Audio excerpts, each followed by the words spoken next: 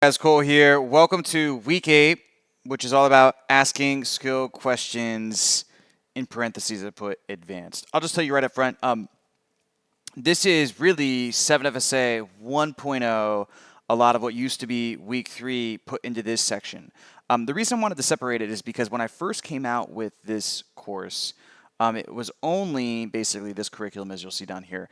And one of the big things about that I think threw a lot of people off is that this is really emphasizing the different questions you can use, their arrows in your quiver, and you use them using Socratic dialogue that's very free flow, and you just kind of loosely go through the process. And I think for a lot of beginners and entry-level salespeople, it just was too high level and too kind of vague for them to be able to understand how to properly use it. And so I wanted to put it in its own section now in the discovery information gathering portion of the course, which is now week 2 actually. I give you those 2 primary syntaxes you can use, and then you just custom tailor those syntaxes based on whatever your offer is. But if you want to really go deeper on the different types of questions you can ask, this is the week, and you can really just become a master at asking questions and executing the information gathering phase using Socratic dialogue, using what you're going to learn in this week. So week 8, it's all about going deeper on the information gathering phase in the call. If we look at the sales process diagram, which I'll pause this and pull up right now. So if we look at this, we can see that there's background questions, pain questions, doubt questions, financial resource questions, solution questions, cost questions, desire questions, and support questions. And I even added actually trust questions to this as well. But essentially, we're in this information gathering phase. And in the information gathering phase, there's different parts, right? And these kind of coincide with, if you watch the belief ladder, the 7 beliefs the prospect needs to have to buy. Okay, so remember in the information gathering phase, what we're here to do is to determine if and how we can help the person. Okay, that's going to help us, 1, figure out if they're qualified, we can actually help them, and 2, really be able to position our product well for the pitch, right? And then the second thing is really just eliminate objections before the close. We do that by checking all of these boxes, okay? So here's the thing. In a perfect world, those syntaxes, problem first syntax and goals first syntax, show you a very practical way of executing the 7 beliefs, executing all of these parts in a way that builds on top of each other, in a way that's very logical, linear, and just makes sense. And I'll tell you what, guys, most of the time, I do follow problems first syntax or goals first syntax depending on what I'm doing, just because it makes sense. It's just the easiest way to go about all of these questions, and the easiest way to kind of stack these questions against each other so that they naturally lead into one another, they build upon on top of each other, etc. That said, you could really do it in any order, okay? I think this is where I put these arrows here. In most cases, it's going to kind of go through this order to where you're going this way, starting with background, pain, doubt, financial, solution, cost, desire, support, right? It's going to go this way, but you could do it in any order. So the purpose of this week, and the reason I'm telling you this, is because you're going to learn extensively. Like when we did the syntaxes, I just gave you a few of the questions I really, really like. But now you're going to learn all of the questions I've ever learned throughout my career that I found useful, at least. And you're going to be able to train on those, memorize those, and really be able to execute this information gathering phase very, very free flow, and have tons of questions at your disposal to really go deep with the prospect during this phase. And I mean, as you know, and if especially if you're advanced in sales, this information gathering is one of the biggest keys of building the consistency bias and really just kind of going deep with the prospect and just getting them to not only tell themselves, or tell you, but more importantly, tell themselves of why doing what they say they want to do is so important, which is going to help them move forward at the end of the call. So that being said, I pretty much covered all of this here. As mentioned, it's going to give you a much higher degree of behavioral flexibility. That's the reason I originally taught it this way in the first place, is because it was how I actually thought about it as an extremely high-performing sales rep. I was never using a script. I just knew all the questions. I knew the 7 beliefs. And really, this section, this week, along with the note-taking process you learned in week 2, is what allowed me to, just get insane results. So this week's curriculum is as follows, okay? We have pain questions, background questions, doubt questions, financial resource, solution, cost question, consequence and cost, sorry, vision and desire. Then we have a section here when the prospect's giving you low goals. Watch this, okay? So for a lot of offers, Especially, the one I see this in all the time is personal trainers trying to go online. A lot of times, like they only want to make 5K, right? Or they want to make like 3K. That's their goal they give you. And it's kind of tough because you really need to expand that goal up to get them to be able to invest into a 10K program, for instance. Not saying they wouldn't. I mean, I've seen many times somebody want to make 5K and they invest 10K to make 5K a month, in their business. I've seen that time and time again. But as a rule of thumb, you want to bump that goal up so it's a little bit bigger. This video will teach you, I think, 5 strategies on how to do that. It's very good. And then support questions, spouse and partner, and then trust and transitioning out. Okay, this has some cool stuff here, but just stick with the syntaxes, guys. This has some good questions, but I wouldn't transition out this way anymore. Now, things to note regarding week 8, again, this is not a script. Like when I first had people doing this, there's this big information gathering document that you guys are going to get access to. And people are like scrolling through that on the calls as their script. I was like, no, it's not what this was for. You want to memorize a lot of these questions and get them down. You'll gravitate towards certain ones and then put those in think about them as arrows that you're putting in your quiver. And you can shoot those off depending on the situation you're in on the call with the prospect.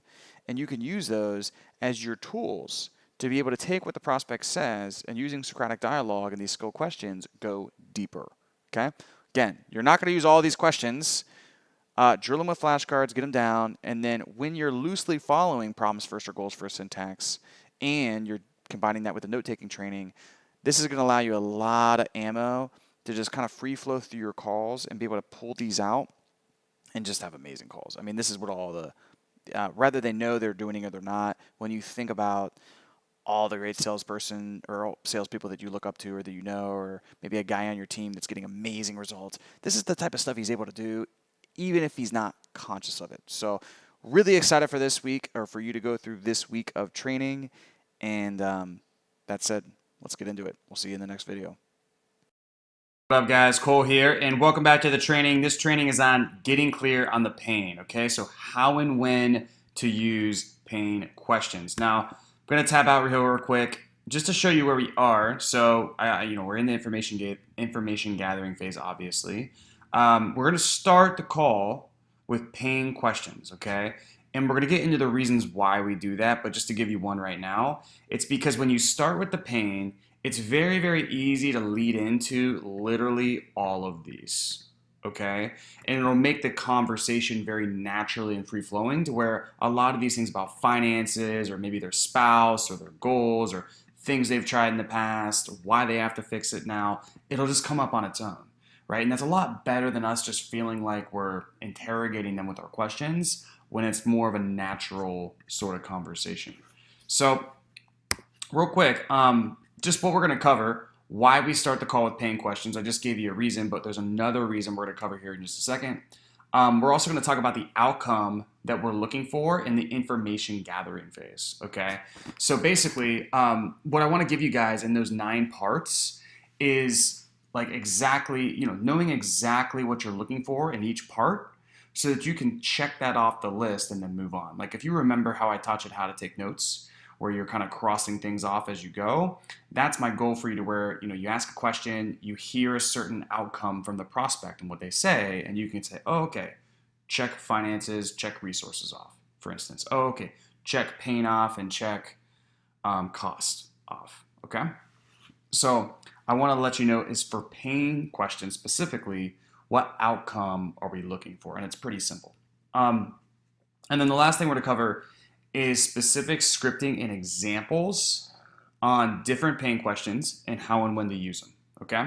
So why do we start the call with pain questions? I just gave you one reason, but the other reason is that the sole focus of any business is solving problems, okay? At least any successful business, all right? The reason why is that solving problems creates value and money follows value, okay?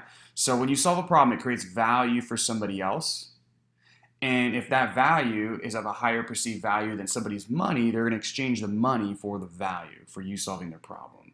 So if we know this to be true, then sales is the demonstration we can solve a problem for somebody else. That's it. Okay? So therefore, We must get clear on the problem as soon as possible, because if there's no problem, there's no sale. When I'm on my sales calls, I'm very problem focused. Okay, I want to find the problem. If there's no problem on the call, to me, there's no sale, right? So you might have heard this quote before, but focus on if there's a problem to be had, not a sale to be made. So exactly what outcome are we looking for with our pain questions? First is very simple. We're looking for an isolated pain, right? Just a clear problem. And we'll get into like examples of these in just a second. The second one is a little bit more difficult to understand, but we just want to understand the full context and severity of the problem. Okay? So for instance, if the problem is the isolated pain is, well, I don't know how to generate leads. Well, we want to understand the full context of that. Well, what are they using to generate leads right now? Why is that not working? Why is that the biggest challenge of their business? Well, how many leads did they generate last week, last month, and so on and so forth? How is that impacting the bottom line? Is that inconsistency in the ups and downs to where one month you get really good referrals and the next month you don't? I mean, does that put you in a tough spot given you have to support a family of four? And we're asking questions like that to understand the full context and severity of the problem, okay? So there's 4 parts to this, and we're gonna go into each of these part by part in just a second. But basically, first we wanna have a full understanding of the problem, okay? We're gonna do this through like general, just probing questions. We'll ask like 1 or 2 tops. Then we wanna have a full understanding of the severity of the problem, okay? So just a full understanding of the context and then the severity, all right? This is questions that are gonna widen the gap, all right? Oftentimes this is linking it to another area of their life, personally, professionally, and so on and so forth. We'll get into some examples. Then we wanna attach numbers to the problem, okay? We do this through chunking down, and a lot of times, especially with ROI offers, you're gonna ask some financial questions here, right? And you'll see in a second, but chunking down will lead to financial questions, okay? And then lastly, we want to understand what the problem is keeping them from getting. So ultimately, if they could fix the problem, what would that do for them? These are need payoff questions, okay? So let's get into the specific scripting, and you'll get access to this document really quickly. Basically, there's 2 parts to this doc. There's part 1 and part 2. Part 1 is super simple. It's the first thing you're going to do in the beginning of the call. And then part 2 is what you're going to do once you've isolated the pain. So you'll get a copy of this. As of anything, like this is not something to where you do not read all of these, line by line by line off of the script. These are more like each of these are all the questions I would be asking if I was you, in the sense of like, these are, you keep these questions in your back pocket. If you think of it as in like all of the questions are an arrow, you're adding the arrows to your quiver, and based on what the prospect's saying, you're going to take out an arrow and shoot it. Okay, I know that's a corny example, but it's a good way to think about it. So you're not going to use all of the questions. You're just going to use the ones pertinent and just enough so to get the outcome that you want. Okay, so the first part of pain questions is really we just want to isolate the problem. This is super duper simple. So in the beginning of the call, and actually let me pull up the rapport document here. So I think I bolded it. Here it is. So when we frame the call, okay, we're going to end with, awesome, man. We're going to end an agreement. So just before we dive into things, I just want to make sure that's okay with you if we need to go there, right? This is a different type of frame that I was going into. And I was like, cool. He's like, yeah, man, that sounds great. Awesome. Because the more open and honest about where you're at, the better this is going to go. So that being said, probably our best place to start is, tell me what the biggest challenge is in your business right now or your sales right now. What's ultimately not working? Okay. That is a pain question. Okay. We're going to do that at the very beginning. It's the very first thing we ask. It's how we kind of start the call in a sense, or at least start the information gathering phase. So what are we looking for here? We're just looking for a clear problem, all right? For instance, my biggest challenge is generating leads. I don't know how to generate leads. My lead flow is inconsistent, okay? I'm stuck working in my business right now with a ton of fulfillment. That's another one. I can't close the deals that we have. I've been stuck yo-yoing, or I've been stuck with my weight, or maybe it's yo-yoing with my weight for forever now. Okay, could be anything, but it's just like most of the time you'll get compliance here. You're gonna get the exact biggest challenge is this, right? They're gonna tell you because they want help. All right, so that's super simple, and it's just such a everybody's asking, well, what motivated you to take the time to do the call today? No, start with just what is your biggest challenge right now? What's not working? All right, so here's some questions you can start with. Obviously, what's your biggest challenge right now? What's not working in your business right now? Where are you stuck right now? What do you need help? Where do you need help specifically right now? Okay, notice the common theme right now. Okay, we want to apply the right now. Like the frame is now, okay? Because we want them to make a decision now. All right. So it's all about what's going on right now in their business. So I'll usually I'll be cognizant of applying that over and over and over again. But it's really important with this first question. Now I know you guys are going to ask this, and every once in a while, and I would say maybe 5 to 10% of the time, but oftentimes less, you might get a response along the lines of like, "Oh yeah, man, what I really don't really have a biggest challenge right now. I just kind of wanted to see what you guys do."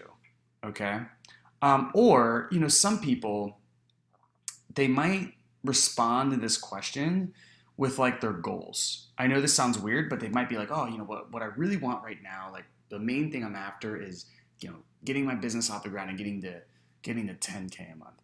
Typically, they just told you their goal. Okay, so in that case, what we want to do is we want to reverse engineer, or even if they said everything's fine, just want to see what you do, we still want to reverse engineer. So don't get all like, don't try to get in a battle with them here. Just neutral tonality. Great. Okay, so what exactly are you trying to accomplish in your business or life right now? All right. What do you need to get? And then you want to follow up with these questions. What do you need to get there ASAP? Well, what's the biggest reason you're not already there? So for instance, if a guy says, "Oh, everything's fine. I just kind of want to, see what you do." Awesome, man. So, well, the obvious question is then what are you exactly trying to accomplish in business right now? Like, what's your goal? And then, if he says, "Oh, I'm trying to get to X, Y, and Z." Okay, well, where are you at now in terms of revenues? I'm trying to get to 50K a month. Okay, where are you at now? I'm at 10. Okay, well, let me just ask the obvious question then. You mentioned you don't really have a biggest challenge, but like, what's the biggest reason you're not already at 50 grand a month? So then you'll a lot of times get the pain because sometimes they just misunderstand the question or it just doesn't like resonate with them well. Or they'll be like, "Oh, it's just a matter of time." Okay, well, how long do you think it's going to take you to get there then? And then the next follow-up question is, what do you think is keeping you from getting there faster? Because obviously, even if it's just time, oh, it's just a matter of time. I mean, there's still something that's keeping him from getting there tomorrow, right? There's still a challenge. So there's still stuff there. And if we still can't get anything, then we're going to move on to the two truths. Another way you can approach this is, okay, man, well, let's just kind of reverse engineer what you need to get to where you want to go. So, let's begin with the end in mind here. What's your goal ultimately? All right. And then you just really follow up with the same questions above. People who are like everything's fine, I just want to see what you do. If you start with what's your biggest challenge right now, they're probably not going to respond with this. I would say, now that I think about it, probably 5%. Sometimes though, you're just going to get people they're called towards meta paradigm people, to where they move towards something opposed to away from something. It's about 10% of the population. So when you run into those folks, sometimes you'll ask them a question and this just won't resonate with them and they'll start to talk about their goals. So then just get clear on their goals and then you just want to reverse engineer. Okay, well, what's the biggest reason you want already there? What do you need to get there ASAP? What is the biggest challenge? I mean, you can even, once they give you your goal, okay, well, like, what do you feel like is keeping you from getting to that goal on your own? Technically, to me, that's a pain question, okay? Let me know if that makes sense. So if they're a stickler and it's like, you really do get everything's fine, I just want to see what you do type of thing. Let's say you sell lead generation services. So then you're going to go into a background question, all right? And as you'll see throughout this entire thing, these questions, it's not like, okay, we only ask paying questions, we only ask background, then we only ask financial. I know like a lot of scripts are taught like that, but it doesn't work like that. So they're all fluid together. I know I've said that a lot, but We're going to go into a background question here. Okay, well, how are you generating leads right now? Great. Okay, so is that working well for you? And if he already said something like everything's fine, I just want to see what you do, he's going to say, yeah, man, it's working great. Okay, well, what about it's working great specifically? Awesome. Then he starts to tell you kind of like all the things that are great about it. And then once you get that, awesome, man. Well, sounds like things are going fairly well for you. Just curious, but what would you change about that if you could? And then they're going to start to tell you what they would change about it, because nobody's 100% satisfied with what they have. Okay, so they might say, oh yeah, man, I'm running Facebook ads and I'm getting about 5 leads a day and it's great, and the leads they're decently qualified, and yeah, man, it's going pretty well. Awesome, man. Well, sounds like things are going fairly well for you in terms of advertising. I'm just curious in terms of the Facebook ads and the funnel and how everything's set up. I mean, is there anything that you would change or you would improve if you could? Oh, well, I mean, like our biggest thing right now is that all our eggs are in one basket. And even though Facebook's working really, really well, everybody's getting banned from Facebook. So I think like one of my biggest concerns later on is getting multi-channel. Okay, I'm just throwing out some random stuff here. But nobody's going to be 100% satisfied with what they have. Okay, so this is a way you can create the gap. And then you want to follow up with, awesome, man, well, is there anything else that you would change? So once you get to this will give you your pain, and then we can move here. But this is like a lot of times worst case scenario. Okay. Now, at the same time, these are good questions to also ask if, let's say, you sell gym coaching services and somebody has worked with a really, really big gym coaching company out there that has a lot of market share, and they're kind of satisfied, and you can tell they're kind of satisfied, but they're not thrilled, but they're also like not about to leave, right? And they're currently using that. Awesome, man. Well, how's that service going for you right now? What do you like about it? What else do you like about it? Well, it sounds like that was going fairly well for you. I'm just curious, but what would you change about that service if you could? Okay. And they're going to tell you, oh, well, they weren't giving me support on Facebook ads. It was great for lead generation, but we have no fulfillment system. So it kind of created myself a glorified job, not a business. You'll get the whole gamut of stuff with this. It's really effective. But I'm telling you, most times you won't need it to isolate the pain. It's a good solution-based question. Most of the time, you're going to ask, what's the biggest challenge in your business right now? And they're going to tell you everything you need to know to isolate the pain. Okay?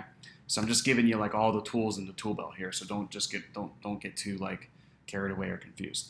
Now, once we have an isolated pain, my biggest problem is generating leads. Okay, that's really all we need. Then what we're going to do is widen the gap. All right, part 2. So what we're doing here is we're just stretching the pain a little bit. And we're going to do this through a couple different types of questions. And this will all come, kind of work fluidly together. There's general probing questions. There's going to be chunking down questions, which are questions that turn stories into numbers. We'll get into that in just a second. And then there's going to be questions that widen the gap and need payoff questions. Okay? And you can get through this phase really quickly, guys. So I gave you a lot of questions here, but I'm telling you, if you start with what's your biggest challenge right now and you move on to something like, okay, well, cool. When you say that's your biggest challenge, what did you mean by that? Or why do you say that? Sometimes you'll get everything that you need. Okay? It just depends on, certain prospects are closed off. You got to ask more questions. So what are we looking for in this section? One, that we fully understand the problem. That's easy to do with the general probing questions. Number 2 is that you understood the full context and severity of that problem. Okay, so that's about widening the gap, which is down here. That'll get to the full context and the severity. Third, we want to understand what the problem is keeping them from getting. That is the payoff questions. And then we want to attach clear numbers to the problem. Okay, so we do this through chunking down, and a lot of times, like in a business ROI offer, for instance, it's natural to lead into finances and the financial based questions when you chunk down about something like, let's say, lead generation. Okay, and you'll see what I mean. So let's get into these. First, there's the general probing questions. So somebody tells you, they isolate the pain. My biggest challenge is I'm not clear on my offer. That's all they say. Okay. Awesome. Well, when you say you're not clear on your offer, like what do you mean by that exactly? You just follow up with an open-ended, probing question. Okay? Or a really good one is, okay, so getting clear on your offer is your biggest challenge. I'm curious, but why do you say that? Why do you feel like that's the biggest challenge overall? Because I believe that, if I had a clear offer, I would know how to market myself, I know how to get leads, sell, everything else would fall in place. It's just the only thing that's keeping me from doing that. Okay, it's really, if somebody, and they'll say stuff like that. So if they do, it's really important to figure that out. Um, Another question you can ask is, why is that important now, though? Okay, works better after you stretch it out with time, and we're going to get into that with the cost questions and like the why now type of stuff. But aside from that, is there anything else you would change about your situation if you could? Okay, because they might harp on lead generation, lead generation, lead generation, and you might ask this one, and then now you also find out they have fulfillment issues, so you can position your solution to relieve them of that as well. Okay. Now, another good question that's just kind of a general probing question I threw in here.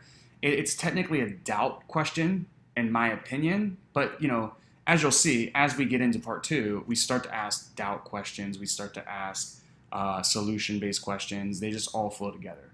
So another good one is a process question, right? And this is basically a question you ask to where they're going to say no. Okay. So the common one you see out there a lot is, do you feel like you have a process in which you can like call on and pull the lever and get new clients coming in at will? If they just told you their main challenge was lead generation, the answer is going to be no. Okay. Do you feel like you have a process that you knew if you followed it with certainty that you would lose weight? A lot of times they're going to say no. If they say yes, then the obvious question is, well, why are you stuck? Well, I have a hard time following it. Okay, well, tell me more about that. Right? So you just lead with these questions and you really get full understanding here of the problem. This is like my favorite question, and it's so simple, but it's, how long has this been going on for? Man, my biggest challenge is I lose 20 pounds and I get really close to my goal weight and then I just gain it back. Oh man, interesting. I'd ask, tell me more about that and stuff. But after I got the details, and I'm just curious, like, how long has this been going on for? Okay. And that sets you up good for like, why now? Okay, we'll get into that in another training. And then another doubt question here, but it flows naturally when you're talking about the problem is, what do you think's been keeping you from figuring that out on your own? Wow, you've been yo-yo dieting for 3 years now. Like, what do you think's been keeping you from figuring this out on your own? Right? It's just a great way to elicit doubt. I just don't know what I don't know. I mean, I've tried this, I've tried that. I mean, it's time for me to hire a personal trainer or an expert or something. Right? They just admitted that they need help and they can't fix it on their own. So that's an outcome that you wanted. So I put here in the keynotes, these kind of general questions here, they're going to parlay really well into like doubt questions, background questions, which is like, what is your offer? How does it work? What are the price points? Because a lot of times to get clear on the pain, you got to get clear on their background as well. It's going to par into solution-based questions. So let's say the biggest challenge is, lead generation. You say, why do you say that? And they say, well, because I've tried Zillow, I've tried realtor.com, and I've tried Facebook ads, and just nothing's worked. Okay.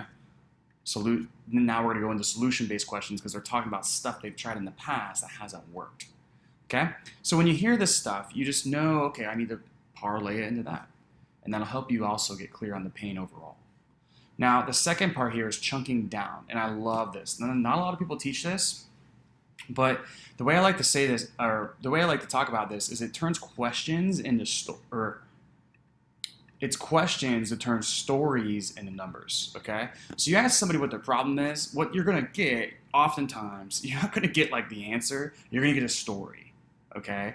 And that could be honest, it could be fabricated, but I'm telling you, a lot of times, the best way to get clear on the pain is just to get the numbers and like chunk it down to what's really going on. And doing this not only helps you get clear on the severity of the pain and the context and all that stuff, it also creates doubt because they get to see how bad their situation really is. So to do this, to like transition into kind of this part here, you also have to know like what they're currently using or doing to try to fix the problem. Okay, so let's say the problem is generating leads. Okay, well, what are you currently doing to try to generate leads right now? All right. Let's say the problem is, oh man, I don't have a girlfriend. I really want a girlfriend. Okay, well, what are you currently doing to meet new women right now? All right. So, oh, sometimes it's let's stick with the lead generation example, for instance. Yeah, I mean, it's basically referrals. Okay, cool. Well, let's see how that's working out for you then. Just last week, how many appointments did you have with new potential clients exactly? I had one. Okay, well, what about the week before? Okay, I had two. What about just like last month in total in October? Oh, I had four. Okay, and do you have September's numbers? Yeah, it was six, right? So oftentimes when you go through this, guys, I can't tell you how many times people will start to give you the numbers and be like, "Man, I just didn't realize it was that bad." Okay, so when they know their numbers, it's bad. Especially like with this example, how are you currently getting dates with girls? Oh, sometimes I just meet them through my social circle, whatever. There's a lot of pride associated with guys who struggle with this. So, I guarantee if somebody starts to dig into this, how many dates did you have last week? Zero. What about the week before? Zero. And then you go back and back and back. When's the last time you had a girlfriend? Oh, 2 years ago. When's the last time you had sex? Oh, it's been 6 months. Right? You could tell how the problem it goes from, oh, I'm kind of struggling meeting women, but I meet them through my social circle to, you haven't had sex in 6 months. You're not even going on a date once every 2 weeks. Like, it's not good. Okay, so you could do this really for anything. Obviously, finances are the easy one. Lead generation problem is the easy one, but like I showed you with the dating, you can apply this to anything. Now, for ROI offers, when you start to talk about lead gen, obviously you can parlay this in the finances. So a lot of times, I'll get all the leads and then I'll be like, okay, well, what percentage of those leads were quality? You said you did 4 last month, 3 the month before, 7 the month before. Out of 14, how many of those leads were like quality people, like the perfect prospect that you wanted to work with? Awesome. Okay, so half of those were the perfect prospects. How many of those did you close? Oh, I only closed like 2. Gotcha. Okay, so basically out of 14 calls, you only closed 2. There's 1 or 2 reasons for that. Either that's the quality of the leads coming in, or there's some sort of breakdown in your sales process. So which one of those do you think that is, if not both? Okay, so I just used a duplicate here. And a lot of times you ask questions like that, guys, they don't even realize what the problem is until you break it down like that. So it's like by asking questions, this is what Socratic dialogue is all about, is like by asking questions, they're getting actual clarity on their situation. Okay? But once you ask that, it's like, okay, well, I closed 2 in the last 3 months. If somebody's closed 2 clients in the last 3 months, which unfortunately is kind of common sometimes in our space, what do you think the next obvious question is? Oh, okay, cool. So, I'm just curious. So, what did you close those clients for? How much were they a piece? 5K a piece. Okay, so that's 10K in the past 3 months. So, what's been your revenue exactly in the past 3 months? Is it just 10K or did you have other stuff? Oh, I had a few side projects. It was about 15K. Okay, so last 3 months you've been doing 5K a month, right? And now we see how we parlayed that right into finances. And then we're going to do the same thing with finances and chunk down. I'll teach you that in another video, but I just wanted to show you a lot of this stuff. It just leads really naturally into these other parts of the call, okay? I gave a weight loss example here as well. Here's the dating example I gave. And again, the keynotes, this stuff will lead naturally into financial questions, and then sometimes even cost questions. Like, let's say it's like, the dude's doing 5K a month. We start to chunk down a little bit with finances, and out of that, he's netting 3K. So it's really 3K a month, and he has a family of 4, right? It's like, okay, man, well, does that put you in a tough spot with your family? And I really hate to ask this, but, based on the income and how things have been and paycheck to paycheck and the credit card bills racking up, like, what is your plan if nothing changes? What is your plan if the last 6 months are like the next 6 months? Okay, so you see how it was there, right? So I just took it. Okay, so don't don't be scrolling down and be like, okay, I'm going to ask the next question and the next question. Know the questions, okay, and then listen, and then you'll know which ones to ask, because like the perfect opportunity is going to come up, and when you ask that, it's going to demonstrate to the prospect that you're listening. Okay. Now here's questions to widen the gap. So how is that impacting other areas of your business? So let's say, the guy's generating leads, but it's like, let's say you do Facebook advertising, and his main problem is that 1 month everything's great, and he's getting 4x ROAS, and then the next month, he either gets shut down or goes break even, and it's just up and down and up and down. Okay, man. So like, how is that impacting other areas of your business? I mean, obviously, it's besides the obvious reasons. Like, I mean, is it hurting you guys in terms of planning, in terms of growth? Like, what is it keeping you from being able to do? Right? You don't want to make this seem like a dumb question, right? Like a duh. But how is it impacting other areas of the business? Is it keeping you from accelerating and being, having the cash flow necessary to hire a team and be a business owner and not your own employee? What else is happening here? Okay. I love this question, and I already said it. Does that put you in a tough spot with insert other area of your life, right? Let's say, with the Facebook ads example, one month they got banned and they didn't bring any revenue at all, or like they brought in 20% of what they usually brought in. Oh man, I mean, does that put you in a tough spot given you have 10 employees to payroll? Let's say, here's another one. Given you're working 80 hours a week, does that put you in a tough spot, working out and maintaining your health? Or does that put you in a tough spot with, making time with your family and your wife? Considering you've been doing paycheck to paycheck for the past 3 years, has that put you in a tough position with your family? How else has that impacted you? Right? So these are questions. What we're doing here is we're linking it to other areas of their life and even the same context of the problem. So if it's a lead generation problem, if I link the lead gen problem to the fact that he does not have the margins and the cash flow to hire a team and build a business and not a job, I just widen the gap. Okay.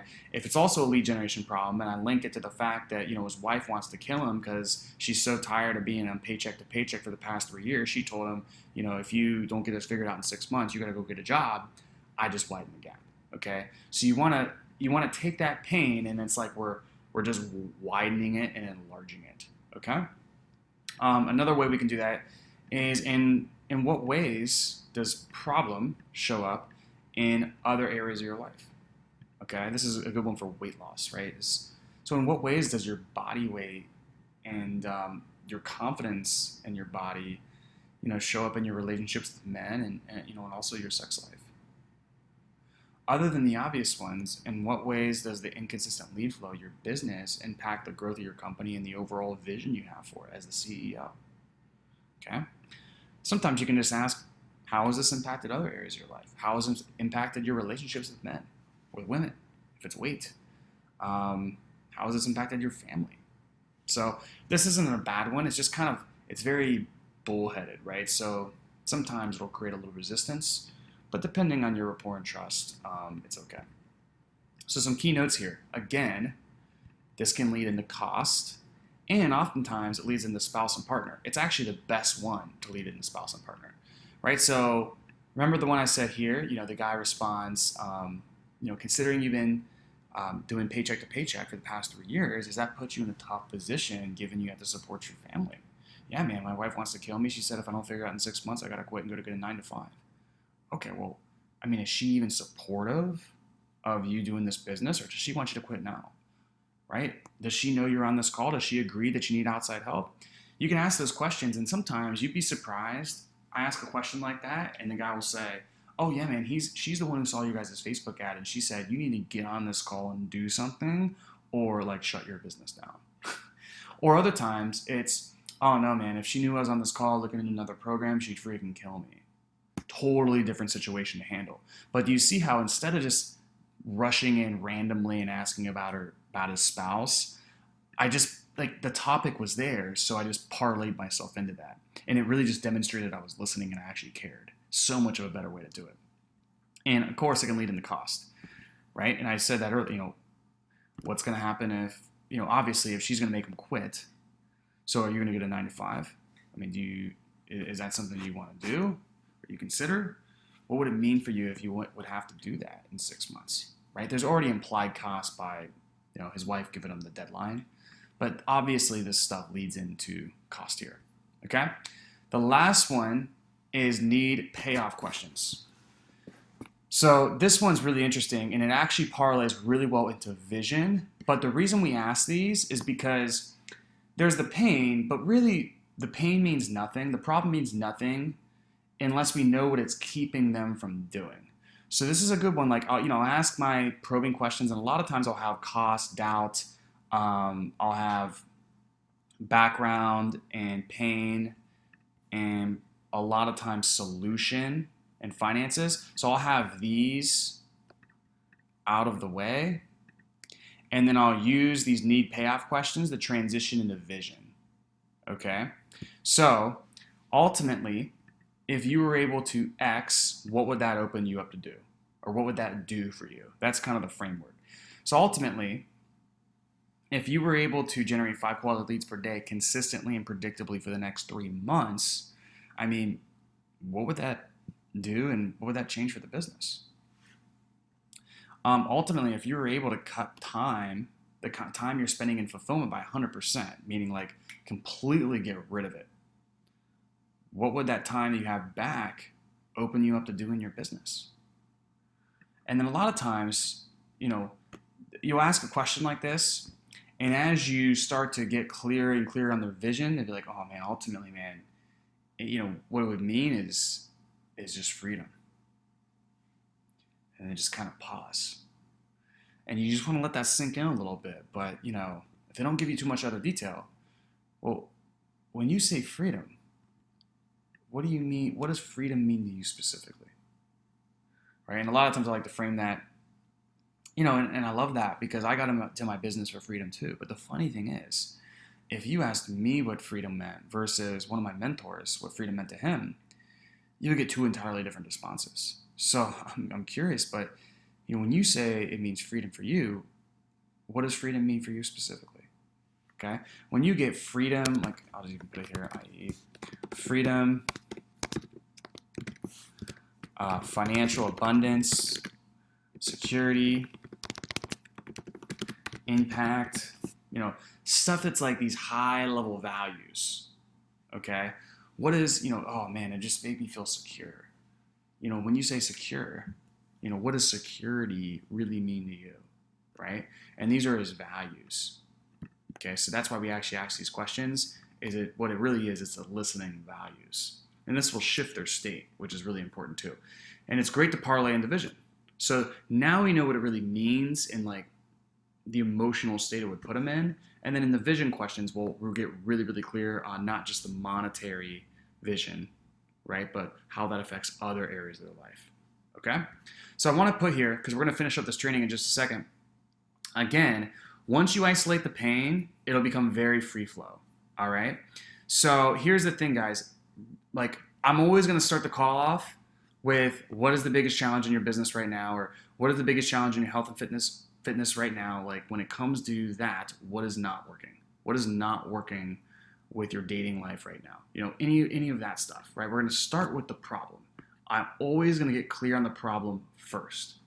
Then I'm going to start to go into these questions. But as you can see, once we start to go into these questions, it's going to open up all these possibilities to parlay into background, into doubt, into solution, into financial, and the cost. And I mean, some of these open-ended questions, guys, you might ask something and they might go on a huge tear, and you have solution questions, financial questions, and cost questions done after one spiel that they gave for 3 minutes. Okay? So realize that. Realize that once you get into here, it's going to become very free flow, and you're going to have to know all of these questions and be able to use them based on what the prospect is saying. But oftentimes, these types of ones are the ones you're going to use after you get clear on the pain. Okay? If your prospect doesn't go all over the place and they kind of fall more into a linear progression, you'll start here and it's just going to naturally kind of progress. All right? Let me know if that makes sense, guys. And I just put at the end here, when you're able to, keep that process free flow and not scripted to where you're going question and question and question, what it's going to do is it's going to let the prospect know that you're listening, and it's going to be huge for trust and authority. So let me know if this makes sense. This document will be put in the Kajabi. So you'll have this. Again, you're not going to ask all of these questions on the call. You'll probably ask like 2 or 3 out of like each of these sections based on what the prospect says. And let me know if you have questions, guys. We'll talk soon. Started like raising his voice and just getting kind of hostile, and I was just like, all right, whatever. Like, I'm just gonna let this guy go. So that's, yeah, man, it's been a rough month. Well, a couple things, man. So first of all, with the 3-day trial, dude, what I would do is, unless it's, I mean, if it hasn't been a huge issue for you so far, it might not be worth bothering. But like all of that stuff, like any sort of, I'm not against like guarantees, kind of letting people trial stuff out, whatever, right? But I am against like just giving that to them just to give it to them, right? That should be like an objection cover that you use, and like you make it feel like something that's like that's real special to, it's basically you're doing it as like a trade, right? So you isolate down the objection, you get to the concern, which is typically going to be like fear, or is this a scam, how can I trust you? And it's like, dude, totally understand there's a lot of people out there who like don't do what they say with these online programs. So we don't usually do this, but you know, is there any other reason aside from that that's keeping you from being less than 100% certain that you feel like Mm, the right thing, now is the right time? Cool. So if it's just like the worry of, you know, us being a couple of internet scammers going to take your money and go off to Mexico, what we can do for you is basically we'll let you in for a week. You can talk to our clients, get some, like, literally use all of our resources, use our team, get results so you can see this is a real thing. And if for any reason, you know, a week later, you're like, this isn't what Sam said it was going to be, this doesn't seem like the right thing, whatever, dude, we'll just refund you and no worries. And we'll put that in your contract. So if I'm willing to do that for you, is that something you're willing to move forward with right now? So I would do something like that. That's a good, I've used that to close a lot of people, but I would never just like, you know, you never really want to have it in there, right? Because then it's like, you might not use it. And then somebody who is in reads that and they're like, oh shit, 3 days, I can go through everything and it's not what it seems. I'm just going to bail, right? Because yeah, like, people, you know, there's a lot of times they'll log in and they'll be like, oh, is this just a course? And then they just like, oh, this isn't what, you know, it's just that first couple of days is kind of emotional sometimes. yeah, That's just my advice with. yeah, Now, to touch on another point that you were saying, um, you know, there is a lot of uncertainty right now. The biggest thing is you got to be that beacon of light, beacon of certainty that grounds everybody else, right? Because really, like, here's the thing that I've noticed. Because, you know, there's a lot of gurus coming out with like offers that are repositioned around all this stuff. And I've seen people do kind of well with it. And it's like, after going, because I've bought in some of their stuff too, and after going through it, it's like nobody knows what the F is going on, in my opinion.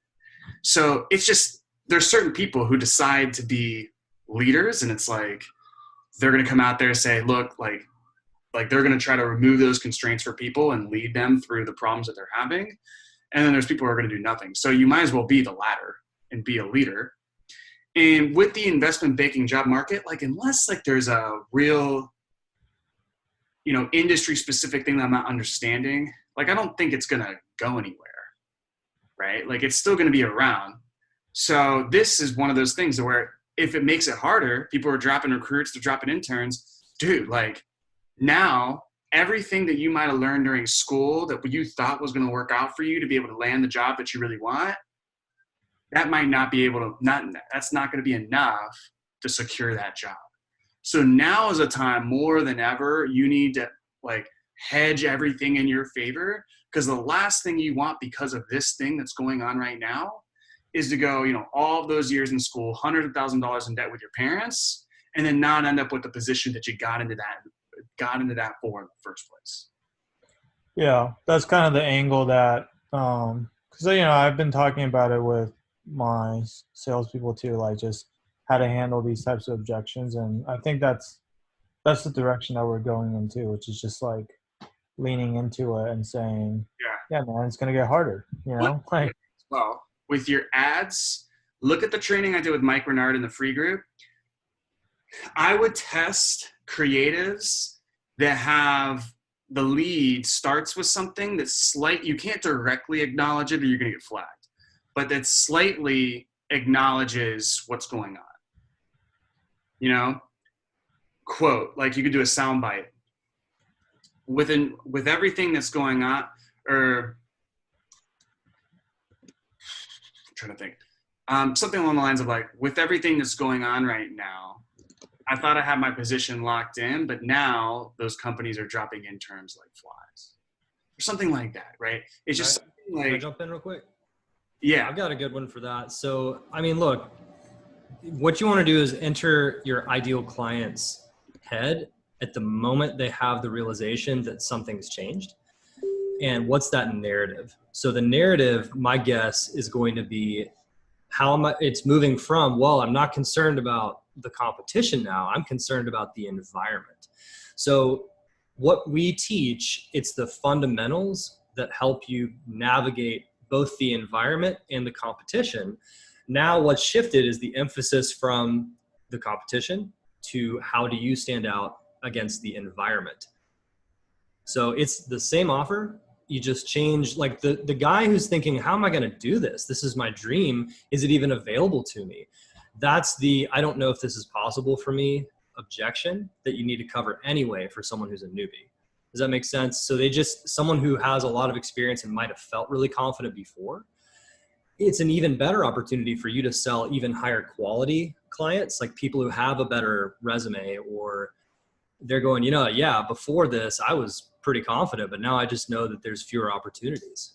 So you just, what you do is you make it very easy to swallow by saying, hey, we were dealing with this before. The environment that you compete in, how do you deal with that? And how do you deal with the competition? Now it's just shifted. So guys, there's a lot of scare tactics out there. We just deal with the fundamentals here at Wall Street Mastermind. So like, that's kind of how you keep it really grounded. That's how you get believability from those kind of people too, I think, just after listening to one of your calls as well. I mean, these people are really smart. They're not gonna like your nuclear apocalypse plan for getting into investment banking. Like they're gonna be like, that's silly. unless there's probably some that'll like that, but Yeah. probably not a good primary strategy. Does that help, man? Yeah, no, definitely. I have been thinking about tweaking some of the ad angles.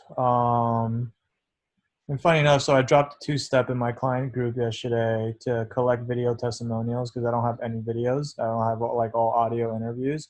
Right. So I'm trying to like beef up my testimonials page with that, especially during this time. So I dropped. I was like offered to do like a live workshop in return for like a short video, and I think it like really struck a chord because like everyone wanted it, and so I think I might take that two-step and just like modify it into like a ad for cold traffic basically and just test it. Yeah. I would test several different leads. Look at that training with Mike. He puts it right in the beginning. So I test several different leads that it's like, the typical Robert Collier thing, enter the conversation already going on in the prospect's mind. Right. And it's just because we're wired right now to where like all the attention is on this thing. And so if we acknowledge that we know what's going on and that like, we're not necessarily talking about it, but by the very nature of acknowledging it, we kind of are, we're taking some of that attention. And I've heard those ads that he's made that those changes on are absolutely crushing it, dude. So I would try that. I mean, that's for all you guys running ads. I would do that. I would do that with your organic because like there is opportunity. For most markets, right? If you're running a jujitsu school and it's shut down, then no. But for most of us here, there is opportunity in this. Like for instance, with me, it's a really good time to ramp up paid traffic and build and scale out your sales floor because applications are so cheap. So you're not wasting as much money and being able to do that, and the competition is a little bit easier. But especially if you can figure out how to buy or sell in this environment, it's like going to be so much easier moving forward. So that's one thing. Where do I find this interview, Cole? You said Mike Bernard? Mike Bernard, yeah, it's in my secrets group, free group. He writes for a lot of big names, Kevin Rogers, a few other guys, and does their ads. Is this recent? Yeah, it was 2 days ago. Oh, okay. Not in the units. I need to just press add to units, but it's good. He's a smart guy. Oh, Mike Bernard. Got it. Yeah. Real quick, I got a little training for you guys. I think you guys are going to like. It's just basically, and I really shouldn't even call it a training. It's just, I was doing this for my own sales process because I've kind of reworked my offer a little bit. And because of that, I'm reworking my sales process, my pitch, and I'm basically taking everything in weeks 2, 3, and 4 and distilling it down and applying it to my offer specifically. And I think it would really help you guys to kind of look over my shoulder and see how this is done, like real time. Because sometimes I understand, especially when you're learning something new, it's hard to take like generalized theory and apply it to your specific situation in a way that you can implement on your calls. Okay. So before I do that though, I want to check in with David and Mitchell, because I know you guys see a lot of volume. How are you guys' floors this week? Well, volume has been pretty sucky for me. I'm at 0 closes for the week, dude. Okay. So, That's yeah. for Ryan's. Was that? That's for Ryan's offer. Yeah. Okay. David, what about you? How's your guys' volume this week? I'd say it's this last week was like really good. This week's been challenging. I'm at 2 deals, have one more that should come in today, so it should be 3 deals, which is kind of a low, like not a great week for me. I mean, it's not like last week was like 6, so like the landscape changed starting Monday. So I would say that what I'm seeing this week in terms of challenges is that like what I'm feeling mindset wise is like, man, it's like time to be a fucking warrior. Cause like, this is real. There is a challenge here, but it's like, this isn't time. Like we can be soft when times are good and we can't be soft right now. And it is, I'm seeing like just, there are still good apps coming in. That's the good news. It's like, there are still apps, there still are sales to make, but it's a challenge. I'm seeing more, having more kind of like cancellations, reschedules, people just being kind of confused or like just like seeming overwhelmed. So I'm working on I'm trying to show up with leadership and strength and all those good things that we're talking about in the face of this challenge is what I'm seeing. And that's what you need to be doing. After this, I don't think this will take too long. After this, let's talk about some of the objections you guys are getting, what you're seeing on the calls. I know show rates are probably a little bit of if, but I just got off a call with, I don't know if you guys know Perry Marshall, but he's like an old school, like, he's like the Dan Kennedy type of guy. He's been doing it for a long time, like back into the 90s or even before that, direct response, and was one of the first guys online. So been through like multiple recessions. And one of the things he said that I'll share with you guys is that like right now we're very much in still the shock phase. And again, I don't think this is necessarily going away. And there might be stuff that builds up and, might even get worse in some cases. But at the same time, people are going to kind of start to get used to this is like a new normal, for however long it's going to be, right? So that shock's going to go away, and people will naturally kind of gravitate to, well, what the F am I going to do? I need to do something. And it's actually going to create a little bit of urgency. So I think it'll actually pick up a little bit more next week, unless something else, freaking shocking comes out and it gets even way worse, which is possible.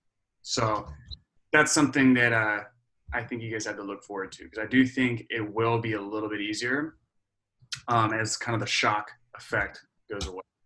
Make sense? Cool. So basically what I want to show you guys. Can I ask one other thing, Cole? I think one thing that I'm running into too is like, I feel like there's a place where like someone might be a little scared, but it's still the best thing for them to like move forward. And for me to like stand up for them with leadership of like, to do that. There's other situations where some prospects I'm talking to, like their shit is turned so upside down that they don't even like, where maybe the best thing is to actually delay to where like, if they're telling me that their situation, and I'm like, gosh, where I feel like from a leadership perspective, they should delay things. I guess there's certain situations where I want to delay from a place of leadership so that knowing that they actually are a really good prospect, and that'll build trust in terms of, like, I see this as a good opportunity to build pipeline too, for like once things settle down a little bit. So I'm seeing both situations. I wanted to get your perspective on that though. Well, it depends on the situation, man. I can't really diagnose what's going to be the best thing for the person and how to lead them to the best outcome if I have no idea what the context of that actual person is going through, right? So it just depends. I mean, dude, there's a lot of things you can bring out though. I mean, in a lot of senses, dude, the best thing for them is still to do something. It's still to pivot and position and change their marketing approach. Maybe they're doing live events. They need to go in person and fill those in-person events. Maybe they're doing in-person events. They need to go virtual and find a way to rework the offer and then fill those virtual events with YouTube ads. But then with certain people, depending on the business, they are stuck for a little bit, especially like the brick and mortars. So we can dive into specifics. Dude, you always have access to me on Voxer too if you want to have like specific. Yeah. And dude, we can circle back in Q&A here in like 20, 30 minutes after I get through this with everybody. Cool. So you guys have seen this document, right? This image of a document full of questions, right? It covers the 7 beliefs: pain, doubt, cost, desire, money, support, trust. Yep. Everybody's seen this? Okay. So who here, and I'm not going to judge, has been like, man, that's a lot of questions. Like, how a little F do I take that and apply it to my calls in a way in which is smooth, natural, and that I'm going to understand? Raise the hands. Mitchell's scratching his neck, so he doesn't want to. Oh, can you say that question again? What was the question? I want Basically, it's a rhetorical question, bro. But I was saying, like, who's had trouble taking this document that's like, however many freaking pages, and being like, how do I apply this and actually get all of this stuff in there in like 20 minutes in a way that's smooth, in a way that's natural, not awkward, not clunky, any of that stuff. And I did at first, but not anymore. So. Yeah, well, you've been working with me for a little bit. So here's the thing is, I just reworked a new sales process for a new offer, or a reworked offer that we're doing. And, I kind of was taking this document and seeing how I'm going to apply it in a way to where I can diagnose the pain, doubt, cost, desire, all of that stuff in like 15, 20 minutes. And so here's an exercise I want to share with you guys that I think is going to be super helpful, because what you don't do, guys, and like I've caught people doing this, and it's like one of my pet peeves is like, don't like print this off and use it as a script. Like, you should not have this up on your computer expecting to go through it and like scroll through this during your call. That's a recipe for disaster. Okay. The much, much better way is I would first like make a process map of the different key areas that you want to hit. And typically what it's going to look like is this. So this offer is basically sales team building. It's for our sales team accelerator, and it's for slight done for you recruiting on the front end, and then done with you in terms of recruiting, hiring, training, managing, and scaling the sales team. Okay. So with this offer, I want to overlay pain, doubt, cost, desire, money, support, trust in a way where I'm going to hit all those 7 outcomes within 20 minutes and do it succinctly, and make sure I'm only using like 1 to 2, 3 questions per outcome so I can get that pretty quickly. Okay. So I'll show you how I'm doing that. So just as we start off with that first shot across the bow question, what's your biggest challenge? What's not working right now to elicit the problem? We're going to do that here. Okay. So we're going to do that here. What's the biggest sticking point with your sales team? What's happening right now in your business that's making like working on your sales team or trying to possibly get help with that a priority? Okay. So we want to make that shot across the bow question still every single time. All right. And by the way, guys, it's going to be a little bit easier for me if you guys like, feel free to interrupt me, ask me questions, whatever you want, because some dialogue will be helpful here. So we do this first question, and we're going to get a multitude of things. Now, for any one offer, what you're going to find is there's typically no more, and I'd say 3 tops problems that you can solve, or that they're going to have that you can solve. Okay. So for instance, Mitchell, with the offer you're selling, there's basically what? There's bad offer, bad leads, or some types of like systems and scaling related challenge that could come to sales team, fulfillment, delivery. It's probably going to be fulfillment and delivery and processes, right? So there's offer, and Mitchell's offer that he used to be selling or still selling is like an agency biz op offer. So start and grow your own agency. There's offer, acquisition, fulfillment. That's it. Yep. Pretty much. And if somebody might come on with this weird freaking problem that's totally off the wall, you may or may not be able to solve that. But 95% of the time, am I wrong? You're going to get those ones, right?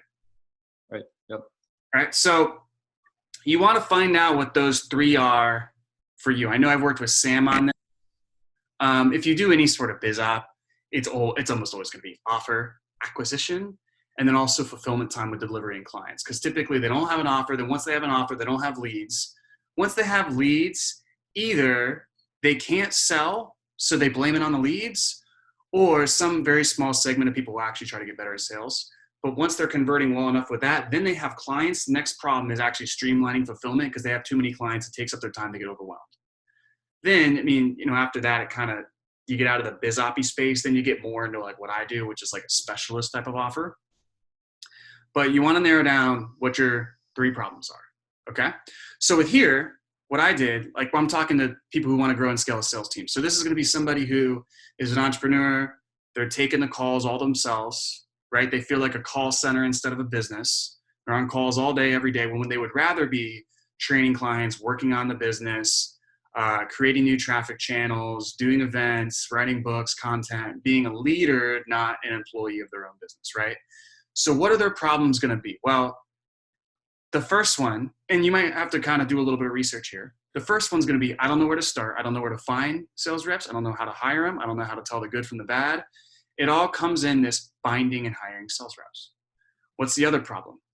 Well, they're spending too much time on the phone. I'm on the phone so much that I'm caught working in my business, not working on my business, right? So I'm on this perpetual hamster wheel, and I just never have a time to breathe to where I can actually kind of get out of the weeds, make strategic decisions from a CEO visionary level.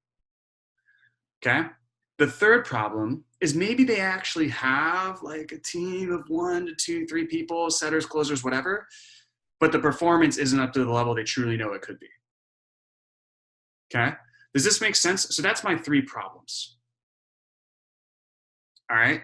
Now I put up here, like, I could talk to, like, somebody could very well book a call with me who wants to hire a salesperson and not have leads, right? Or they might not have a good offer, or they're like, it's a new offer they've never sold, right? And they just think a salesperson's gonna be able to do it, right? So there's this whole, like, if they say any of that stuff, I could maybe still help them in the academy depending on kind of their business. So that's a whole, that like segues into a whole different process, right? But this is for the sales team. So the first thing I do is I narrow down these 3 problems. All right. And the reason we're going to do this is because for each of these problems, we're going to craft questions that allow us to really understand the problem clearly, to chunk it down to the specifics, which really elicits the pain, and also create doubt around their ability to fix the problem. Okay. And it's also, we're going to kind of craft these questions in a way where even just by the nature of asking them, it's going to position us as the expert that we know the solution to that problem. Does that make sense? Okay. So I'll show you how I did this here. So we have these 3 problems. And remember, the frame we're going through is pain, doubt, cost, desire, money, support, trust, right? Those are the 7 beliefs we need to hit on every single sales call. So for like, what you want to do is use this sheet as inspiration and then start crafting your questions for each of those. So, right, finding and hiring sales reps. The first thing I want to do is be like, tell me more. Okay. The second thing I want to do after I kind of fully understand what's going on. If I don't already, I want to understand, well, what their current, like now we have the problem. We've isolated that. Then we want to understand what they're currently doing to try to fix the problem. Or are you currently trying to do anything to recruit sales reps right now? Yeah, I'm posting on LinkedIn, I'm posting on Facebook groups, and I ran some ads on Indeed. Okay, well, how's that going for you, right? We want to dig into that. Then we want to chunk that down. Okay? Is this making sense so far, guys?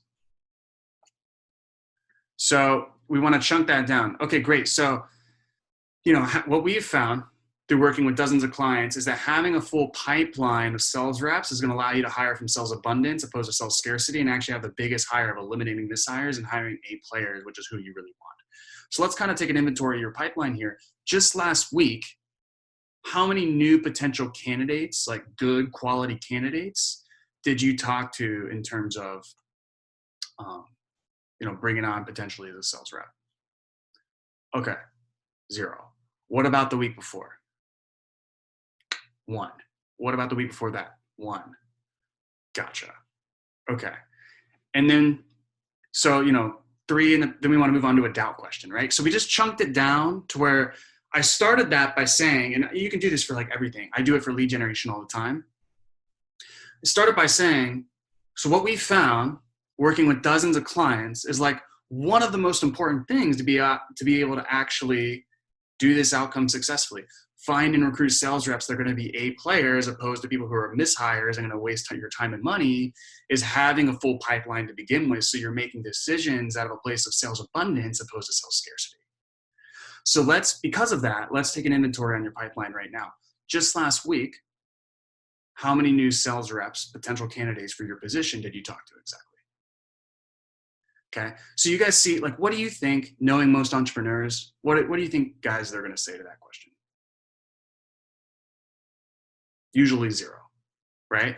If somebody's not at where they want to be in business, if they're at 5K a month, Mitchell, and they want to grow their agency, and they say, the biggest challenge is getting clients, when you ask them how many leads, how many new potential conversations with new potential clients did they have last week, what do they usually say?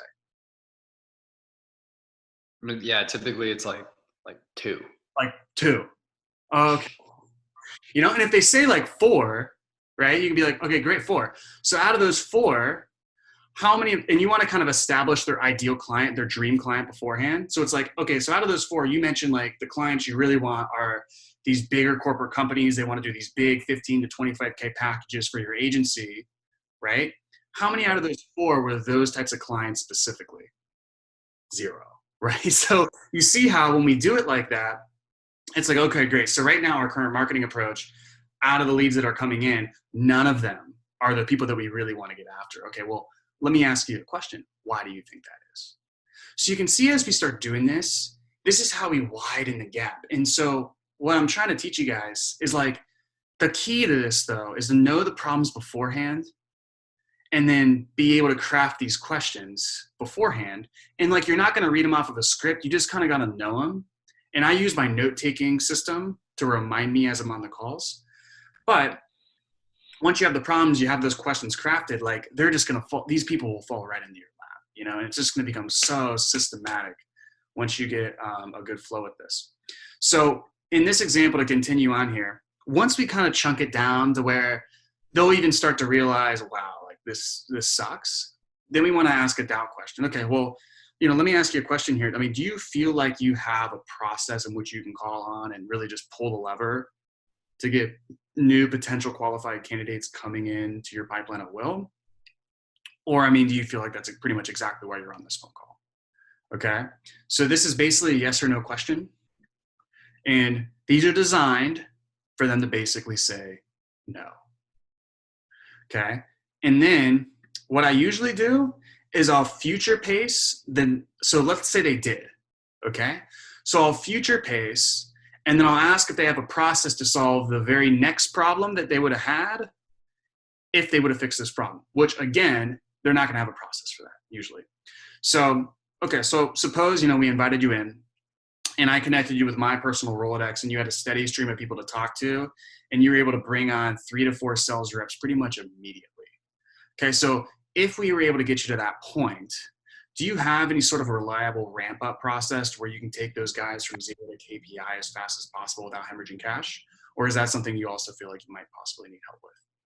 Yeah, I'm gonna need help with that too. So what they're doing here is that obviously, guys, like my clients, unless I get a really good one, like they're not gonna have this. You know, I know that. But I'm trying to assess, do they have the processes to solve these future problems that they're gonna come into? Okay? And I always kind of like, this is sometimes will come off as an obvious, stupidly obvious question. No, dude, that's why I'm on the call. So I actually preemptively say that, or is, you know, that pretty much the exact reason that you're on the call. And a lot of the times they'll be like, no, dude, that's why I need your help. And that's important because I know they need my help. I don't need them to tell me that. I need them to tell who? Themselves, right? So there's some other questions I asked here, but those would be like my main two. All right. Now, as you're asking these, you can obviously, you know, add in questions like,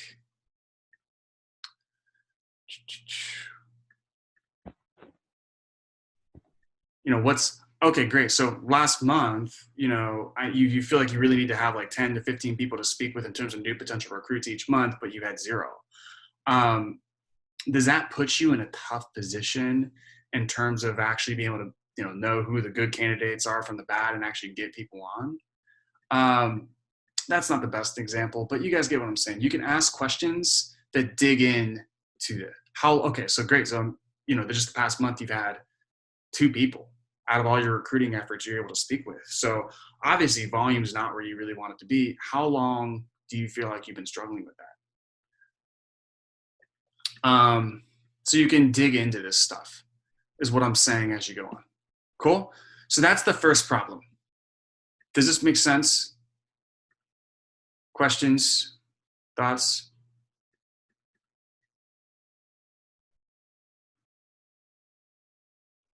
All right. I'm hoping it makes sense.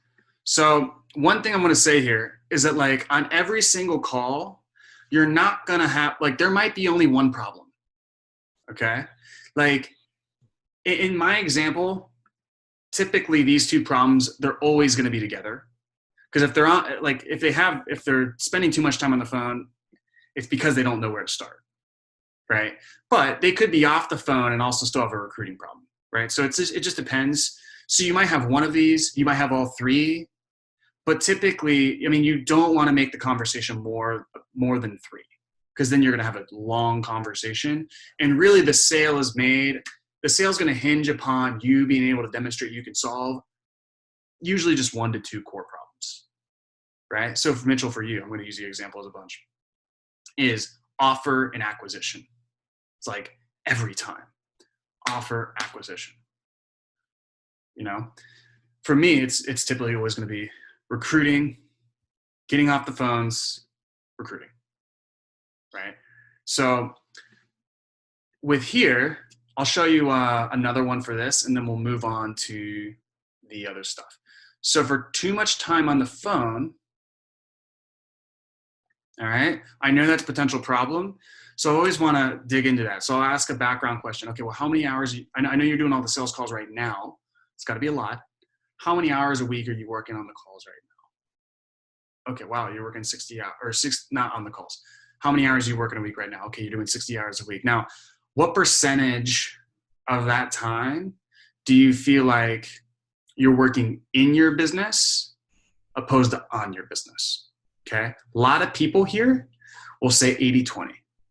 This is a great question, guys. A lot of people are going to say 80-20.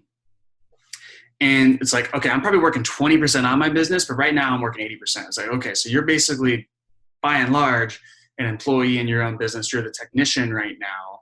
And what we're trying to do is flip-flop that and get you to 80-20. Okay, well, out of that 80%, then how many hours do you feel like you're on sales calls specifically? Oh, dude, it's like I'm doing 4 a day, every day, back to back. I mean, it's probably 30 hours a week. Okay, so you're spending half your time just on calls specifically. Then we want to ask like a probing question. Well, what's the work? Can I ask you a personal question? Like, doing all of that time on sales calls back to back. I know that's producing revenue, but it's not allowing you to probably do some of the things you really want to do for your business and your life, right? Just like generally, like, what's the worst part about that?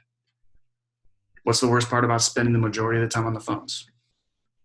Do you have a family? You have kids? Man, does that put you in a tough position having, 3 kids and a wife and trying to kind of balance work life and family life? So now we're kind of taking a business problem, and this tough position question is amazing to be able to link to other areas. Okay? Amazing. So because once we link it, then we can dig into it. Usually the problem is that we kind of like run into on our sales calls is it's kind of like a weird transition. We're like, okay, we were talking about business, and now all of a sudden he's asking me about my family. It's like, yeah. But once we're over there and we're actually talking about it and there's some dialogue established, it's really easy to go deep, right? So this tough position question is amazing. I love it. So does this tough position, or does it put you in a tough position given you have a, you got 2 kids, you got a wife, you got a business to run, man, like how do you do it? Oh, dude, it's like, blah, blah, blah, blah. Man, does this show up in any other way for you? So once we get down to this is the best way to get into personal stuff. It's also going to allow you to parlay in the spouse. And then especially with the 80-20 and like how many hours working in the business versus on the business, you want to do a need payoff question, right? So we just painted Hell Island, the problem, why the problem's a problem, connected it to another area. Then we want to pivot and say, okay, so ultimately, I mean, you're working 80% in the business as a technician, 20% on the business. You want to flip-flop that, right? So what would that do for you? What would that change if you're able to get off sales calls, get that time back, and reinvest it, not just in your business, but also with your family and doing the things you really got into business to do in the first place? What would that do? What would that change? All right, so we're going to paint both pictures in a duality there, and we're going to stretch that. Because we want this as clear as possible, we want this as clear as possible, and we want this middle area to be void, right? The gap. Does that make sense? Yeah, that's good. Any questions? Yeah, Cole, I have one. Perfect, man. What I learned is, to deep down to the pain first and go all over the pain, like the Paradise Island, and after like do a transition to the dreams, and also pain like Hell Island to Paradise Island. And what do you recommend? So your question basically like first get really, really clear on the pain and then talk about the desire. Yeah, or can we mix it during our call? You can. I used to have a sales trainer who would tell me that, if you mixed and matched, it messed up you need to really have them psychologically feel the pain. But dude, I mean, it's hard. So in a perfect world, yeah, dude. But it's also very hard to have good dialogue when you're just, oh my God, we can't talk about anything good right now. For this 5-minute segment of the call, we got to talk about everything bad. And if you deviate from that process whatsoever, it's like, it just is not, like, ideally, yeah, if you can do it, but it's not very practical. Now, my process is structured like that. It is structured to where it's pain, doubt, cost, desire, money, support, trust, right? So desire is after pain, doubt, cost. Because you get deep into the pain, right? It's like you're digging a valley. It sets you up for a stronger desire portion of the call. But sometimes, man, you need to really ask like what people want. If you're able to fix this, what would that do for you? What would that change? To be able to understand and get a good reference point of what the problem really is in the first place. So to answer your question, dude, like that's not necessarily wrong. Just don't try to think that's more important than like having a proper normal dialogue with a person and being able to have a decent amount of behavioral flexibility. Does that make sense? Yeah, totally. And what I know is, in our market, like in the French market, like everyone who using scripts, are doing like Hell Island, Paradise Island, and just to use your logic is just an advantage for us. Yeah, well, people are going to get on the calls with you guys and they're going to be like, oh, I'm talking to a real person. Yeah, totally. Like, Thanks, man. Actually more committed to what I'm saying than committed to his script, right? So what we're learning here, to bring this full circle, guys, is like, because it is hard. Like I can tell you, like, okay, don't use a script that's gonna cripple you, all this stuff. But that doesn't really, if you just get on the call and you don't know what to do, it's not gonna help you, right? You might as well just use a script. So what this allows you to do is have a loose framework to work from, so you kind of know where the call is gonna go. But you're still, you're not like flipping through a Google Doc, reading your script and trying to find the right questions to ask and all up in your head. You know what I mean? So I'm not going to do these ones, but this would be the third problem, inconsistent team performance. But I would like in my market, I'm not going to do all three. It's going to be 1 to 2 tops. Okay. So we covered here, we isolate the problem, right? Then we widen the gap and create doubt. That gets us pain and doubt. Okay. Now in my offer, by naturally diving into like the pain and chunking it down, we're going to get towards revenue, right? So I can just kind of throw in there, okay, well, what was revenue last month? Was that gross or was that net? Gotcha. And what's your leadership structure like? Are you the sole owner? Okay, well, if you're the sole owner, out of that net, how much do you pay yourself? Gotcha. So you pay yourself that. Is that pretty much your entire personal income each month? Or do you have any other sources of income? Or okay, and does that include taxes or is that without taxes? Okay, well, about 20%, that means you're making about $5,000 a month. Is that right? Awesome. So you can see how, and I won't go through that, but with finances, we just chunk that way down because most people, they'll like to say, oh, I'm making 20, everybody wants to be making 20 grand a month, right? I'm making 20 grand a month. Great. But they have a business partner. Their expenses are $5,000 a month. They're not accounting for Taxifornia because they live in California like me. And when it's all said and done, they're netting 3, and if you guys have trained with me for a while, what happens when you chunk it down to where they thought they were at like 20 and they're really at 2? How much? That's people who have an ego, that's like the best, most ninja way to like break down an ego. Yeah. It's like, okay. Yeah. I mean, so you're making, you don't want to you want to stay in what's called nurturing parent voice, not judgmental parent, right? So we don't want to be like you're wrong, right? But we want to very benevolently, okay, so we're doing about $2,000 a month. And once you chunk that down to that point, like they're just, you have them almost, right? It's over. So that's why this is so powerful. Now, where this is going to come up, because right, we're not really working from a script, is like, for me, this is going to come up somewhere in here. And I can always, this is a business conversation. I can really ask about this at any time without it breaking rapport. Okay? But, you'll want to find ways where you can segue stuff. So, how do I, for my offer, because it's pain, doubt, cost, desire, money, support, trust, right? So, support, business partner, spouse. Well, where do I segue into that? Well, too much time. Okay. Because when we're talking about time, where are we at here? When we're talking about time, it's so natural to be like, wow, man, dude, you're spending so much time at work. Do you have kids, family, or is it just, solopreneur, solo guy, or what's going on? Right. It's just so easy to transition into all of your, spouse questions because of that, right? All of these guys, if you need them, right? They're just here for you. Because once you establish oh yeah, dude, my wife's freaking wants to kill me. I'm glued to the computer all day. I barely have time for the kids and I'm missing soccer games and I haven't been on a date night with her.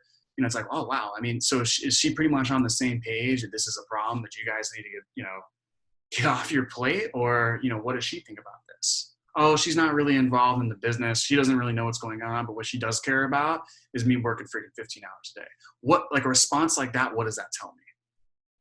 Right? It tells me it's not an issue. It's that she's actually supportive of this. That's part of widening the gap. So it's all good, but that's a good segue into this for you guys who have biz op-ish type of offers. So teaching fit bros how to grow and scale their business, agencies, stuff like that. this is always going to be fulfillment, right? So if you work with offers, it's like you want to see how much time they're working, because more often than not, a lot of people it's not that they spend too much time doing fulfillment, it's that they do it very inefficiently. And so that bogs them down, and they think they have no time and they got to hire on this big team when they just suck at time management and systems. So if you guys have offers, you can basically, or your solution helps people with offers, you can basically roll through this question sequence, and you'll have tons of success with that. So that's how we would get to support. Okay. So once we get clear on, we isolated the problem, we got clear on why the problem was the problem and why they can't fix it on their own, which is doubt. And maybe we've touched on these two different bases. Then we're going to move on to eliciting cost. Okay. Does anybody have questions on this so far?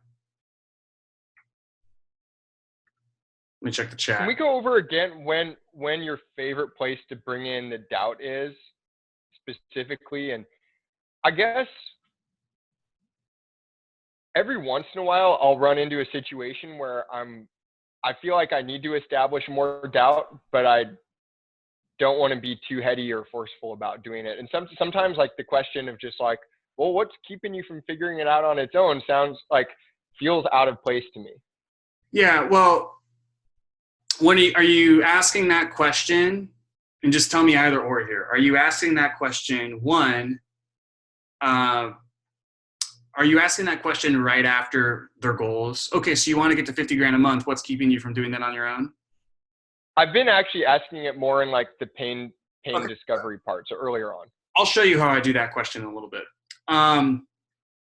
Was in terms of doubt, man, like your doubt is like some of the best ways. Chunking down is also, it's like widening the gap, but it's also letting them like it's helping them realize how bad their problem really is. Like, I used to have people all the time tell me like, wow, I didn't realize it was this bad. You know, as we're chunking it down into their pipeline and all this different stuff.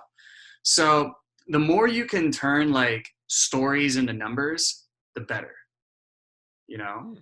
And it doesn't have to be numbers. Like for fitness, it can be like I had a call where I was coaching this one person. This is way back when in a different program, but she was, you know, she had an offer about flexible dieting, and basically the lady was like, yeah, you know, like I'm just so good on the weekdays, but man, I just go off on the weekends.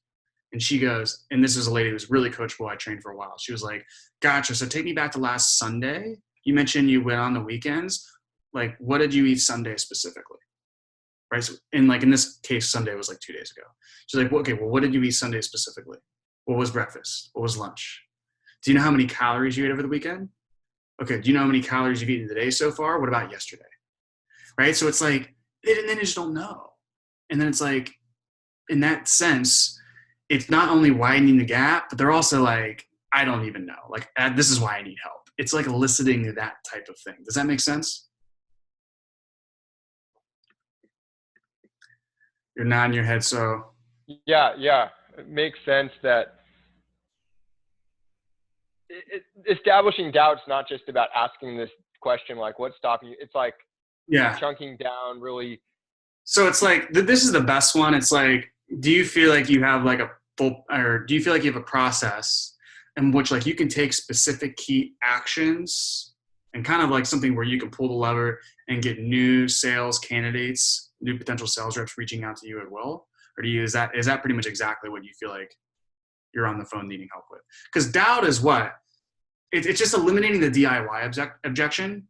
It's like, I can't fix it on my own, or it would be like stupid for me to try to fix it on my own because it's too much time and money, wasted resources. I want to follow a proven process.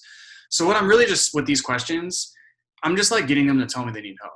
They're like, nope, don't have that. Nope, don't know how to do that. Nope, don't know how to do that. Right. So it's like, and then I always do one. I like the 1-2 punch. So like for offer acquisition, like a biz op offer, I'll be like, what would I usually say? So for this one, I would say, okay, well, suppose like we invited you in. So there's a little bit of future pacing here. Suppose we invited you in. Suppose we invited you in, build out your offer so you're rock solid concrete with that. Like you're 100% certain and clear on your offer. You feel really good about it. It's compelling. It's built the right way, all of that stuff. Just pretend for a second you're already there with us, okay? If you were at that place, would you have a process in which you like can, you know, pull the lever and get a steady stream of leads you can talk to on the phone and eventually enroll into that program at will? Or is that another thing that you would need our help doing? Right? So that's how I would position that one.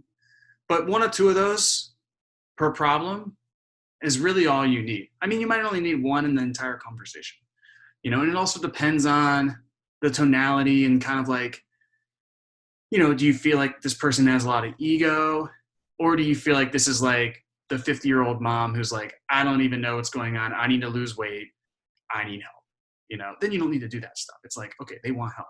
Like DIY.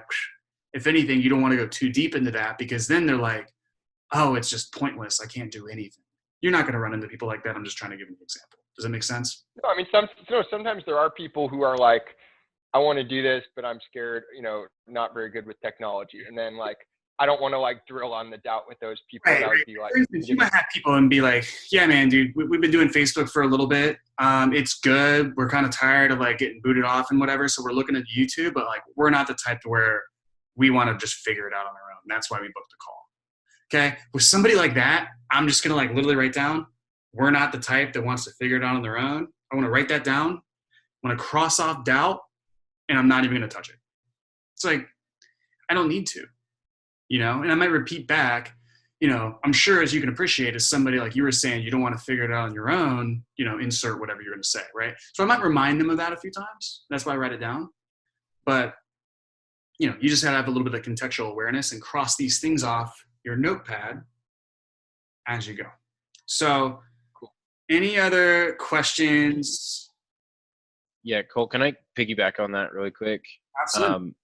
So one of the things that I've kind of run into a couple of times as far as like chunking down, and especially in pain, right? Which lead generation offer, right? We're getting into what's coming in, what are the sources, how do you know what's coming in from each one, right? All that kind of stuff.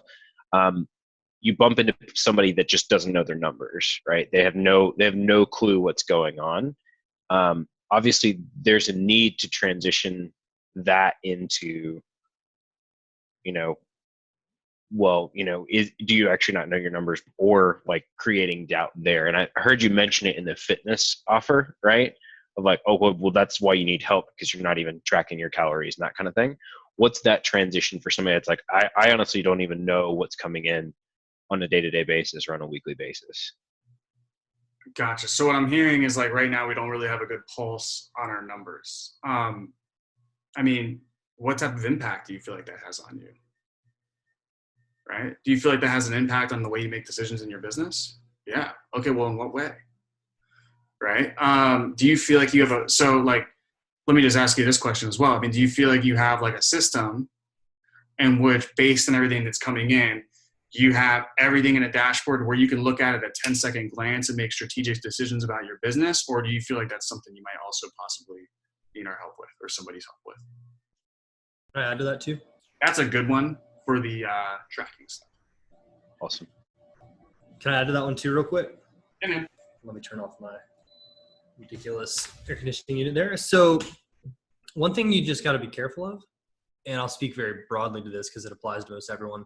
If they don't know their numbers and you do uncover that there's some like, well, obviously you've got some holes in your strategy. If they own that, you still need to make sure that you're going a little deeper around it, because there's usually another concern they have. You know, I always make sure that I know what's keeping them up at night. So just be careful that if they tell you, I just have no idea what's going on and I'm confused, just make sure and poke around somewhere else too. You know, like, well, is that causing you to work extra hours to play catch up? You know, like just common sense questions that highlight what's actually happening for them. And then you can dig into, you know, what happened that made you decide that that's not how you want to run your business for the next 5 years. And just kind of cut straight to it with them, because it's kind of obvious that they don't want it to be that way. So yeah, just make sure and paint a picture around that a little bit more than just, okay, so you have no idea what's going on and it's causing you stress, period. dig into the stress, how that stress might be impacting them, and then talk about, well, because you don't know your numbers, what else is happening? Are you working extra hours? Are you, making decisions have you made a decision yet that you're like, God, that was a stupid decision? Those kind of questions can kind of help you too. Is that helpful? Yeah. Awesome. Thank you. Try to keep it common sense though. Just don't make it too complicated for people that don't know their numbers.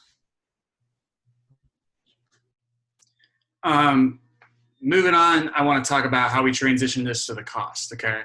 I teach this in the training.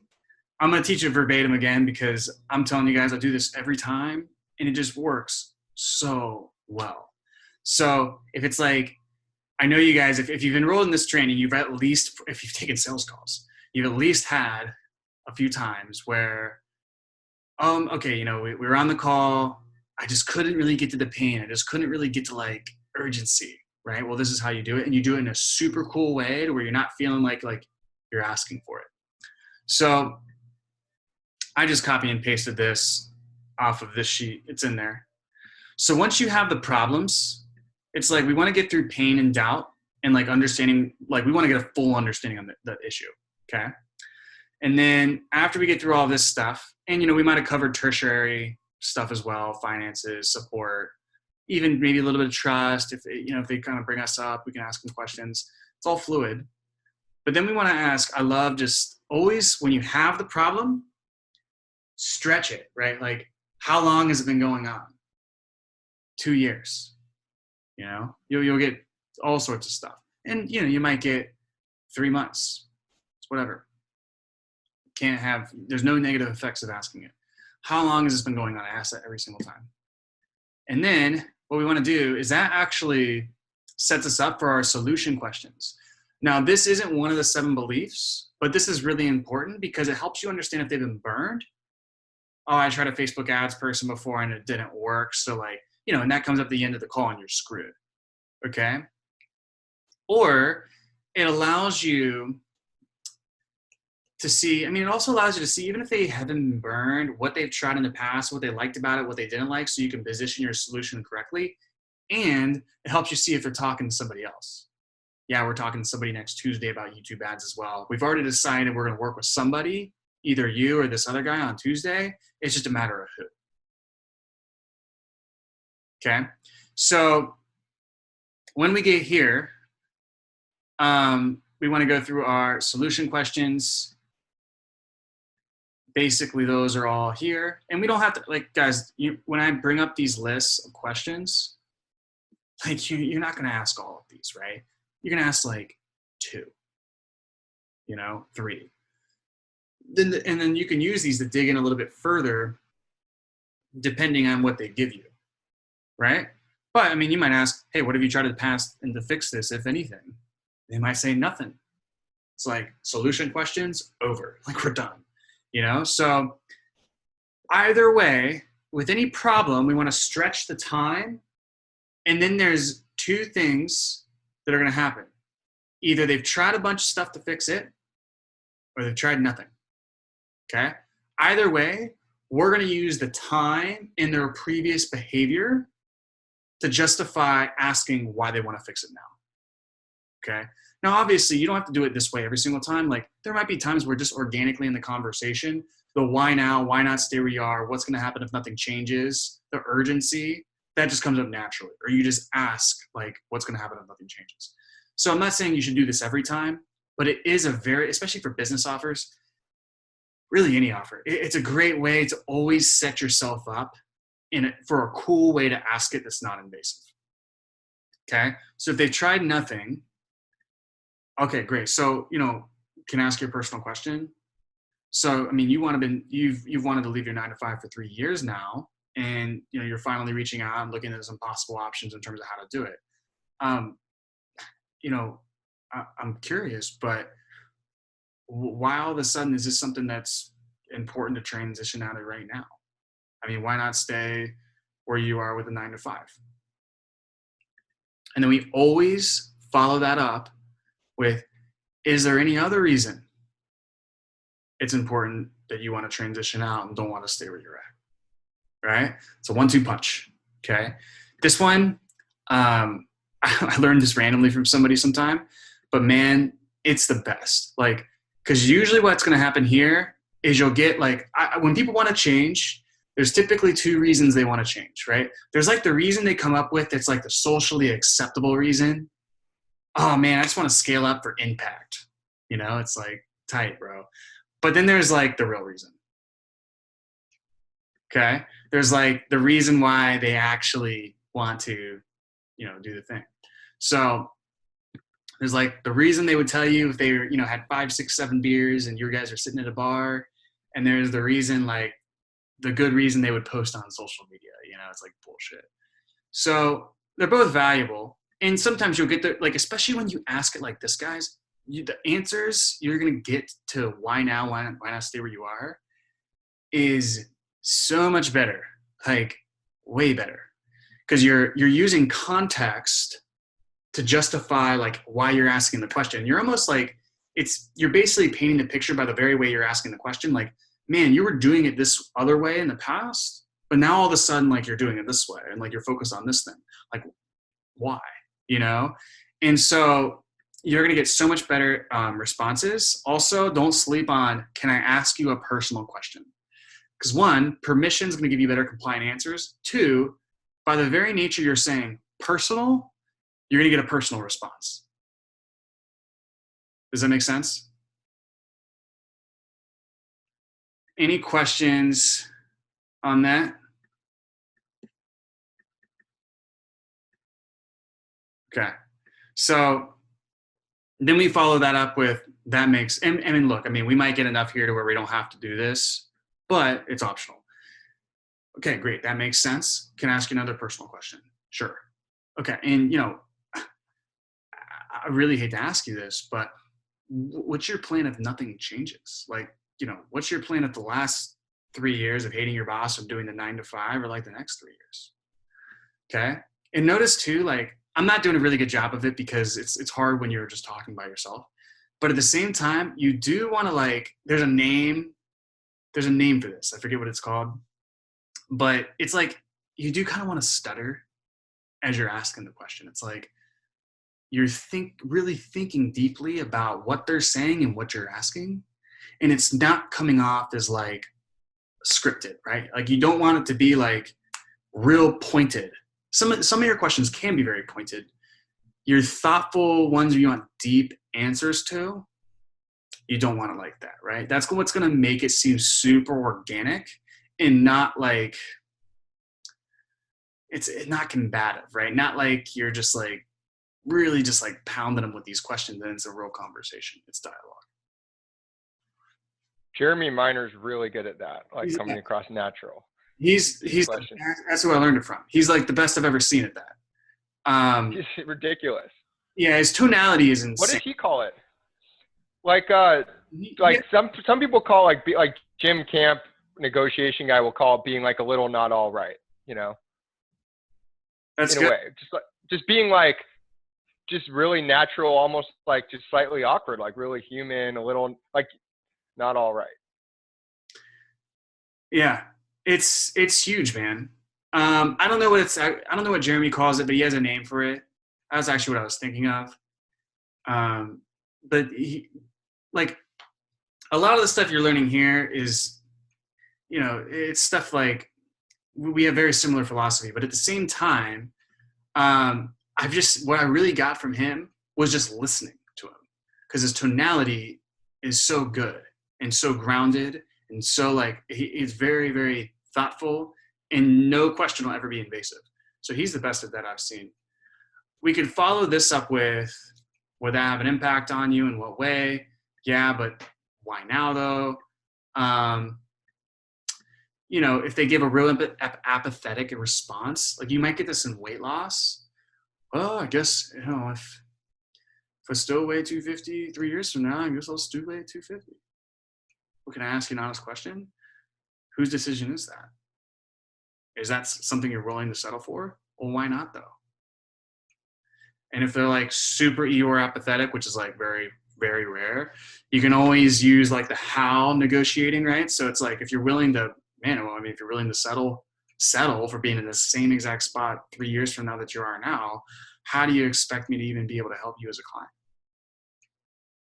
So you can put it back in their court. Now, if they've tried a bunch of stuff, it's basically the same exact thing.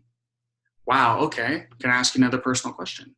After all of that, after spending 6 figures in 2 years, trying 5 to 7 different programs that haven't worked, I mean, I'm curious, but what has you keeping on keeping on? I mean, what about this business and getting it to 7 figures is so important to you, right? So we can ask that. We can always follow up with, is there any other reason this would be important? So this will get you to here, right? So solution questions, that sets up what they've tried before, what they haven't tried in the past. Then that's what we just did. We stretch time. Why now? Why not stay where you are? Cost. We just go through that sequence that I gave you. What's up? What do you do when you go into like, what's going to happen if nothing changes, and they kind of just try to dodge it? Will be like, by being like, well, it will change, or like, well, or let's say like a week before your call, like they're in the middle of implementing some new strategy that they think is going to work, but they don't have the data yet that it's not going to work. Something like that. Or they're like, well, it will change. I'm going to make sure it does. And So they kind of dodge it. those are two different ones there. With, we just started some strategies that we think are going to work. You have to really dig into those strategies, chunk it down, and ask doubt questions, and also establish doubt around future problems.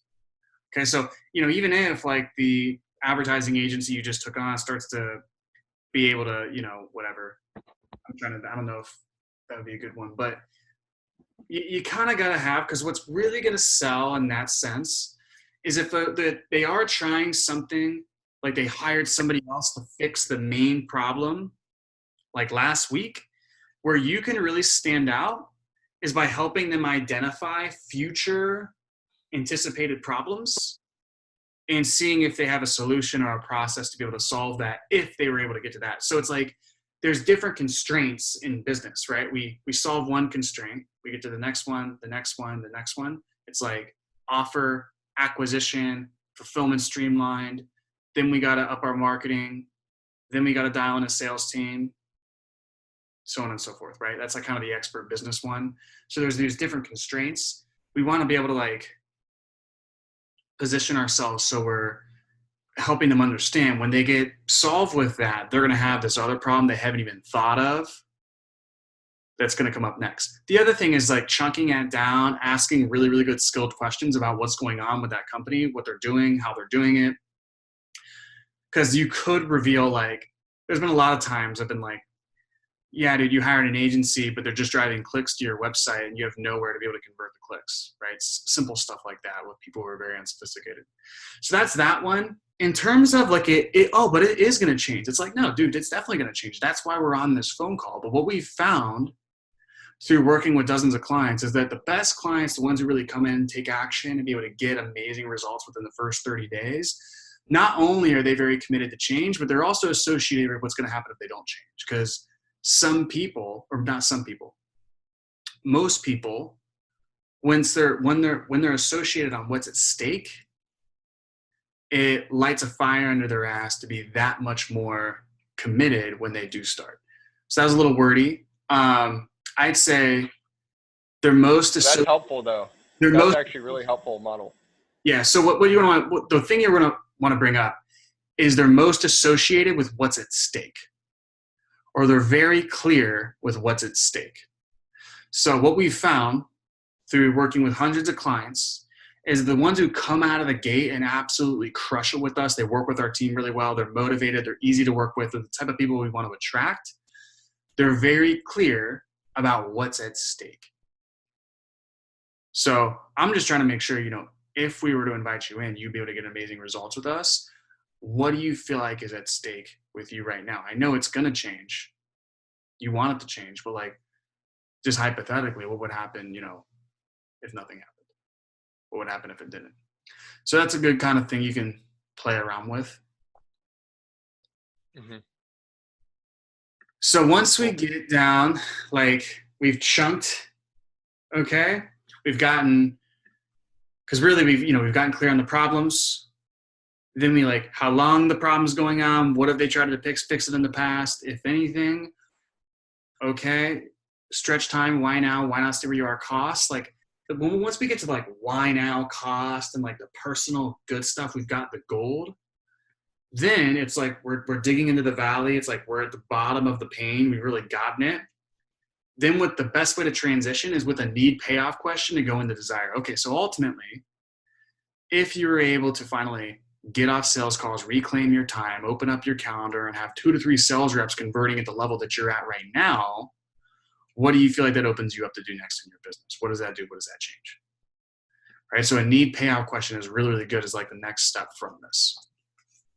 Does that make sense? And then you want to go into goals, right? So you have all your goals questions.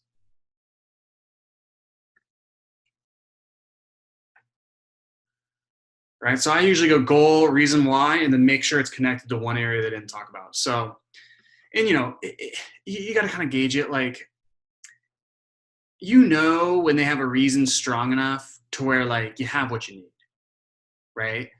But I usually goal, reason why the goal is important, connected to one other area of their life where, personal life or something like that. Okay, cool. I got a quick question. Is that cool? For sure, brother. I want people asking questions. So, Cool. So it's just something came to mind when you were going through, why not just stay where you're at? It just came to mind because we get that a lot. People that have no problem staying where they're at, they're like, or like they even tell you, who wants to stay where they're at. Everybody wants to have some type of growth when it comes to their career. So why not just stay where I'm at? We're like, who wants to stay where they're at? So when you ask why not stay where you are, they're saying, well, so what your question is when they ask why not stay where you are, they're saying, well, who wants to do that? Yeah, well, who wants to do that? Like we've been in business for like 5 years. We always we're working real estate. We've done 30 transactions last year. We want to do 40 this year. Right. Just asking, well, why you? Everybody knows that, but what's important too about you? Like, where's your perspective on that? If Talk to me. There's kind of different ways you can handle it. That'd be really a weird thing to say for somebody who was like struggling, right? But if you're working with somebody who's like, they're good, there's basically 2 levels of transformation on the calls. There's subpar to par and par to excellence, right? So it's like a point where like, and it's all in relation to where they think they are with other people, actually like not the truth. So it's either they believe they're behind the pack and they need to get to average, right? So it's like some, older woman, she's 100 pounds overweight. She don't want to be, fitness model. She just wants to be like accepted, right? Not feel like outcasted. Subpar to par. Par to excellence is like, same thing. It's like, no, I'm in shape. I'm super self-confident, right? My relationships with my husband's really, really good. I just want to lose an extra 6 pounds to get to 12% body fat so that, whenever I look good all throughout the year, I look really good on the beach and I can, compete pretty much whenever I want to, right? So it's like, you're not going to get as a deep of a reason with those people because they're more towards oriented than away from oriented. Okay. Now, this is where it gets tricky, is like that same transformation could be subpar to par if, like, let's say all her friends were fitness competitors and she felt like she was behind the pack. So keep that in mind. But with those guys, because I know real estate agents, especially with the bigger companies, if they are par to excellence, dude, you're probably not going to get like that. You're not going to get a great response to that question. Right? It's like certain tools, man, aren't the best in certain situations. Yeah. That one's not like the best. What you are going to get good success with those guys is the 2 truths. Because usually, like, they're, if they're smart and they're good agents, it's like a good brokerage, like, they're not dumb, dude. They've been doing something to try to fix the problem. So you want to create duality around that. And then you want to have a really good, like this section right here is where the money's made, man. So you want to have really good stuff here. Yeah. Right. Yeah. And then also here's the thing, bro, is that when you like, so all of these questions, right? Solution, how long, stretch time, like all of these are asked based on the context that was established up here when we chunked them down.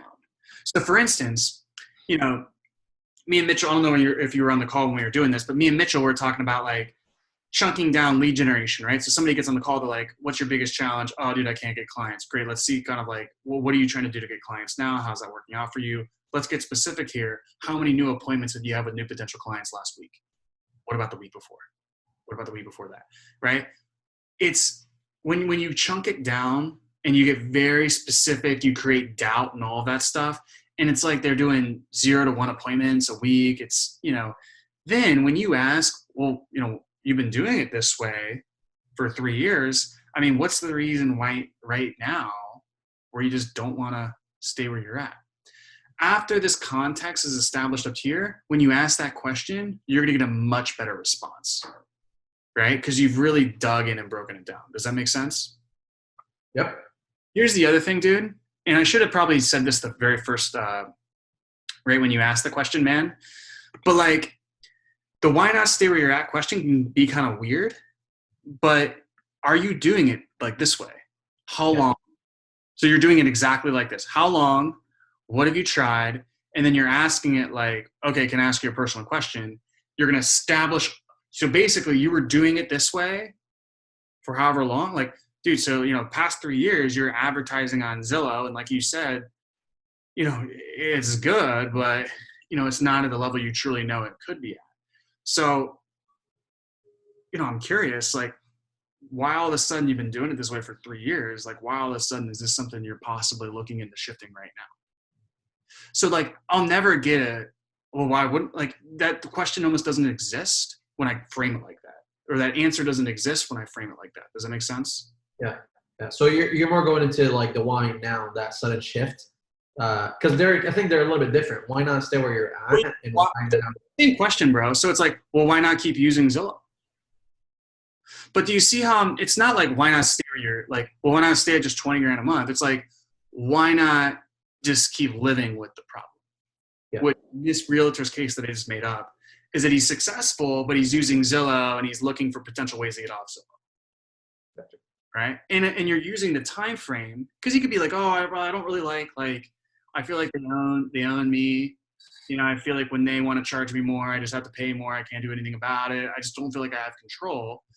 And you'd be like, dude, well, I totally understand all of that. But like, you know, I guess where I'm really curious is, you know, you've been doing it that way for like 5 years. You know, like, so was there, you know, if I can ask you a personal question, like, was there something that happened to where like all of a sudden, like, you were like, dude, freaking screw Zillow, man.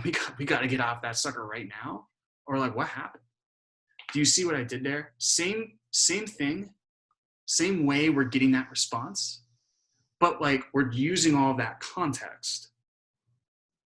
Does that make sense? Yeah.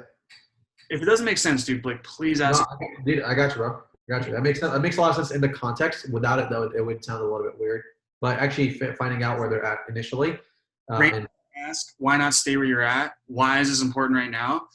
You could get a good answer, but dude, like when you ask it like this, man, it's you'll never get a weird answer. I won't say never, but probably not gonna get a weird answer, and you'll get a way better answer. Like they'll go way deeper because of the way you asked it. Does that make sense? 100%. Does anybody else have questions on this framework? Because like, man, this is so critical for you guys.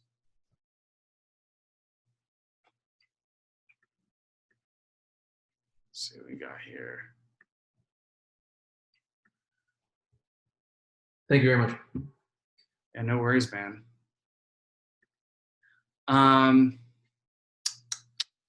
So, you know, then we go into need, payoff, desire, trust, transition, and the pitch. So, Did you finish what you were saying about the surface level question versus the one after they've had 5 beers and how to get to the real one? Yeah, it's just like, that's why you ask, is there anything else? Like, there's always like Is there anything else? there's like a socially, like when you ever make it, like when you go on a diet, man, and I've even noticed this just in myself, like, I have like a real reason I want to lose the weight, right? But like, if somebody asks me why I'm on a diet, like I kind of have like a reason that just sounds good, fabricated. Oh, I'm just trying to challenge myself right now. I'm not going to tell somebody like, dude, and this isn't like what's going on with me. I'm just making this up. But if this was true, I wouldn't go up to somebody and say like, dude, when I look in the mirror, I just fucking hate myself.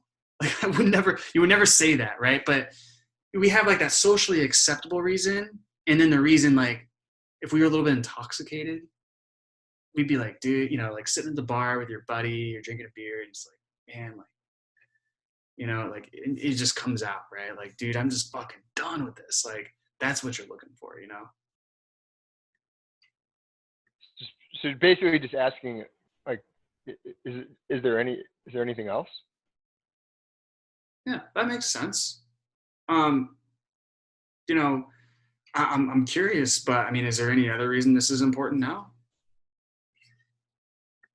So ask as if you're thinking about it. But yeah, man. So I want to see you guys real fast. I'll stop sharing. But was this, based on the way we've been doing calls, was this more helpful for you guys? Very, yeah. We're gonna do so next week. So basically, like I was just doing that, guys, for this. I kind of reworked my offer a little bit. So I was just doing that for when we get on the paid ads. I want to have things systematized because I'm building a sales team too and all this stuff. So I was just kind of working through this stuff. And as I was doing it, I was like, man, like I should just show you guys this because Larissa says this was the Holy Grail. So yeah, I was just like, man, I got to show you guys this because this is like the bridge, I think, between week 3 and how it goes. So the last thing I'll say here is that the key to implementing this stuff is crafting. So like if you guys want some action steps, do the process map. So I'm gonna have to share my screen again. Shit. So do the process map, okay? I'll have to give you guys all these resources. Do the process map. And I'll review this for you guys if you want me to. Find out your big 3 problems or 2 problems or whatever. Kind of map out, this isn't really going to change too much. It's going to be basically the same thing for everybody. The things you're going to want to look into is how can we parlay into finances and resources and support. Basically, when you're going into spouse, easiest thing to do is dig into a time-related challenge, okay? That might be delivery. In my case, it's them being on sales calls too much. It just depends on what your offer is. Finances and resources is always good with like, if you guys sell something that helps people generate leads, you chunk down lead flow, right? And you just go right into revenue, right? It's like you chunk down lead flow. Okay, great. So last month you had 8 leads come in, you closed 2. How much was that in revenue exactly? 8K. Okay, great. So you're basically selling this for 4K a pop. Was that all your revenue, or was that just those 2 deals specifically? No, that was all my revenue. I just did 8K. Great. Is that gross or is that net? So we just went right from like lead generation challenges and just parlayed it right to financial questions.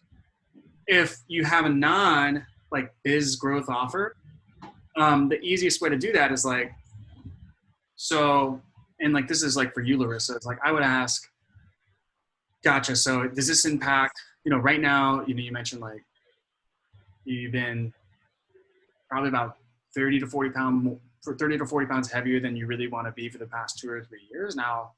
I'm curious, but like you mentioned kind of issues getting around the house and always feeling good. Like, how does this impact your energy? Like on a scale of 1 to 10, yada, yada, yada, where do you feel like you're at? Okay, great. Well, I know you do, you said like 50, 60 hours of work. So like, how does it impact the way you show up there? Okay, great. Well, like in house, like I always like not only want to help clients with health and fitness, but also if I can coach you in any other way to show up in your lives in a better and more empowering way, I want to do that too. So like, how's work going overall? You know, does this impact work? In what way? And you can kind of parlay it into that and then start to ask questions around temperature checking their finances and their resources. So you just want to see how you can parlay those ones in. Once you get clear on the problems, the doubt, we want to go to how long, solution questions, stretch time, why now, why not stay where you are, cost, need payoff into desire, then transition out. So get clear. I have a question on going into finances. For sure. If that's out of sequence, let me know. But all I was gonna say here is a little bit of homework, guys. I'd map out like your kind of create a little process map, see where these two fit in, map out your 1 to 3 big problems. Hi. And you can put in the group and What's up? what's your question? David. oh yeah, so I'm not digging into everyone's exact financial situation. I'm kind of doing the 80-20 thing that you mentioned, where like, but when I think someone might have a financial issue, I'm trying to come at it from a leadership position of figuring out what their financial situation is, so that I can give them the right guidance and recommendations. So what they're at, and I find probably at least 90% of the time, it goes very well. Like, people are compliant. We dig into finances. They feel like I'm being helpful, and it helps us strategize the best way forward. And I'm usually doing this somewhere like after some of the solution questions, somewhere in there. In every once in a while, I'll come into someone who's really like, but kind of combative about this. Like, well, I don't want to tell you anything. I just want to know what it costs. And like, even if I try to reframe that it's in their best interest to understand where they're at, so I can even give them recommendations of what might possibly make sense for them, they're like, really, nope. I don't know. They're just like, get combative. Now, these people are like kind of usually have other issues as well about why, sometimes they have other issues as well, but what's a good way that you found to deal with situations like that? It depends, man. A lot of it is like, if they feel like the intention you're asking is just to just to see how much money they have, if they can sniff that intention off of you, you're going to trigger that resistance a little bit. If you feel like they're like when I gave that example about how I parlayed in with lead generation. So if we're talking about leads, and we get into that, then we get into revenues, then we chunk down the revenues. It's like, wow, you're not taking home a lot. Then I start asking him how he's doing, if that's enough, how does that compare to his personal expenses? Now we're all up in what's going on with his finances without it being invasive. And then what I use is, have you gone through the finances module, bro? I have. I could go through it again.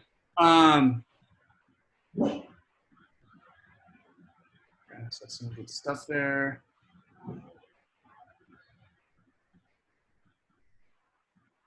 No, this is non-ROI. It was right down there. It was there for ROI off. Oh, here it is. Yeah. So I use this sucker a lot as well. Hey man, you can ask your personal question. Look, and the reason I'm asking is not just to determine if looking at us is right, but even if it is. And timing is predicated on a lot of things, one of which of those things is finances. So, dude, are you open to having an open and honest conversation financially, just so we can figure out,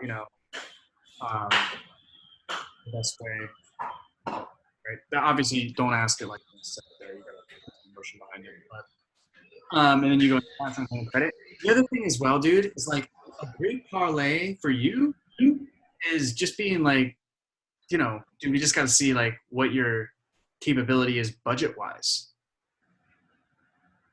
Yeah, and then every once in a while I'll get the pushback where they're like, well, I just want you to walk me through all the different possibilities and then I can tell you what makes sense based on my situation. And they're like, this doesn't happen very often, but when it does, it's like I don't want to just butt heads with them because every once in a while someone's just not open Right. to So going into you it. say there, dude, no problem.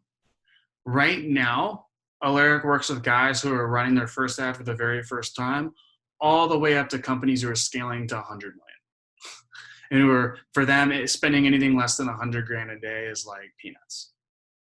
So, instead of getting into like, 4 or 5 hour long laundry list of like every single different possibility in terms of like budgeting options and strategies that we could go over to, I'd love to talk about it. I'd nerd out about it. But, instead of like doing that for 5 or 6 hours, what's probably going to be more appropriate is let me get a full idea in the context of where you're at. And then that way I can only share with you the aspects in terms of budgeting that are going to be relevant and specific to your situation specifically. We can go over options in terms of that. Right. So some sort of language like that, man, you want to contrast it. Like you can be like, dude, no problem. I'd love to nerd out about that stuff. But like, here's where we're at. We work with people who are getting their first ad all the way up to like some of the best companies, blah, blah, blah, blah, blah. Right.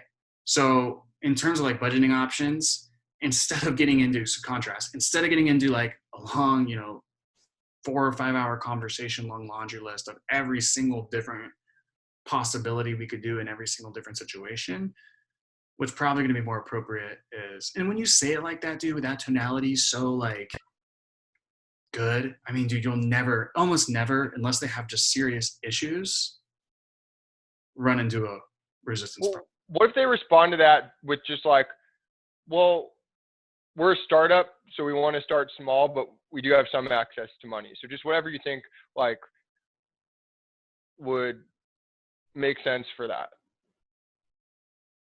But then they like, if they won't, they just, no matter how, like even trying to be super reasonable, it's just so it's like, dude, I can totally appreciate that.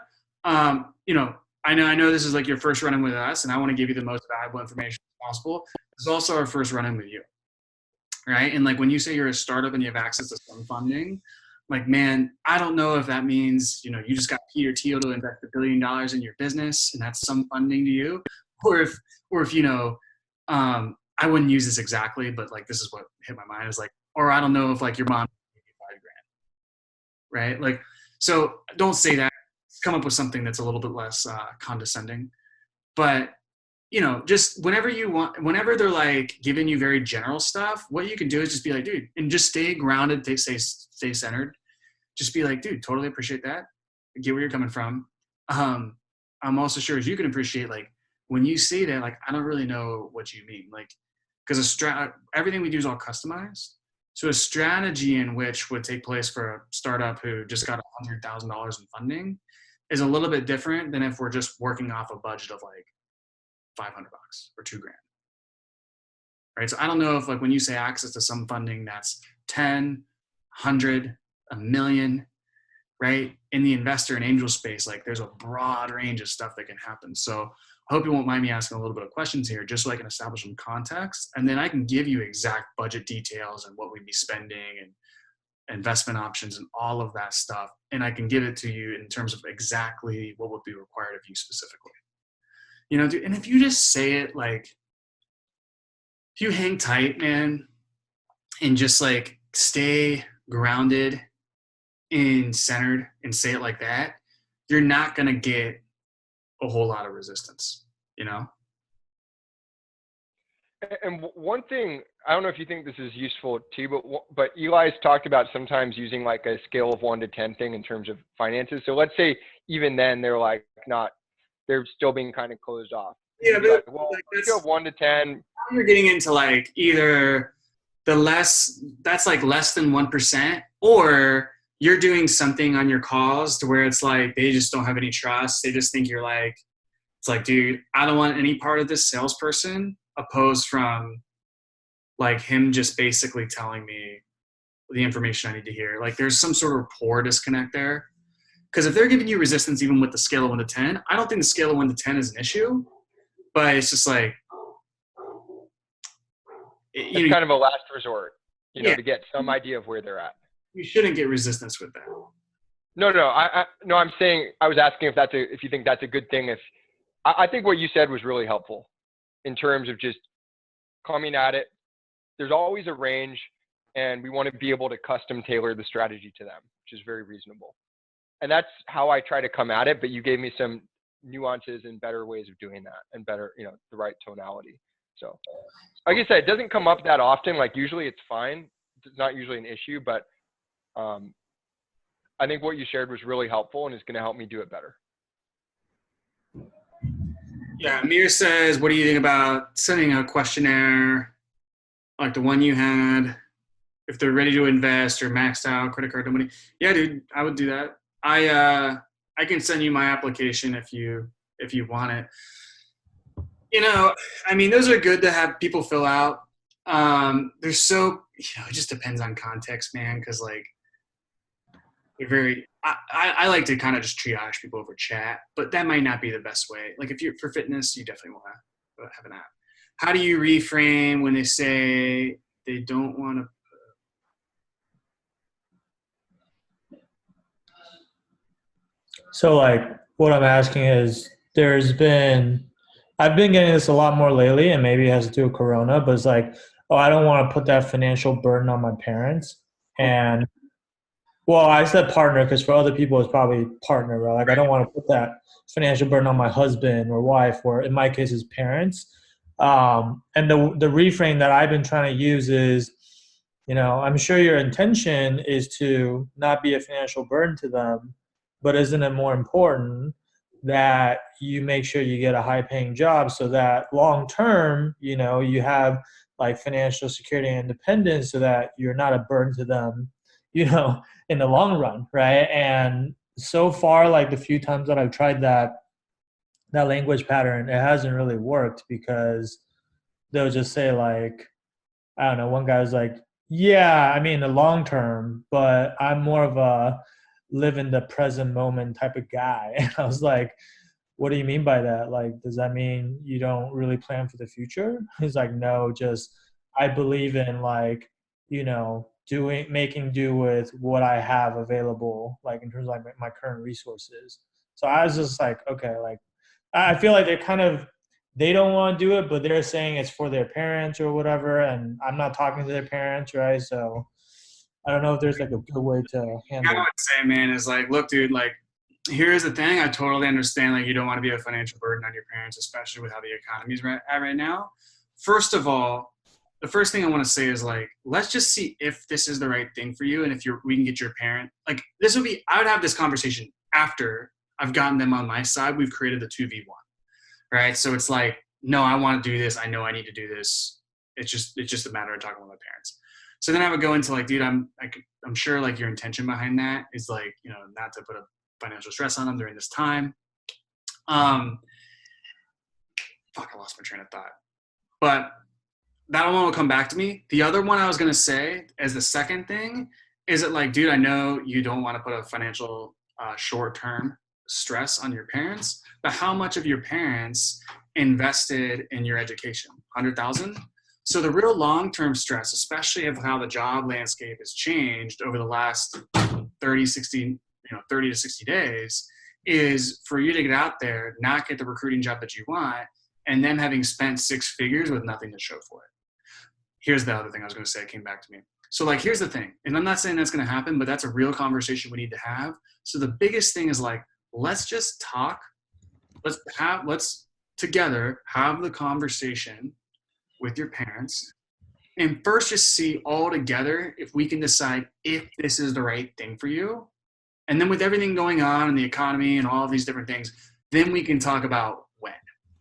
Because even if it's not the right fit for now, we can move away and leave this thing with a game plan that we can work towards in the future, even if now is not the right time. So kind of rambling there, but you can, the way I do those things is when I have something come up on the call multiple times, I'll say it like, usually once I script it out, and I'll just like say it like 3, 4, 5 times. And you could say it every single day, 3, 4, 5 times, like flashcards, whatever you want to do. But usually for me, once I script it out, say it 3-5 times, I'm good. Like it's just in my brain, right? Because the biggest thing with any of that stuff is like you're never going to read it right from the script. It's like you want to create the distinction in your mind and then just present that distinction in a way that's not going to be like abrasive or anything, right? So it's all about kind of creating that right philosophy.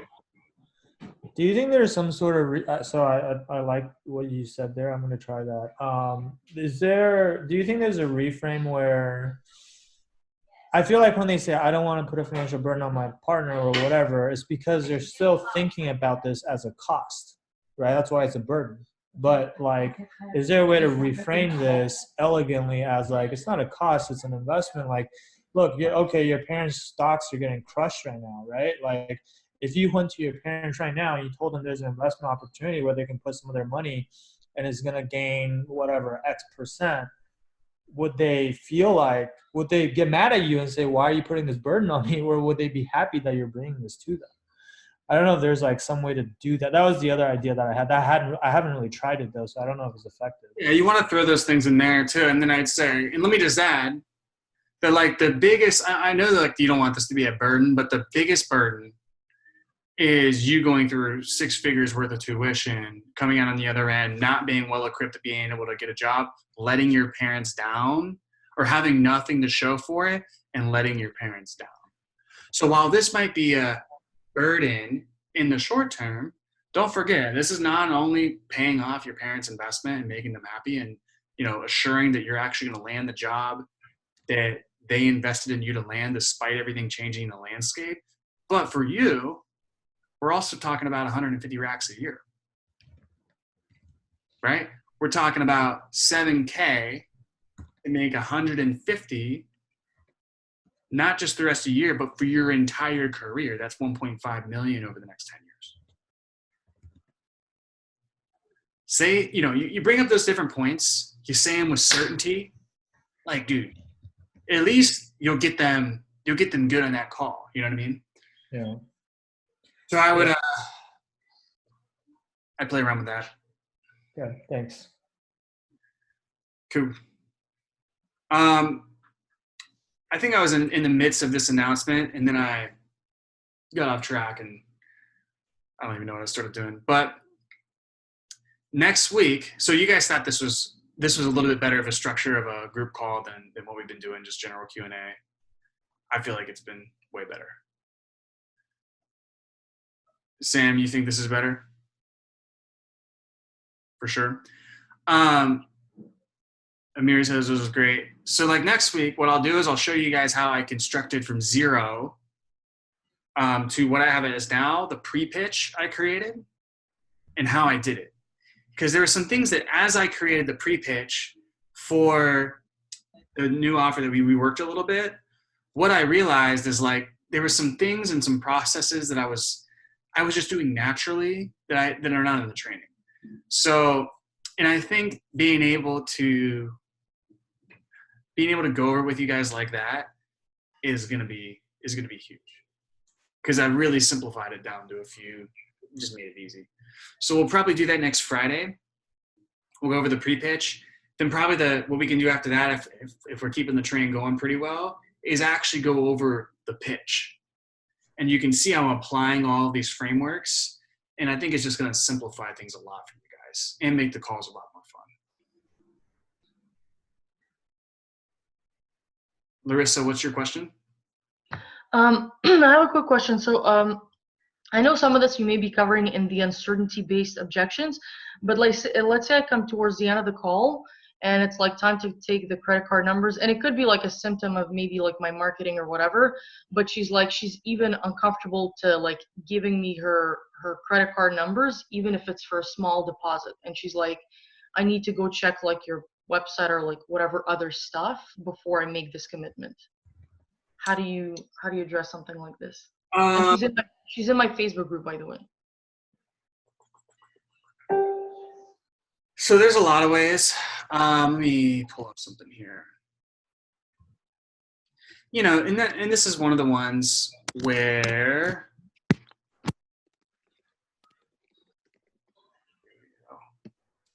it's like I can tell you what to say, but was there kind of a trust thing going on before, like you were saying? The call was actually like really, it was a really good call, and she got pretty emotional. So I was a little bit surprised that towards the end this came up. But like you usually say, it could be like other stuff that may have happened prior, either maybe in my marketing or during the call or whatever.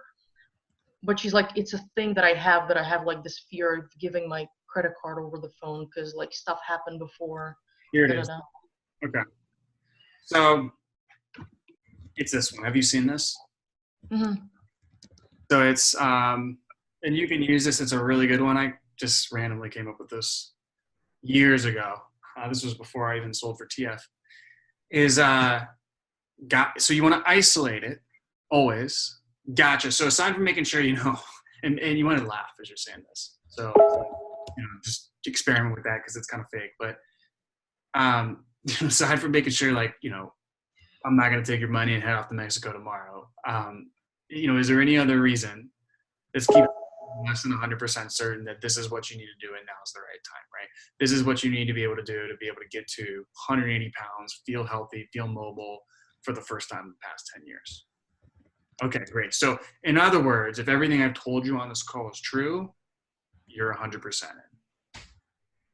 Awesome. Cool. So first I want to acknowledge you for being honest about that and appreciate you bringing that up. Now, can I be just really honest with you for a second? As of now, I've worked with over 400 clients, 300 clients, whatever, at the price tag of, and I would just like, because I know your price is a little bit lower than some people's, but it's still high ticket. So it's like, you could even use yours or just kind of beef it up, I've worked with over 300 clients, and this is actually the lowest I've ever charged, right? When I first started and did very in-person work, or I shouldn't say person.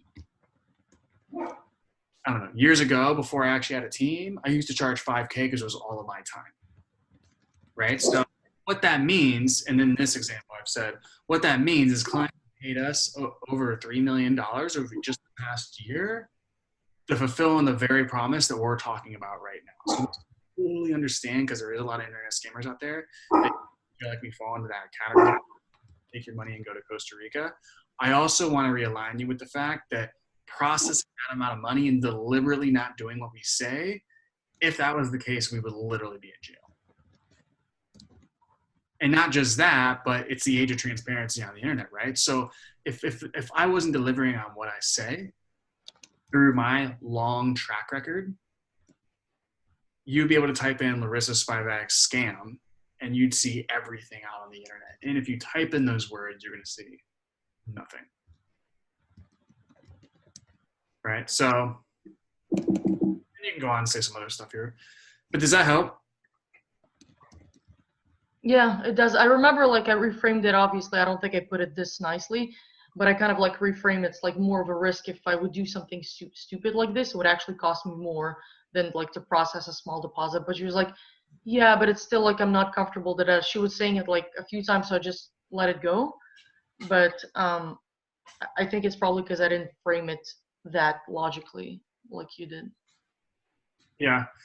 I mean, there's a lot of things that are going on, and it could be one to where you kind of just lost it because of the stuff going on, right? So I wouldn't beat yourself up about it. Just, we want to handle it as good as we can. So, Thanks. Awesome. Anyone else? Going once, going twice. There was a question about, what do you think about sending them a short questionnaire? I answered it. Okay, just double checking on that one. Going once, going twice, going 3 times. I'm glad you guys like this training.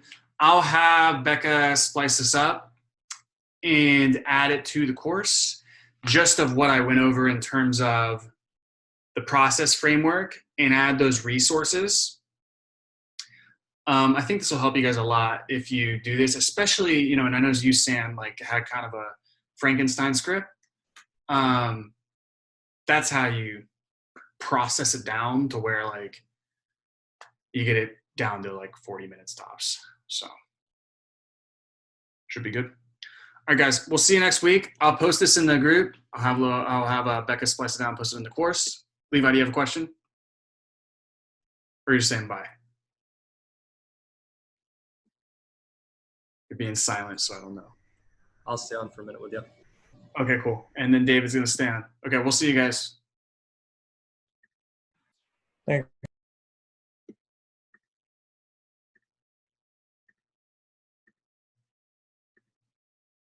Tight. Cool. Cool here, and welcome back to the training. This training is on creating doubt, okay? So how and when to use doubt questions. It's gonna be a quick training, and we're gonna hop over to the script here. Or not the script, I guess, but the document with all the questions on it, and then we're gonna go through this. So doubt questions. Let's talk about when do we use these. Now, if we can go to let's go here. If you can go to this document, and like I just would always have this document pulled up, to be honest. Doubt questions typically are going to come fairly early in the syntax, okay? But it doesn't matter. Like this stuff is all very fluid, so it's not a huge deal either way, okay? But typically, it's always going to be after we've isolated the challenge. So if you remember from part 1, the first thing we do is isolate the pain. Like I'm not moving forward to anything else until I isolate like why we're on the phone, right? What is the challenge, okay?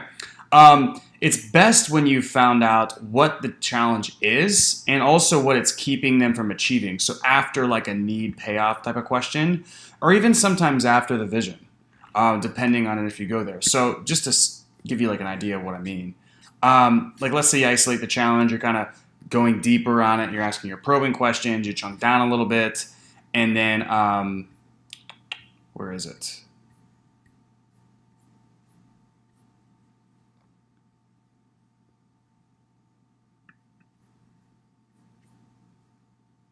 Oh, need payoff questions, sorry. And you're going deeper here, and then you go into your need payoff question. So ultimately, if you're able to X, what would that open you up to do? I have a bunch of examples here. So this links it to what the pain is keeping them from doing. Okay, so that's a good, you want to create that linkage there, right? And so you'll see in a second of why, because I'll show you the syntax here. But these are best used pretty much right after you do one of those, okay? So now, what's the purpose of these / like what are we looking for to where we can cross this off the list and we can move on? The main one is, the reason we do it is to eliminate DIY objections, which is basically a prospect thinking that they can do it on their own, or they want to keep trying to figure it out on their own and then maybe reach out to you later, right? This eliminates those, okay? And it gets the prospect to acknowledge that they cannot figure it out on their own. So very, very simply, this one's so easy here, is what are we looking for? Either A, they admit they don't know how, or B, they want to leverage a proven system from somebody who's done it so they can get there faster without wasting as much resources, okay? And resources is time / money. Make sense? Now, the key distinction here, because you'll see the questions I teach you here, and you may have seen it in another training, but the key distinction is you want to isolate doubt on the pain, not the goal, okay? So for example, gotcha. So inconsistent lead flow is keeping you from having the cash flow necessary to be able to hire a team so that you can ultimately scale your business to $100,000 a month and do it in a way to where you have a business and not a job. Do I have that correct?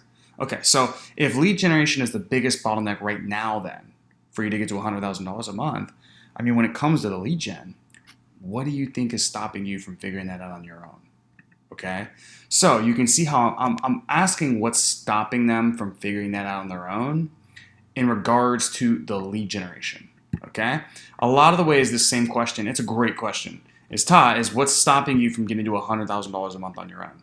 Now, if you've just isolated the pain earlier, like I taught you to, and then you ask this question, well, what's stopping you from getting there on your own? I mean, any smart person, they're just going to tell you, oh, I mean, dude, I told you earlier, it's the leads. I don't have any leads. Like, are you not listening type of thing, right? So it's a little bit more of an intelligent way to get to the doubt. And it also actually, it's more effective because we're really narrowing down what the real bottleneck is for them to move forward and why they can't figure it out. And it also makes it feel like, gives them this impression of like, man, if I was just able to figure out that one thing, I could get to, $100,000 a month and ultimately be able to scale and have a business, not a job, et cetera, et cetera. Okay. So let me know if this makes sense. I know that's a small distinction. And look, sometimes you'll do it like this and you're still going to get the outcome that you want. So I'm not saying that this doesn't work. What I am saying is there's good, better, and best. And in my experience, taking a lot, like thousands of freaking sales calls and testing both of these, this first example works way better. So that's the way I teach it. Regardless, it's a really, really important question to ask, and doubt's really important to check off the list. So let's get into the questions here. The main one, as I've just given, is basically, what do you feel like is keeping you from figuring that out on your own? What's stopping you from being able to put a lead generation system in place to get consistent leads daily, weekly, monthly on your own?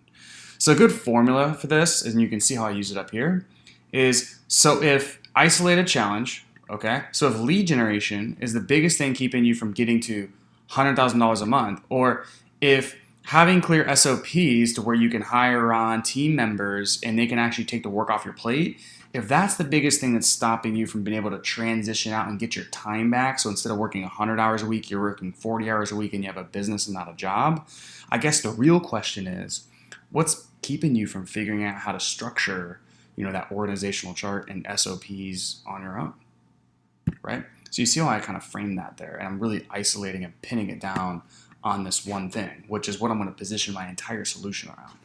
Now, if this question, because what's going to happen here is sometimes you're going to ask that question and they might be like, oh, it's just, accountability or mindset.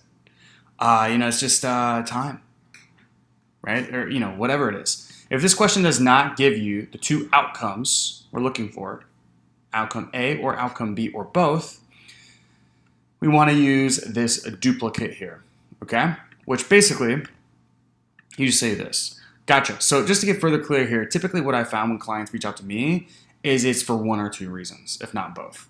Either one, there's a distinct knowledge gap, okay? So in other words, they don't know what they don't know in terms of figuring out their lead gen because they've never done it, right? Makes sense. Or the second one is, they know they could probably figure it out on their own, but like any real entrepreneur, they want to leverage a proven system that get there faster so they don't waste as much time and money trying to figure it out on their own, especially because time, as you know, is your most valuable resource, right? So which one of those, if not both, do you feel like you fall into? All right? And then once they select, gotcha. And why do you say that one, right? Why do you say that? So anytime you're because they might be like, oh, it's definitely the second one. Gotcha. Well, why do you say that? Right? So we want them to qualify their own answer here, because more importantly, it's not about them telling us, it's about them telling themselves why they have to change, why they can't figure it out on their own, etc. Right? So you can use this. Obviously, you can kind of tailor the language here a little bit, but you get the point, right? It's one of these two things. I said, but like any real entrepreneur, which is true, like real entrepreneurs, they value their time more than anything else. So I'm like, it's almost like a duh thing. Like any real entrepreneur, which is an identity they aspire to be, they want to leverage a proven system to get there faster so they're not wasting the most valuable resource, and that is time, trying to figure it out on their own. So let me know if that makes sense. Now, sometimes, most of the time, guys, just depending on how forthright people are about their challenges and what's going on, a lot of times in terms of doubt, I'll usually just do this part here that I've highlighted, and that's it, okay? I guess this part. But sometimes you get very ego-driven people, and they're just very alpha. They think they can do it on their own. So I will throw in these other questions here. One way you can do this is chunking down, which chunking down is in part 2. So I've already taught you that. That will create doubt because a lot of times once you get down to, I love using lead generation, just the easiest one to use. But when you get down to it, it's like, or let's use dating. This is perfect, right? Somebody's going to tell you a story about their dating life. And, I got, I meet girls through my social circle, whatever. Okay, great. So, how many actual real dates did you have last week? Okay, what about the week before? 0. What about last month? 0. Gotcha. Okay. Right? So obviously we just took his ego down a few notches, right? And there's, with prideful people, you kind of need to do this to get them to admit that, yeah, they need help, All right, so chunking down is a great way to do this because the truth is in the numbers, it's not in the stories they tell. So I like to get to the numbers first because that reveals really what's going on. Another way you can do it is like these, for lack of a better term, yes or no questions. You want to use these on the isolated challenges and future problems. Okay, so you'll see what I mean here in a second. But for instance, for this lead generation thing we keep harping on, do you have a predictable process in which you can like call on and pull the lever and get new clients coming in at will? That's a yes or no question. Most people will be like, no. Okay, great. And do you know how to like put such a process in place, or is that pretty much exactly the reason you're on the phone looking for help with? Right, so, and you can kind of chunk that down, right? Do you know how to do that? Okay, no, right? We're creating doubt. So do you know how to, or do you have a process in which those are good formulas for this type of thing? Do you have clear systems and clear SOPs built out to where if we hire an employee tomorrow, you can plug them into your system and they know exactly what to do? No. Okay. You know, somebody reaches out to you and they're working in their business, not on their business. Do you think they have these? No. Right? We know the answer to this question already, but why are we asking it? So they tell themselves that more importantly. Okay. And also they're going to be like, it's going to give them some insight. They're like, fuck, I don't have that. Do you have any sort of predictable strategy that if you follow exactly, you know you'll start getting consistent dates with women you really like? No. Okay. This is another way you could frame this. Suppose, and this is like how you do it on future challenges, right? Okay, so suppose we invite you in, we build out a consistent organic acquisition strategy to where you can get to $20,000 a month without any ad spend at all. Okay, so suppose we take you in, we build that out for you, you're at 20 grand a month, no ad spend. Once we get you there, would you know how to implement more of a paid ad strategy to where you can scale profitably? Or is that something else that you would need our help with once we get to that point? You know, I learned a little bit about Facebook ads, but yeah, I mean, I definitely need help with that. Gotcha. And then once we get you scaled up with paid, would you have a clear SOP to where you can literally hire people and plug and play them right into your company so they could take all this stuff off your plate? Or is that something you'd probably be looking to model from our systems and our processes? Yeah, I need help with that too. Duh. Okay. So you can start to do this, and it's just the real frame is, you know, do you know how to, or do you have a process that X, right? And obviously, you're looking for a no here, so they can tell themselves that. So you can use these questions. The key is really kind of isolating the pain first, and then we're chunking down and creating doubt on the pain. Obviously, we have the main question here. A lot of times, this stuff's enough. Then we can chunk down. We can start to ask yes, no questions. And pretty soon, it doesn't matter what type of ego somebody has. I mean, you know, they're going to start to realize they don't have everything figured out. They don't have a plan, right? And it's a lot smarter to leverage somebody who's been there and done that and has a proven system to do it, opposed to have so much ego that they waste their most valuable resource in trying to do so. So that's it for this training, guys. Gonna hop off here, short training. We'll see you in the next one. What's up, guys? Cole here, and welcome back to the training. This training is on finances and resources. So discovering if your prospect really is able and willing to invest into your offer. Okay, that's what it really boils down to here. Now, I'm going to go ahead and tab out. There's nothing more to the slides. This will be another kind of scripted question training just to show you where we're at in the process. Really, so far, we've started off with some pain questions, sprinkled in some background questions. We've probably gotten to the doubt. But naturally, as you go deeper into the pain, you're going to get into solution and financial questions. So one of these, or even cost, will start to come up as we get deeper into this stuff. Okay? So tabbing over here to this document, which it's the same document you guys already have, which has all your questions on it, which, by the way, I'm telling you, this is probably the most important document in the entire program, so really internalize what's on here. Financial questions are down here. To go through this, first of all, when do we use financial questions? So it's as we widen the gap and go deeper into the pain. So as we go deeper into the pain, we're naturally going to have opportunities to kind of lead in to this stuff, all right? Now, just for like an example, let's say it's like a lead generation offer, and somebody can't generate leads, right? So we ask, what's your biggest challenge right now? They say, hey, my biggest challenge is generating leads. And then let's say, for instance, you know, you do what I tell you to do and you start chunking down, right? Okay, well, how are you generating leads right now? Awesome. Let's see how that's working out for you. How many leads did you generate last week? What about the week before? What about last month? And you start to find out that, by chunking down, which if you don't know what I'm talking about, go watch this video, that over the past 3 months, they've closed 3 clients. So eventually, you're going to start to ask questions that will lead into finances. Well, out of those 3 clients, how much did you charge? Okay, is that what you want to be charging, or how much do you really want to be charging? Oh, wow, you only charged $2K per client, so you only made $6 grand for the past 3 months? Or like, what was your total revenue? And now we're right in here. Okay, it just led in there naturally. You see that? So we'll circle back to what to do when you start doing that. But real quick, what is the purpose / what are we looking for in this part? Okay, like what do we need to be able to check this one off the list? It's a few things. It's really 3 things. Okay, one, are they able?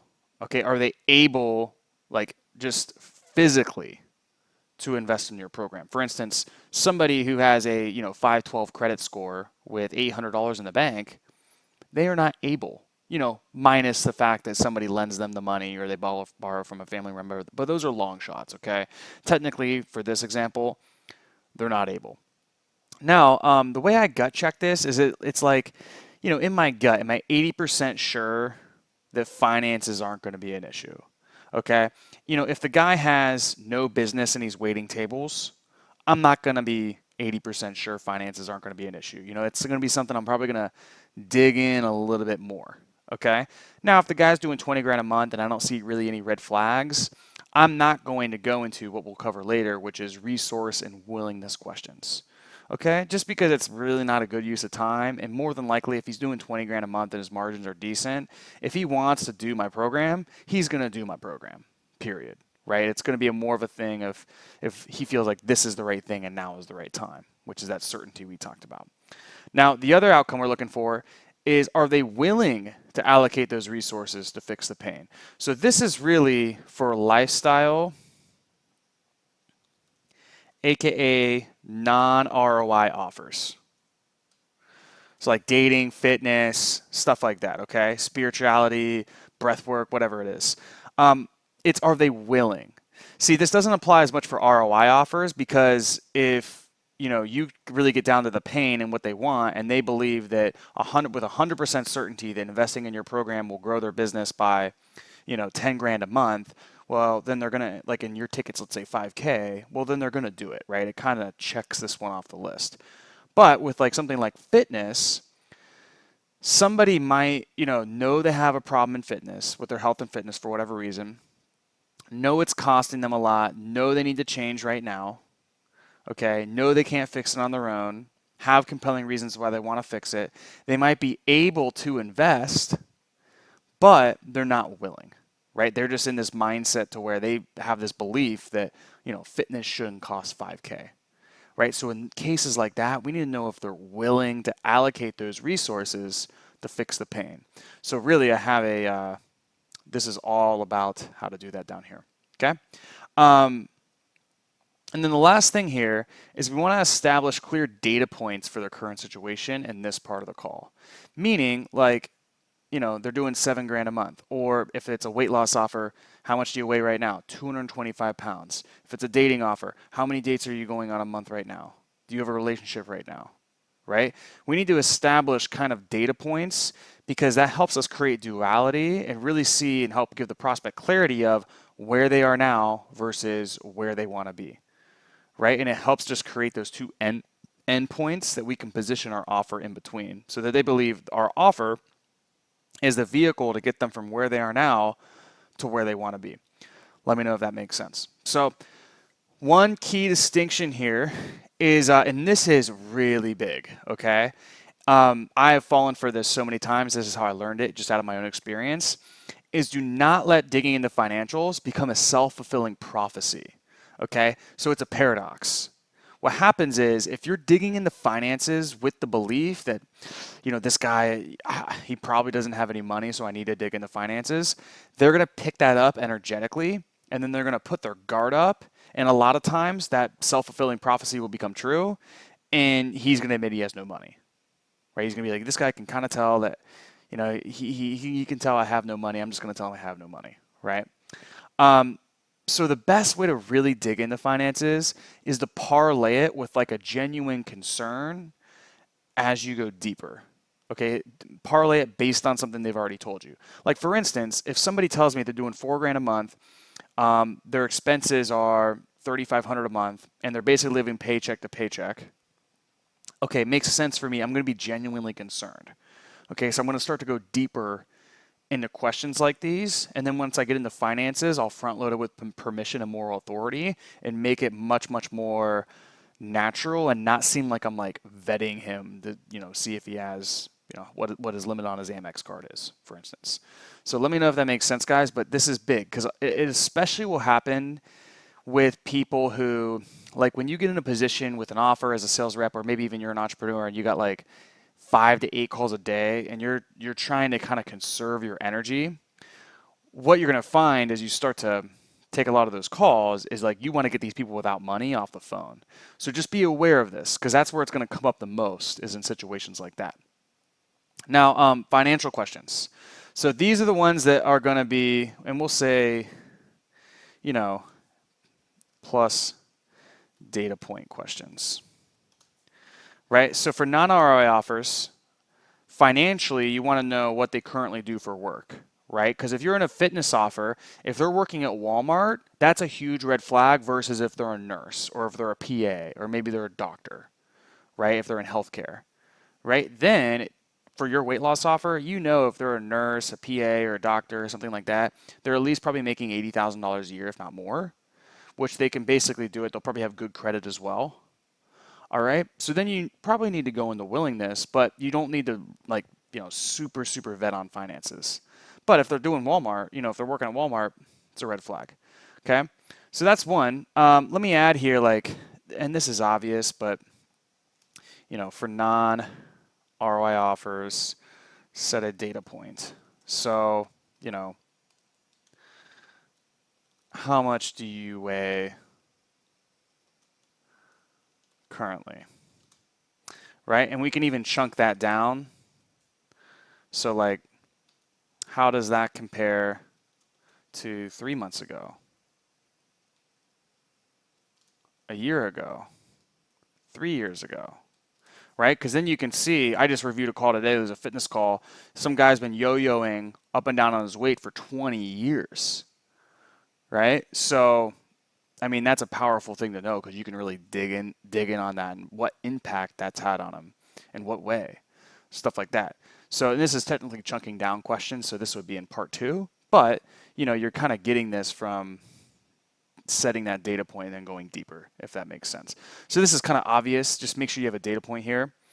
Now, as we go into business, the business data point is always going to be income/revenues, okay? So let me break this down here. Easy, right? The first question everybody asks, nobody has a problem asking this, is, okay, well, how much money are you making from your business right now? Okay? Which usually what I do is when I chunk down, let's see where that is. When I chunk down on business and I'm getting into leads, I'll typically go back 2 or 3 months, and then as I get the leads and how many people they closed and what the conversion rate was and all of that stuff, I'll be like, okay, and then how much money did you do in October? How much money did you do in September? How much money did you do in August? Okay, so total, that's about, $10K a month across the past 3 months on average. How does that compare to what your average has been total this year? Oh, wow, okay, so you were doing about 25 grand a month, now you're at 10K a month. So why do you think that is? Why it's going down? And I hate to ask this, but what do you feel like if this trend continues in 6 months, where are you going to be if nothing changes? Right? So you see how that works, okay? So basically, when we go back 2 or 3 months back, that's a very powerful way to get finances and to dig into the company revenues. Because a lot of times, if you ask how it is yearly, they're going to tell you 10 to 15 grand a month. But they're on the call with you because something's not working in their business. So oftentimes, the past 2 or 3 months are some of the worst months. So always dig into those recent revenue numbers because that'll reveal a lot of the truth about what's really going on, that if you just took their word for yearly or, typically average type of stuff, you're not going to get. So that's what I'm saying, how, this stuff all kind of parlays together. When you're going into chunking down, a lot of times you'll just end up in finances, okay? So you go in the leads, then you go into how much revenue they made each month, October, September, and obviously right now it's November, so that's why I'm using those months. But October, September, August, how much money did they make in each of those months? And how does that compare to the year? That'll tell you a lot of truth about where they're trending, and that's even more pain you can dig into it, even more cost down the road. So let me know if that makes sense, guys. But anyhow, as we get into the financial part, so let's say either they tell you a yearly number, or sometimes I like to do it on the past 3 months. So I'll be like, okay, so the past 3 months you total made, $29,000 across October, across September, and August combined. 29K, is that right? Right. Okay, is that gross or is that net? Because we don't know. Oftentimes it's gross. They're going to tell you the number that sounds good and not the number that is more importantly, which is net. Oh, okay, now that's gross. Okay, well, what is that net after expenses, after everything? Like you take out advertising expenses, the whole shebang. What is there left after that? Gotcha. And then what do you leave in the business versus what do you pay yourself? Okay, so now we're kind of chunking down here again. Okay, and then so you pay yourself out of the 29 grand, you pay yourself about 4 grand a month. Okay, now after taxes, what's left after that? Oh, okay, about 3.5. Okay, so and do you use that to support your entire household, or does your spouse or partner work and they support your family as well? Right, and then you can dig in to the spouse or partner, who supports the household, how that works, so on and so forth. Okay, so based on what you pay yourself, how much is left over after your monthly expenses for you to put away and save? All right, in this example, if we chunked it down and after taxes he's doing 3,500, I guarantee his expenses are about 3,500, and the question to this is zero. And then the obvious next question. And so now I'm going to give you guys an example here of how I just go deeper and deeper and deeper. So now we're getting into pain questions again, right? So this all stuff, it just fluidly kind of goes together, right? But so okay, so based on what you pay yourself, how much is left over after monthly expenses to put away and save? Zero. Okay. Well, can I ask you an honest question then? Yeah. I mean, are you satisfied with that? No, I'm not satisfied with that. Yeah, I mean, I got you. So, in what way does that impact you? Does that impact any other areas of your life? Does it cause stress? I mean, how long have you, and this is kind of getting into cost questions. How long have you been making that amount of money for? Oh man, I mean, it's kind of just been like that all my life. Okay, well, then, I get your month to month and it's causing some stress, but if you've been doing that all your life, why not just stay where you are though?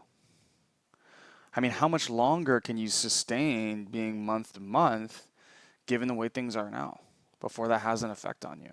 Oh no, it's affecting me right now and I want to change. Gotcha. Well, why now though? Right? Another one you can ask is, can I ask you a personal question? And I really hate to ask this, but what's your plan if say, 6 months goes by and nothing changes and you're still month to month? And then he says, oh, no, well, I mean, it's not even an option. I definitely got to change. Well, I agree with you, man. But why now, though? Right? So then we're getting back into the cost and the urgency. And I just threw these in here. We'll go into these probably in the next video or the video after when we go into cost. But let's say he's still in the, he says something like, because either people will, when you say something like this, people will do one of two things. They'll either say, oh, no, I definitely got to change. Like now is really, really the time. Great. Okay, well, why now though? Right? And then we have them qualify that answer. But they also might say, oh, well, I guess I'd just be keeping on in the same spot, right? They give you that Eeyore response. So this is how you handle that. Well, okay. I mean, but whose decision is that ultimately? I mean, I guess it'd be my decision. Okay. And are you willing to settle for that? So then we can really get into that. And honestly, if they are, then you can challenge them, but I would probably start to disqualify them a little bit. How important, I mean, if you're willing to settle for that, then how important is this to you really? Like, and I would just start to get into that and actually kind of lean out and disqualify them a bit. But the chances are, even if they say, I guess I'd be in the same spot, if you do these two things, you're going to bump them right back into the pocket. So obviously these are cost questions, these are pain questions. I just wanted to throw them in here because it all fluidly goes together as you chunk down from finances. Make sense? So now let's move on to resources and willingness. Okay, now you really don't need to use these every single time. It's just really if you get red flags about their finances. Like if the guy's a waiter, he's making $2,000 a month. Well, we're going to go into that. By the way, a good question here for ROI offers is if somebody's working full time, how much money do you need to bring in to replace your current income doing whatever?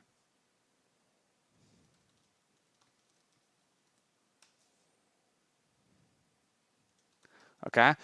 This is a lot less invasive than asking how much money do you make waiting tables right now? Okay, that's kind of like, oh, well, why does that matter type of thing. But this is more of it's a more goal-oriented question. So they just tell you. Okay, small nuance works every time though. How much money do you need to bring in to replace your current income doing blank? Right? And then we can start to dig in a little bit, right? Same thing. Let me know if that makes sense, guys. Now, resources and willingness, again, red flags. Now, for non-ROI and lifestyle type of offers, fitness, dating, mindset, which mindset could be related to business big time.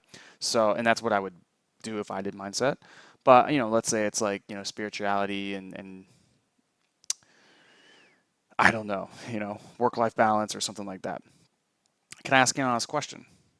Are you willing to invest in yourself financially to fix whatever pain they told you so that you can ultimately whatever they want? Can I ask you an honest question? Are you willing to invest in yourself financially to stop being lonely and not having a girlfriend so that you can ultimately get consistent dates and actually have a woman that you want and choose it from a place of abundance for a dating offer? Right? And I'm obviously just kind of riffing that off the cup, but you want to use their own language in this. That's what's going to make it powerful and make them really think about this. And a lot of times they're going to say yes. Okay. Now, if they say no, you want to use this. Okay, well, can I just be honest with you for a second? Look, I mean, if you look at the most successful people in the world, they have one thing in common. They're willing to invest in mentors so they can get the support and building the skills and the mindset to be able to achieve what they want. So when it comes to achieving a dating life that actually has abundance to where you can have consistent dates with girls you want and choose a girlfriend from abundance, if you're not willing to invest to get the skills and the pieces of the puzzle that you're missing right now, I mean, how are you going to get there then? Okay. So I know that's a corny example. I keep going back to this dating thing, but this is a good one to like really qualify them. It's like, well, how are you going to get there then? Because if you keep doing the same thing over and over again, you're going to get the same result. So how will you get there if you don't get help and invest into getting help? Okay. Now, and by the way, I don't see, usually this is enough. I don't see you having to use something like this and challenging them as much. Okay. But you got it in your toolkit if you need it. Now for ROI offers, this is a great way to do this. Okay. And you could really do this for, you could really do this for lifestyle and ROI offers. Okay. Can I ask you a personal question about your finances? Look, and the reason I'm asking is I'm here not just to determine if working with me or if working with us is the best fit for you, but even if it is, when. And timing is predicated on a lot of things. One of which of those things is finances. So are you open to having an honest conversation about where you're at financially? And then based on that, we can figure out the best way we can help you. Awesome. Okay. So starting with cash on hand, where is that at exactly right now? Okay. And then if their cash on hand is really low, or if it's like, even if it's like, it's enough, but it's like, man, they'd have to really kind of squeeze to be able to do this. Gotcha, man. Okay. And look, so, and I'm not, this isn't coming from me, this is coming from, and I'd like reference your influencer who's like really successful.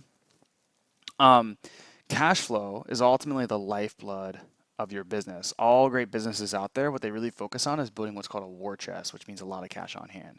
So in a lot of cases, especially with investments that have great return, it's important that you protect your cash on hand and actually use leverage and credit instead. So let me ask you, do you have access to credit to fund your business? Okay. Million different ways you can kind of frame and justify this question, but doing so is going to be more effective than, okay, well, and what's your credit situation like? You know, a lot of times if you just bull rush right into that question, they're going to be like, okay, well, how much does this cost? Right? But when you kind of mix it in with some education about cash flow is the lifeblood of your business, and it's important we protect that and build a war chest and increase your cash on hand. So in a lot of cases, the ROI offers, it makes sense to leverage credit so that you can use somebody else's money to take an advantage of an opportunity you'd otherwise not even have access to. So that being said, do you have access to credit to fund your business? Okay. Few things if they get defensive is look, the reason I'm asking you is to find the best route to achieve your goal. Okay. So we have some clients come in and based on their finances, we can take them straight to paid advertising and scale them right up. Other clients, we have to leverage organic so that they can fund their own paid ads.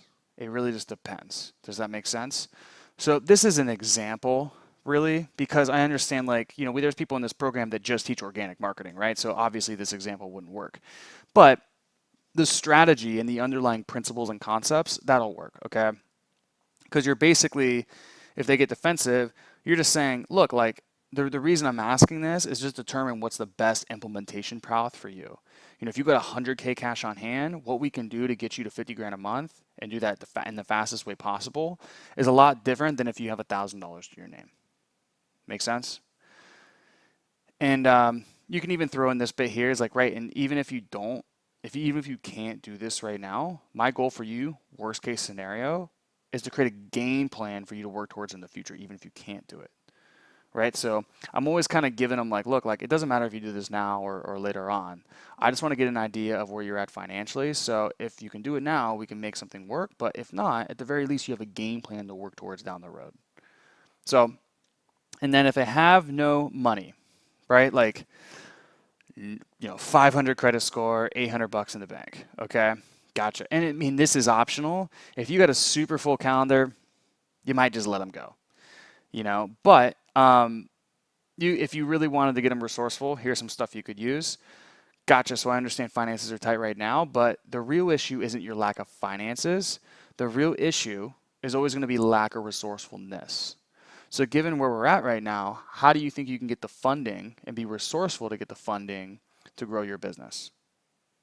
And if they're like, oh, I just guess I can't do it. Well, are you willing to let the money get in the way of having your dream? No, I'm not willing to. Okay, well then how can we get more resourceful to make this work? So how many times have I used this and gotten somebody resourceful and they've closed?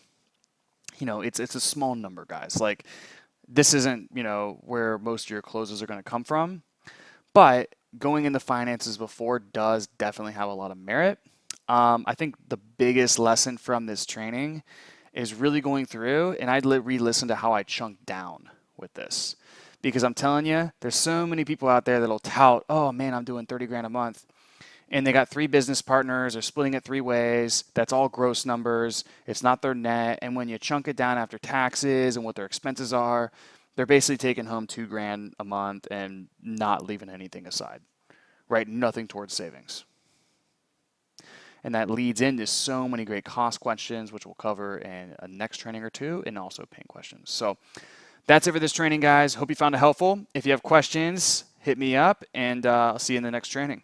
What up, guys? Cole here. Welcome back to the training, and this training is on solution questions. So basically, to boil this down, it's really what have they tried in the past, and what are they looking for now? So these questions will help us eliminate, you know, any objections having to do with if they've been burned in the past, and they're also going to help us position our offer down the road. So again, as always, we're going to tab over into the Google Sheet, same Google Sheet as you have and have had. And to get this started, so when do we use these? All right, well, we can't use them until we've at least isolated the pain, right? So On this video, or in the very, very first video, Getting Clear on the Pain, I talked about part 1. We at least have to do that. Preferably, we want to start asking these questions after we know how long they've been experiencing said pain. Okay? And we can also obviously go into these, if they start naturally and organically bringing up, oh my God, I tried this person in the past and I got burned and blah, blah, blah, blah, blah. We don't need to follow some rigid scripted syntax, right? We could just go right into it with these questions at that time. That's the whole point of this process. We want you to have behavioral flexibility. So real quick, what's the purpose of these questions / what are we looking for? Okay. So first we want to know what they've tried in the past to fix the said problem or challenge. Okay. There's kind of an important distinction here because sure they've tried, you might ask what coaching programs have you been in the past, and they might reel off, 10 coaching programs. But what's more important is what coaching programs, let's say, and this is obviously if you're selling coaching here, but what coaching programs have they tried to fix their lead generation specifically? Or what coaching programs have you tried to fix your, these issues that you're having with your mindset specifically? Okay? Because it's really more important that we position our offer away from similar things they've tried in the past to fix the problem, opposed to just position it away from stuff they've tried in the past in general. Okay? Let me know if that makes sense. Then we also want to know if they've tried similar solutions to what you have to offer.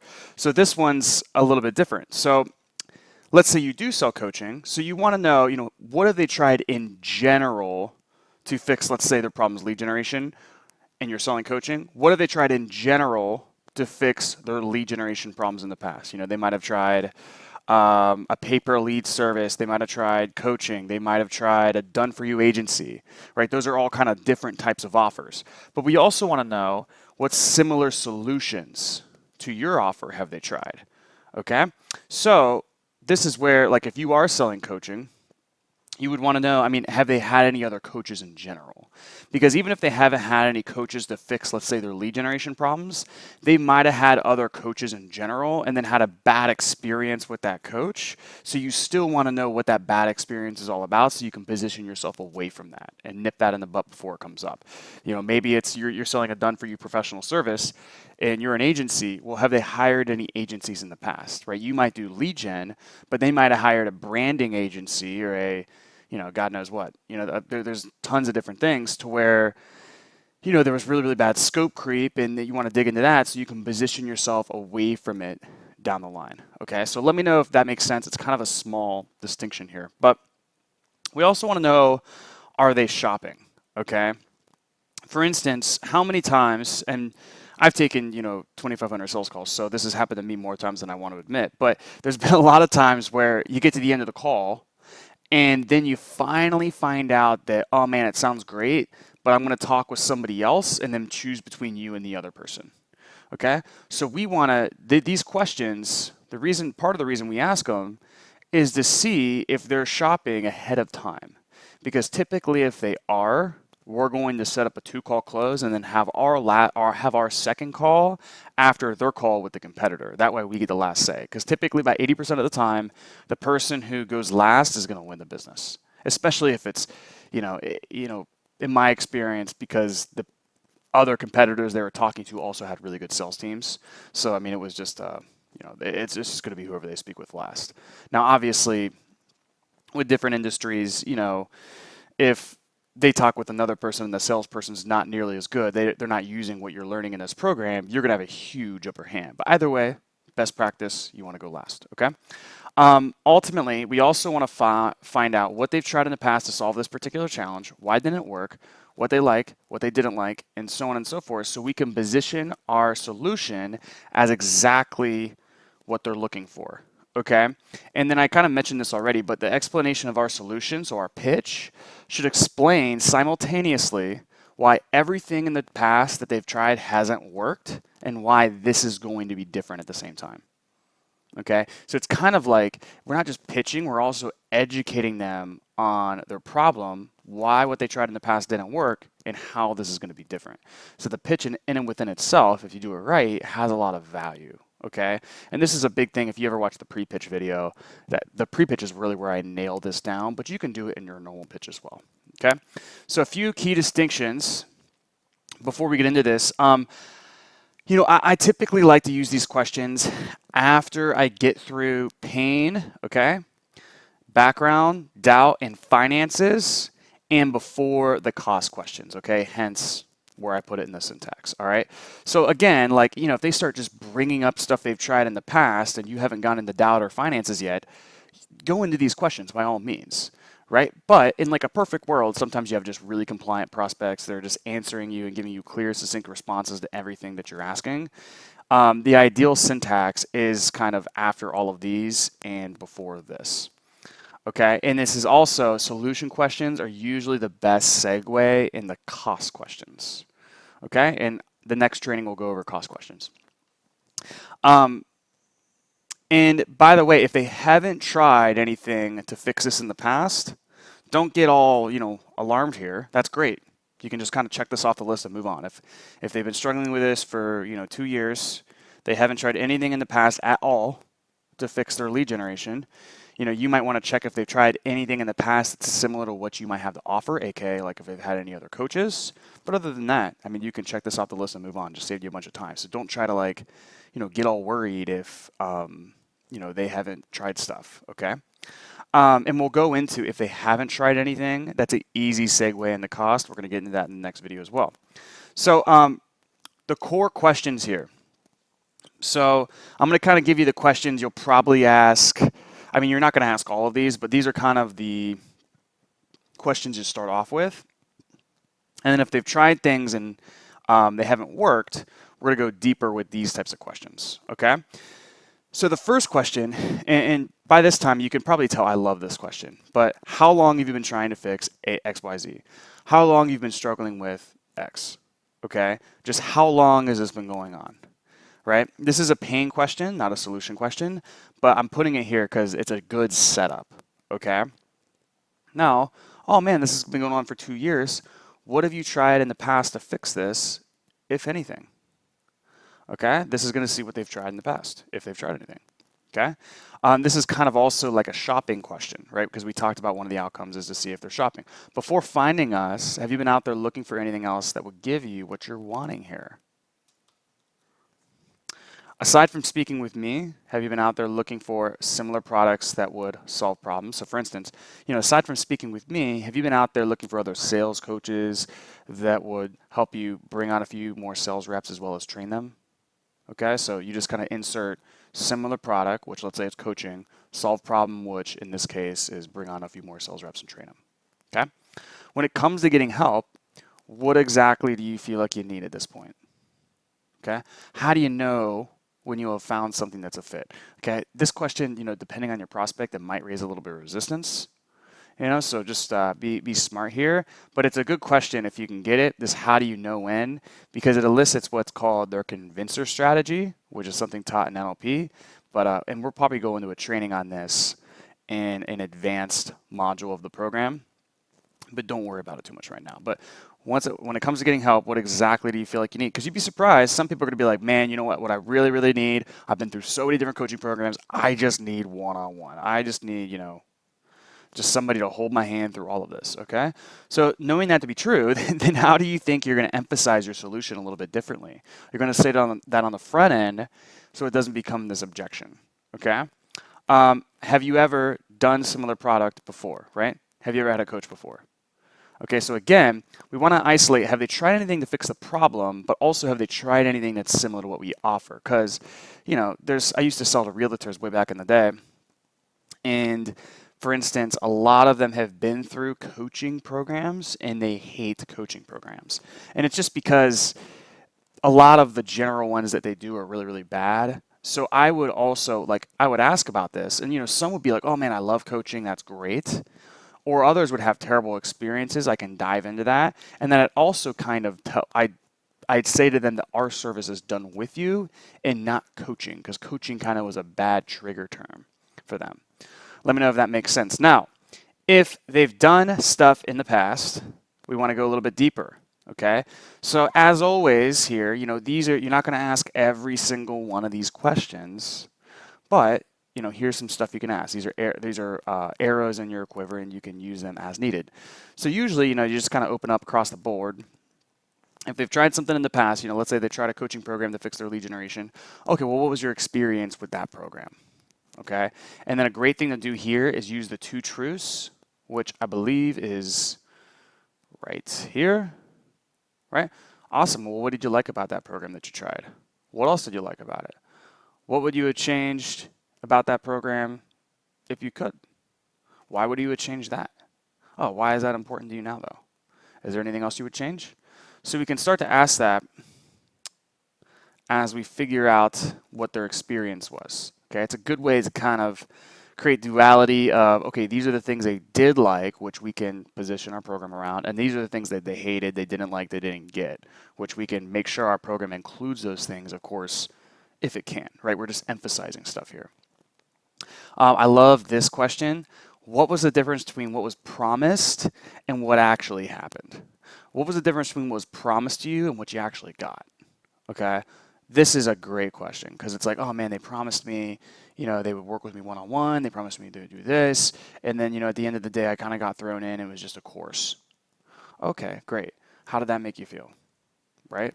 And then we can go deeper into, again, you can even use the 2 truths again, but go deeper into what they feel like they got that they needed versus what it lacked, so we can position our product. If you could go back in time, what do you wish you would have asked that salesperson, or what do you wish you would ask that coach before hopping into that program? Right, it's a great question because they're going to tell you their objections on the front end. How was the result supposed to be delivered? AKA, like, was this like a course where they gave you a bunch of videos and modules and told you good luck? Was it a done with you, where it's a little bit of a blend of that? Was it done for you, like they were doing it for you? How exactly did it work, right? And that's because, especially about a year or 2 ago, a lot of people were only getting courses. So knowing that and kind of establishing that on the front end, you could start your pitch off like, let me tell you what this is not. What this is not is a course where we just give you a bunch of videos and modules and just give that all to you and tell you good luck. Okay? It's, and then we kind of position it differently, knowing that. So knowing the delivery, especially in the coaching world, is really important. Because sometimes maybe it is a one-on-one, but it's like, all they did is they got one-on-one call a week, each week, and for 10 calls, right? Well, then, maybe some done for you and done with you elements, and also the community of like your Facebook group and the actual course and the resources, those are things you can emphasize because that's what's going to make this different, and it's what they didn't get in the past. Okay, let me know if that makes sense. Now, especially with people who are very victim, did other clients get results in that program? Oh yeah, some other clients did. Okay, well, obviously the real question is, why don't you think you did though? What do you think was missing for you specifically? Right now, what I usually do is I'll ask a few probing questions, but this bad boy is what gets you the clarity. It's so good. So I almost use this every time, especially if they've tried something very similar to what I'm going to offer down the road. Okay, so what we found to be true is anytime you enroll into something and didn't get the result that you were after, it's usually 1 or 3 things, if not a combination of those. Either 1, the system that was taught was ineffective, or it's just out of date, right? Like the information that you're giving you, the system that they gave you didn't work, okay? Or what was taught was being good, but you had a difficult time taking that very general information and then actually getting the support to be able to apply that and implement it for your specific situation. Or, the coach was good, the students were getting results, you had the support that you needed, but just you didn't show up and do the work. So which one of those 3 do you think it was? Oh, I think it was, definitely the information was good, the system was good, I just didn't get it the support. Okay, well, why do you say that? Oh, well, there's these group calls, but then when you get on the group calls and then there'd be like 50 people on the call, and all I wanted was a one-on-one call, but nobody would get on with me one-on-one, blah, blah, blah, blah, blah, right? So knowing that, then you can position your stuff differently around it. Now, here's some other questions you can ask that basically, you're kind of seeing here if they've received the benefits of your program, Okay, so like a good one is, did you actually get to speak with anybody in that program, or did you get support in that program? Were you able to work with anybody one-on-one, or were you just thrown into a Facebook group with really crowded group calls? When you had a question, how quickly did you get a response? Okay, this is huge because people hate having a question, sending it into the abyss of an email inbox or a support inbox, and then hearing back like next week. It's like they have a business, they want to know the answer to that question ASAP, right? So you can put, oh my God, it took us about a week every single time, right? So if that's a pain point for the last program, you can position your solution differently around that. And by the way, I wrote these like all from my offer, for instance, just because it was an easy example. But did they actually listen to and review your sales calls? Oh, okay, well, how many? Right? And the reason I have this one in here is all my competitors, they won't review your calls. Okay, so it's like right away, if I just say that, oh yeah, they didn't review my calls, not even just one, I can use that down the line to position my offer away from that and say things like, look, somebody teaching you a bunch of sales and not even reviewing your calls is like your football coach coaching you over the phone and never watching film or never watching you play. It just simply doesn't work, right? And they're gonna have like an aha, and they're gonna get that. Was there any resources, training, or material to go through, or is it just one-on-one coaching sessions? So I mentioned this earlier, but it's like if they just had a coach that was, they basically bought 10 sessions and it was 10 weeks long, having resources and training like a course to actually go through, that can be a differentiator. Same thing with a community. Was there a community of like-minded people to support you through with your growth? Or is it just like, 10 one-on-one calls that you bought? And here's one I could use. This is a benefit of my program is I teach you how to do follow-up essentially. So did they teach you any follow-up or like post-call conversion strategies so that you could convert people who didn't close on the first call? Oh no, they were all about the one call close. They said follow-up was stupid. Oh, okay. So then I can use that again in my solution. So you can read over these. I don't think it's necessary to go through all of them, but you can read what I did here. And it's just, I'm basically asking like, did you get this benefit in my program without actually saying that? Okay, and that's going to let me know, these are the things I need to emphasize and include in my solution. These are the things not so much. Okay, and then you can even ask here, like, let's say, did you get any one-on-one help, or were you just thrown into a Facebook group with really crowded group calls? Oh no, I never got any one-on-one. Okay, well, if you did get the one-on-one, do you feel like it would have changed your results? Okay, well, why though? How do you think that would have helped specifically? Oh yeah, it would have helped me definitely actually, get this general information from this course and, actually apply it to my specific situation. And then when I was putting the Facebook ads out there, instead of just, putting a budget behind it and crossing my fingers and hope it was working, somebody could actually told me, yeah, that's fine. You don't have to change it. Okay, so I think you guys get the point. Obviously, I would never ask all of these questions, right? You're going to probably ask anywhere from 2 to 5 total. I would definitely use this bad boy. I've used this so many times. It's crazy. But it will really get people clarity too. They'll appreciate you asking this because it really gives them clarity on why what they tried in the past didn't work. So that's it for this video. The next video will be on the cost questions, which is probably the most important training in week 3. So I'll see you in that video, guys. Talk soon. What's up, guys? Cole here, and we're back with another training. This training is on cost questions, okay? So getting the prospect associated with the consequences of doing nothing. Pretty simple, guys. Let's get into it. This is going to be a really important training because this is what really gets you a 1 or 2 call close almost every single time. So when do we use these? Well, first of all, they work best after we've widened the gap, okay? So typically, we're not going to go into cost questions until we've kind of gone through a good portion of this, right? Typically, we're going to be asking our probing questions. We're going to be chunking down. We might even be going into finances. We're, asking need payoff questions. And then it kind of gives us good opportunities to parlay into these questions, okay, which are the most personal ones that we're going to ask. Now, I'm going to give you the specific syntax I use to ask these questions, which is going to help you tremendously. I tell you what, 90% of the time, I use the syntax I'm going to give you, I use 90% of the time, and it's using basically solution questions to tee up your cost questions. And so I'll give you a specific example there. What's the purpose of these questions slash what are we looking for? So this is an important point here because everybody asks me, you know, how do I know when I've gone deep enough? How do I know when I have enough ammo? How do I know when I've really gotten to the cost and why they have to change now? Well, here's why. I mean, it's fairly simple. First of all, is there a compelling reason why they have to change now? Like, do you have a real personal reason why they have to change now? Is there also clear consequences of them doing nothing? And I'm not saying like obvious consequences. What I'm saying is like, have they verbally not just told you, but more importantly themselves, the consequences of doing nothing? Okay? And the way I would gut check this is you're taking notes on all of this stuff, especially this. This is like really what you take notes on, okay? And before you move on from here, you want to kind of do a gut check with yourself and ask yourself, you know, do I really have the ammo necessary to hold this prospect accountable at the close? If you got the ammo that you need, it's fine, right? Like if they say, oh, you know, I think I want to hold off for a month, do you have the ammo necessary to make that statement seem pretty stupid?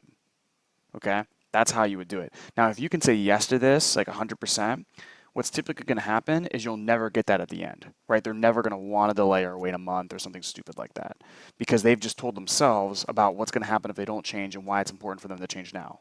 Okay, now a few key distinctions here. With almost all of these, it works better if you use permission before. Okay, so can I ask you another question, or can I ask you a personal question, or can I ask you an honest question? All right, anything like that. All right, 90% of the time, I'm going to do those solution questions.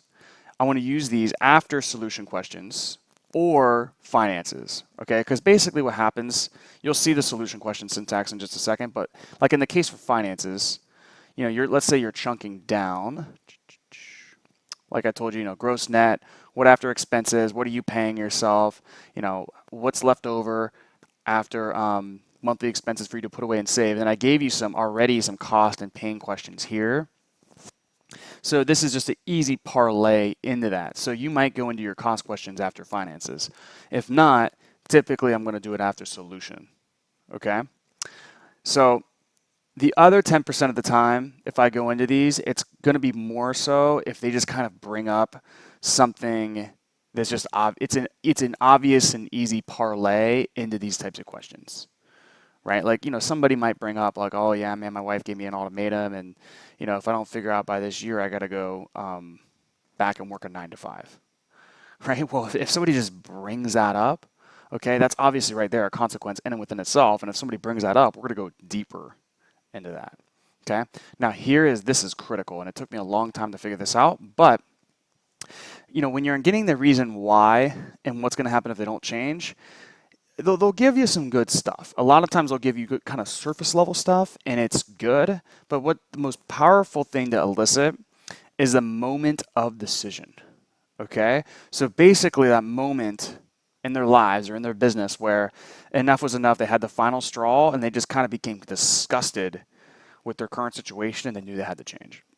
Okay? And everybody in this program is into personal growth. So we've all had things, whether it was with our, you know, health and fitness, if it was with our business or income, you know, in a relationship, there was just like a moment where something clicked and something snapped and you were like, this is enough. So we want to find out what that moment is, because when they tell us that moment, and more importantly tell them themselves, what they have to do is they have to relive that, and they have to relive all the emotions associated with that moment where they got, like, the disgust was so high they had to change. So that is critical. It took me a long time to figure that out, but once you get the moment, I mean, that's another way. It's like, what are we looking for here? We're looking for the moment. Okay? So here's the syntax I usually use, all right? And this is just something after taking so many calls, I just found this is like the easiest way to do it. So what I'll do is I'll ask, how long has this been going on? Which again is a pain question, but we're using it as a setup. Then we're going to ask a solution question. What have you tried to fix this in the past, if anything, okay? One or two things are going to happen here. Either A, they haven't tried anything. Great. Or B, they've tried a bunch of stuff. Okay? Or they've at least tried one thing and they got burned and it didn't work. Doesn't matter. So if they've tried nothing, that's the easiest one. So if they tried nothing, Okay, well, can I ask you a personal question? So, you've been wanting to leave your 9 to 5 for about 3 years now, and you're finally reaching out to do something about it. But, you know, I'm curious, why all of a sudden this is important to you now, though? Like, why not stay where you are? And then you're going to get a reason. It could be the real reason, or it could be a surface level reason. If you get surface level, or really, if you get anything, sometimes you'll ask that and you'll get it and you'll know, okay? You'll get the real reason. But if you have any doubt, always ask, is there any other reason that this is important to you and you don't want to stay where you're at? Okay? Because when you ask, is there any other reason? If you got the surface level answer the first time, you're going to get the real answer this time. Okay? So a few things about this question is what I found works really well is obviously first getting permission. And I always say, can I ask you a personal question? Okay, so I'm kind of anchoring and like pre-framing that I want a personal response. And then you've been wanting to leave your 9 to 5 for about 3 years now. Okay, so I'm stretching time. And then I'm gonna say, but now, you're finally reaching out to do something about it, right? Because they haven't tried anything in the past until now they're all of a sudden looking into something. So it's like I'm kind of just pointing out the obvious the obvious change in pattern of behavior here. And it's like I'm curious, why all of a sudden this transition so important to you now though? Like why have you decided that you don't want to stay where you're at any longer? Okay? And then a lot of times, 9 times out of 10, you do this right, you'll get everything you need through just these 2 questions. Okay? Now, you can, and the follow up here, this is kind of like a why now / why not stay where you are question. It's still a consequence question, but we can really ask like a true what's going to happen if nothing changes question after that. So that you basically say that makes sense. And can I ask you another question? Yeah, definitely. Okay, and I really hate to ask this, but what's your plan if nothing changes? Like if you're still doing the 9 to 5 3 years from now, would that have an impact on you? Well, in what way? Yeah, but why now though? Okay, so this is more of a true consequence question because you'll see I break it down here. There's like why now and there's cost and consequence. Okay, so you kind of always want to ask at least one of each in most cases, unless you get everything from the why now, why not stay where you are, which sometimes you will. Okay, now one thing I want to say here, and this is really, really cool, is, a lot of times you'll say, what's going to happen if nothing changes if you're still doing the 9 to 5 3 years from now? They're like, oh, no, that's unacceptable. I absolutely have to change. Yeah, okay, well why now, though? Right? Either going to be like, oh, I definitely have to change, or no, oh my God, that would be horrible. Okay, well, yeah, would that have an impact on you? In what way? Right? So a lot of times they're going to play ball with you here and they're going to be like, oh, there's just no way, that I'm going to let that happen. Or they're going to tell you, oh my God, it would ruin my life. It would do this, would do that. And then you have what you need. You just write that down and you take notes. Okay? But sometimes what's going to happen is, especially with lower level people on just a lower level of consciousness, okay, they might give you an apathetic response to where, oh, well, I guess, I guess I'd just be doing the same thing, punching the clock at 9, getting out at 5. Okay, well, whose decision is that then? I guess that'd be my decision. And are you willing to settle for that? Oh, I'm not willing to settle for that. That's why I'm on the call. Well, why not though? Why all of a sudden after 3 years is this something you're no longer willing to settle for right now? Okay? So that's going to give you, and this is great if somebody gives you that apathetic response. All right, so either way, cost question, follow up on it through one of these 2 methods, and then this framing is something you always want to use. So it's typically why now, why not stay where you are, then a cost question, and then these follow-ups. Okay? Now, this scenario is with if they tried nothing. All right?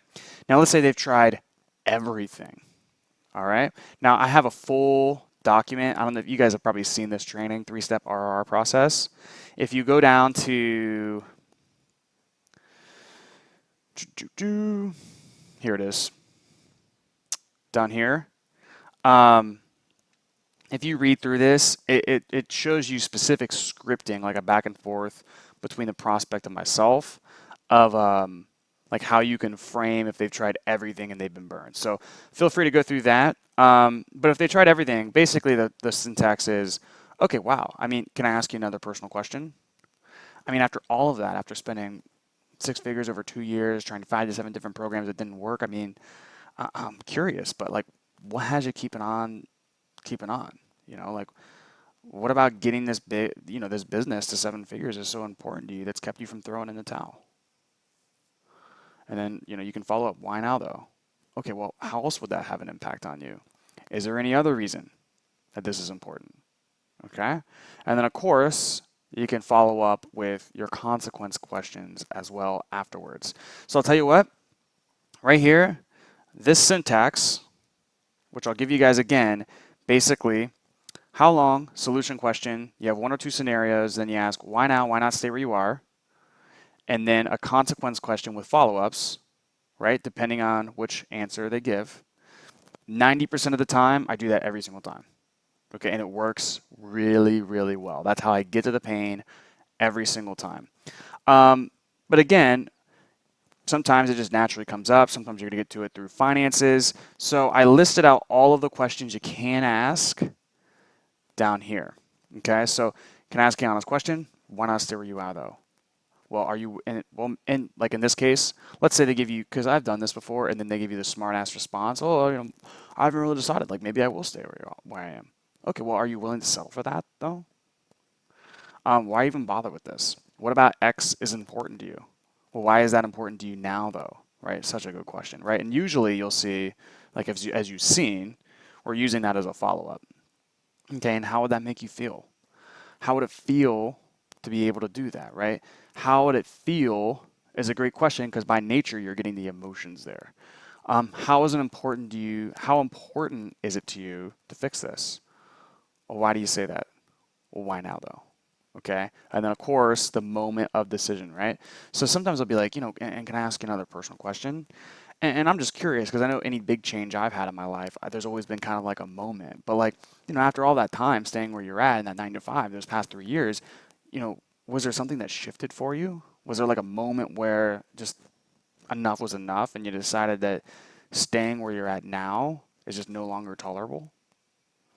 So this is good. It's a good follow-up, especially on these ones, if they've tried nothing or if they've tried everything. Or not as much if they've tried everything, but it's a good one if they've tried nothing. Okay?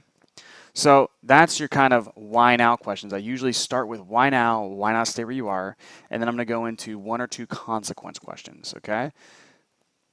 Usually, 95% of the time, I just ask this one, okay? Can I ask you an honest question? I mean, I hate to ask this, but what are you going to do if nothing changes? I mean, what is your plan if things stay the same over the next 3 to 5 years? Okay, and then remember, depending on the responses, you can follow up with these bad boys. Okay. If I don't use this one, I usually will use something like this. Well, what is your plan if the next 3 years are like the last 3 years? Right? Because if we've stretched time, this is why this how long question is so important. Because it's like if they've stretched time, they're like, oh man, I've been struggling with this for freaking a year. Oh man, well, can I ask you a personal question? What is your plan of like the last 12 months is like the next 12 months? Have you considered what you're going to do? Would it have an impact on you? Oh yeah, it definitely would. Oh, in what way though? Right? What if it didn't work out for you? Right? Maybe they're in a coaching program right now. Okay, well, what if that program doesn't work out for you then? Have you considered what would happen if a year goes by and nothing changes? Have you thought about what would happen if you don't do anything about this? Have you considered what would happen if that program doesn't get you the results that you're after? What if what you're doing now doesn't work? Oh, what we're doing now has to work. Well, why though? What are the possible ramifications if it doesn't? What if your situation gets even worse, right? So these are all questions we can ask. I'll tell you right now, I just gave these to you so you can just kind of get a feel for this and you can know these questions. I'm telling you though, I just usually use these, okay? It's the best ones. What are you going to do if nothing changes, or what is your plan if nothing changes?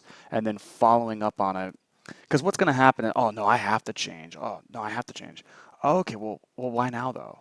right? So typically the problem I see with these is people will ask the question, okay, but they won't ask the right follow-ups to the question, right? So really get these down. All right. Now, last but not least, the fourth wall, okay? This is really big. I actually learned this from Brad Newman, so just want to give credit where credit is due. But this is if they're not playing ball, okay? So we've all had questions, or we've all had times where, you know, and this might be 1 out of 20 prospects, 1 out of 30 prospects. If you do this right and you have the right rapport, you have the right trust, you're using the right syntax, your tonality is good, every once in a while you're going to have somebody where it's like, I don't know why this dude does what he does. Okay, I don't know why this is important to him. I don't know why he wants to change. And it's getting to a point to where it's like, you know, if you move on and you proceed, there's just no urgency and they're probably just going to want to think about it. Okay, so if you get to that point, this is what you do. And this works really well. Okay, and it goes, and it's pretty long here, by the way, so just bear with me. But it goes, look, can I be honest with you? And then I do a double permission here, and I'll say something like, are you sure? Because look, I mean, I know exactly what you need to do to be successful. I know exactly what our clients are doing to crush it right now and have the result that you want. But just to be frank, it's probably not going to be not what you want to hear, but it's what you need to hear. And they'll be like, oh, no, just hit me with it. I want you to be honest on this call.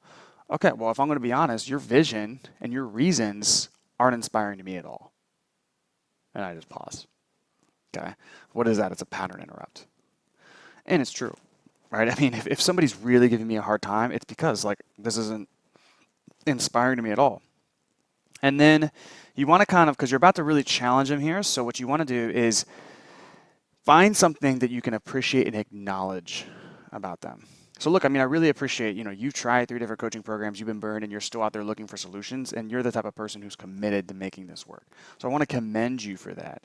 But quite frankly, I'm not inspired by your vision, and I do not know why you do what you do. And I get you're probably thinking, well, why does that even matter? Like, why can't you just tell me what this has, how you can help me, right? Well, let me tell you why, okay? When you do anything great in business, there's literally no guarantees, except for the fact that there's going to be challenges. There's going to be roadblocks. There's going to be problems. That's the only guarantee that you have. And if you want to make over $1 million a year,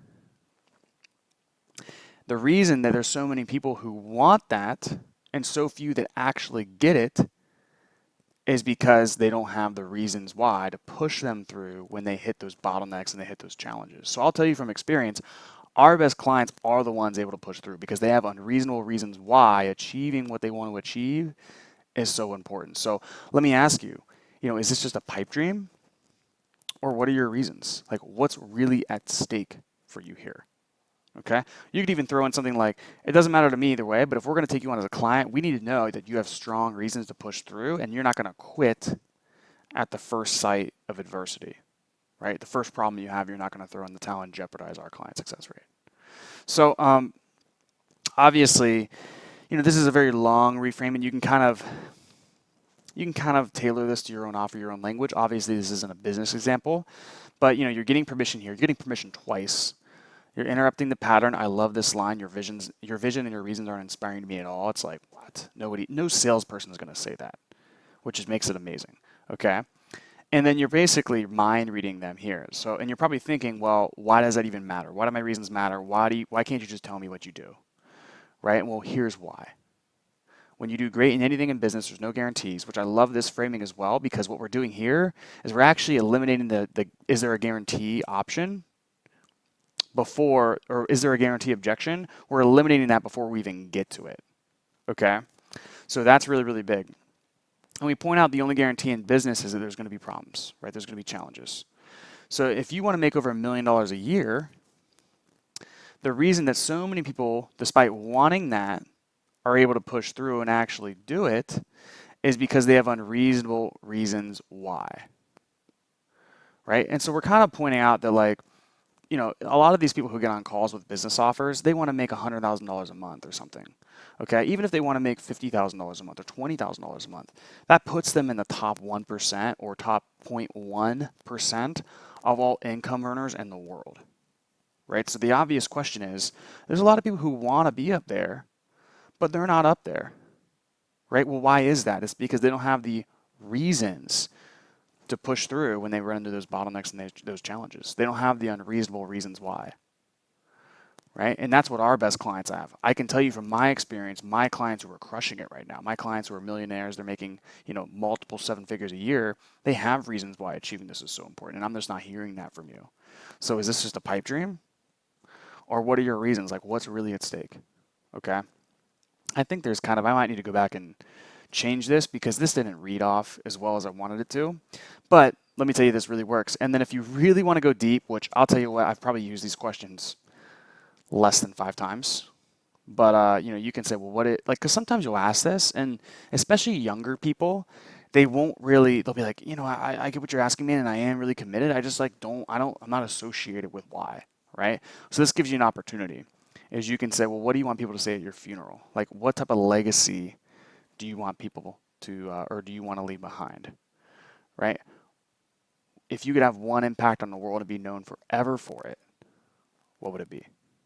Okay, so these will help you go really, really, really, really deep with your prospects. So that wraps up this training. I'll probably go through and tighten up this language a little bit. I don't know how smoothly that came off to you guys, but you get the point here, right? That's what matters. And then obviously what I really, really recommend, just to say it like for the 10th time, just use this syntax, okay? Works every single time. It kind of is an easy thing to do to where it's going to set you up to ask these questions. And the reason it works so well is that you're using the context of the conversation to justify asking the question. And when you're doing that and you do it with permission, you'll get a much more compliant response. So that's it for the training, guys. I'm going to hop off here and I'll see you in the next training. What's up, guys? Cole here, and welcome back to the training. This training is on vision and desire. So really simply, getting clear on what the prospect wants and how that's going to impact them. And we're going to get even more clear on that in a second. So if you go back over to the information gathering sheet, possibly the most important document in the entire program, we're going to go up to vision and desire. Okay, so far we've covered all of this. And as we get into vision desire, when can we use this? The answer is really any time, but in my experience, it's going to work best after we've gotten to pain, doubt, cost. Okay? And really pain, doubt, cost, obviously finances and resources, because a lot of times that's associated with the pain, and also solution. Solution can act as a really good transition in the vision. Okay, as well as your need and payoff questions can. Okay, so if you go back up to here, technically these questions, here they are, need payoff questions. These can also be solution questions, okay? The reason I put them up here in terms of widening the gap is because when you're going to use these, oftentimes it's when you're going into, these types of questions, or you're chunking down, or any of that stuff we talked about earlier. It sets you up really, really well for a need payoff question, which sometimes, you might ask one of those and it's just going to make sense to go deeper based on the response and get into the vision. How would that impact them? In what way? Et cetera, right? So these questions are kind of, they serve two purposes, right? They widen the gap for sure, but they also start to elicit a little bit of desire. So you can either dive right into it then after you ask these, or you can write it down and then later in the call say, so early on the call, did I hear you say that, and then whatever they said, right? Did I hear you say that if you're able to fix your lead generation, that ultimately be able to send your kids to private school, and that was something that was really important to you? Okay, well, tell me more about that, right? And then you can go into that, okay? So earlier on the call, did I hear you say that X, whatever you took notes on, is a good way to bring that back up, and then tell me more about that, right? And then now we're into it, if that makes sense. So these questions, again, you can really use them anytime. I like to kind of do vision last, so we end the information gathering phase on an excited note. And then also need payoff is a good gateway into this as well. Just one thing I want to say here is, as an aside, is that some people are they're very towards meta paradigm, meaning that they just are very towards people. Like they're always moving towards something opposed to away, right? They're more goal oriented. They want to talk about what they want. So sometimes on the call, it might be easier to start off and this is going to be 5 8%, maybe 10% tops of people. But it might be easier to really just kind of get clear on the vision first and then reverse engineer, well, what's keeping them from doing that on their own? Why can't they figure that out? Oh, why is that a problem? How is that affecting them? How is that impacting them? In what way? And then get, the doubt, all of that stuff, and kind of reverse engineer it back. You can do it that way too. I just think going in this syntax is the most ideal if you can do it. Okay. So the purpose of this slash what we're looking for, number one is just clarity on what they want with a data point. Okay, so I said earlier, your finances and resources, even if let's say you're doing a fitness offer, you want to get in that section, you want to get clear on, well, what is their current starting weight, right? With this, it's the same thing. Well, what is their target weight? Okay, I listened to a call the other day where, somebody went in, it was a fitness offer, and somebody went into, well, what is your, what does your ideal body want to look like? Like, and they describe that to him and all that stuff. And that's great. That's a good question. Like, what is your goal body? What does your dream body look like? Describe to me that in detail. I love that question. But you also need to hammer down a data point, like an actual, like, yeah, and it's going to be at 152, or it's going to be at, 115 pounds, or whatever it is. We need to pin that down just because it helps us really make the offer down the road a lot more tangible, and it creates duality. So the prospect, they see better of where they're at now versus where they want to be. So we want to get clear on what they want with a data point. Then also we want to know why. Okay, well, why, at the very, very easiest level is just, why is that important? What would that do for them? How would that make them feel? So there should be kind of some logical reasons why, but most of it's going to be emotional. Okay. And to go along with this, I can really, put this under this one, is it should be tied to other areas in their life, right? So for instance, a financial goal, like, maybe they want to make 30 grand a month, and they start to talk about, oh, it'd do this for the business, it would allow me to do this for the business. And then as you go deeper, you find out, just to go with the other example, he wants to send the kids to private school, take a month off of each year, and also be able to retire his wife, right? So we're going to tie it to these other areas, and that's going to widen the gap, right? We do that with the pain, and we also do that with the desire. Okay, we have, let's say it's a financial one. We have the financial level pain, right? But we also want to tie that to an emotion or another area of their life, maybe their relationships or their time freedom, or, things at home with their family, their weight, their health. Same thing with vision. We tie it to another area. Okay. A few more key distinctions, and this one's actually really, really big. If their goal's too low, you got to stretch it. Okay. So, and part of this has to do with the buying pocket. Part of it has to do with you selling high ticket, because let's say their goal is 5 grand a month. Well, if your program's 10K, sure, they can pay you 10K to learn how to make 60 grand a year, maybe for the rest of their career, right? Still, it's really actually, not a bad investment, but it's just going to be harder for the prospect to do, opposed to if their goal is 50 grand a month. Okay, so when we get these really low goals, we'll get into this. There's two different ways we can do it. We can chunk down, or we can use stories to stretch the gap. And the larger the gap is, you don't want it so big to where they just don't even believe it's possible, right? Like the buying pocket. But the larger it is, and the more, associated they are with that at the same time, it's going to make the investment drop a lot easier, and it's going to make it make sense. Again, you must get a data point. And then when you get into these kind of ooey gooey questions, they might seem a little bit uncomfortable. They're a little bit personal. A good framework you can use, and you'll see this, I'll use it later in this training, is permission, reason why, question. Okay? And basically that is, hey, can I ask you a personal question? Okay, and the reason why I'm asking this question is, and then you frame it within moral authority. You frame it in their own best interests. All right? Hey, can I ask you a personal question? Yeah. And look, the reason why I'm asking this question is it's really important for you to hit your financial goals, but we don't want you to just become more wealthy and more profitable, more lucrative as a business. We want you to become a better person as well. So, what are the personal goals, kind of the non-monetary goals that you want your business to allow you to achieve, if that makes sense? So you'll see I use that question later on in the training, but permission, reason why, question. You can use it it's a great framework for these difficult cost questions. If you're getting difficult in the finances, I use it in those areas all the time, and it'll it'll increase your compliance with these questions like you've never even seen. Okay, so they're really, really, really good. Now, to get into the questions, here's questions to get the data points / what they want, all right? These ones are super duper simple, okay, like almost common sense. First of all of those need payoff questions I showed you earlier, all of those will actually work here, okay? Somebody might be like, I'm really, really struggling generating leads right now. I basically am getting 1 or 2 referrals a month, right? And then we dig into all that pain, and it's like, oh, well, ultimately, if you were able to get, let's say, 3 to 5 of those same quality leads every single day, predictably week after week, month after month, well, what would that do for you, right? And then he starts to say, oh man, well, if I was able to get 3 to 5 leads a day, I'd be doing 100 grand a month. Oh man, so is that your goal, or what really is your goal? Is 100 grand a month where you want to go? And then we start to get clearer on this, right? So you can see how it segues. So all of those questions will work here.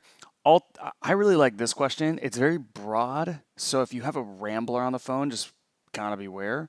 But this one's really, really good because it'll actually bypass this people just wanting this at low, shallow, small goals, and it'll actually get like the big thing.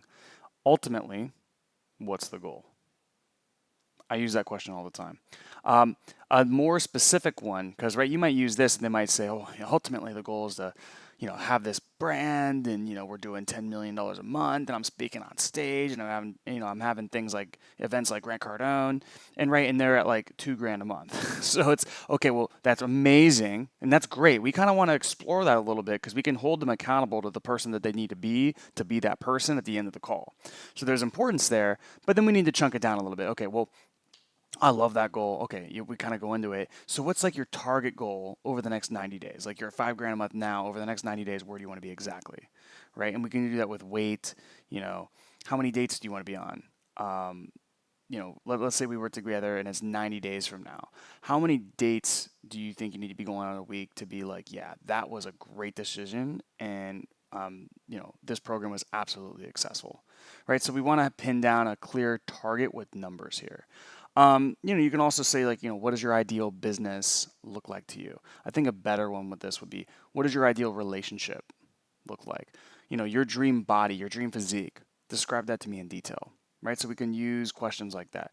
Here's another good one is when you think about a business that no longer has pain, but instead has whatever they want, what number sticks out to you that you'd be pulling in net each month consistently and predictably? Right? So when you think about a business that instead of a trickle of lead flow, you're getting about 3 to 5 consistent appointments every single day, week after week. Once you get to that point, what number would you like to see your business pulling in net each month, month after month? What number would have you really excited? Okay. So I like this because it's kind of future pacing them into the solution a bit. Here's another one. So suppose we invite you and we show you how to fix X without Y, right? Suppose we invite you in and we show you how to fix the lead generation problems that you have in your business without increasing ad spend at all. Okay. Once your business gets to that point and you're getting about 5 qualified appointments a day, I mean, where would you like to be in terms of revenues with lead generation like that? What's the goal? Okay.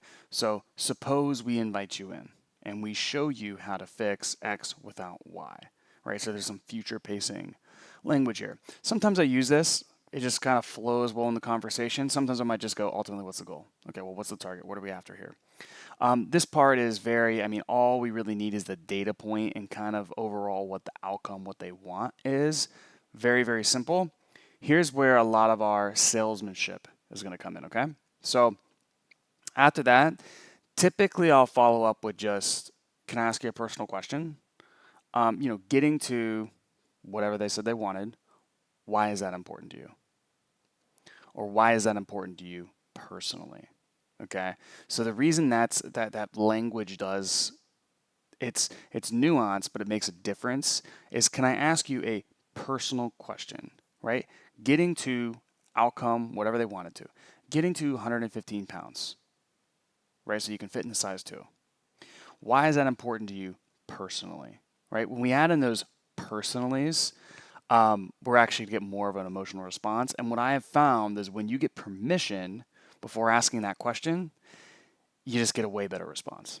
it's so much better. And so you might get, and again, here's the other thing, this is why I bolded it's so important, is you might kind of get the reason that sounds good first, right? Like you might get the reason that people are telling their friends that they want to do it, but when you ask, okay, well that makes sense, and getting to 115 pounds so you can get into a size 2, I'm curious, but is there any other reason that is important to you personally, right?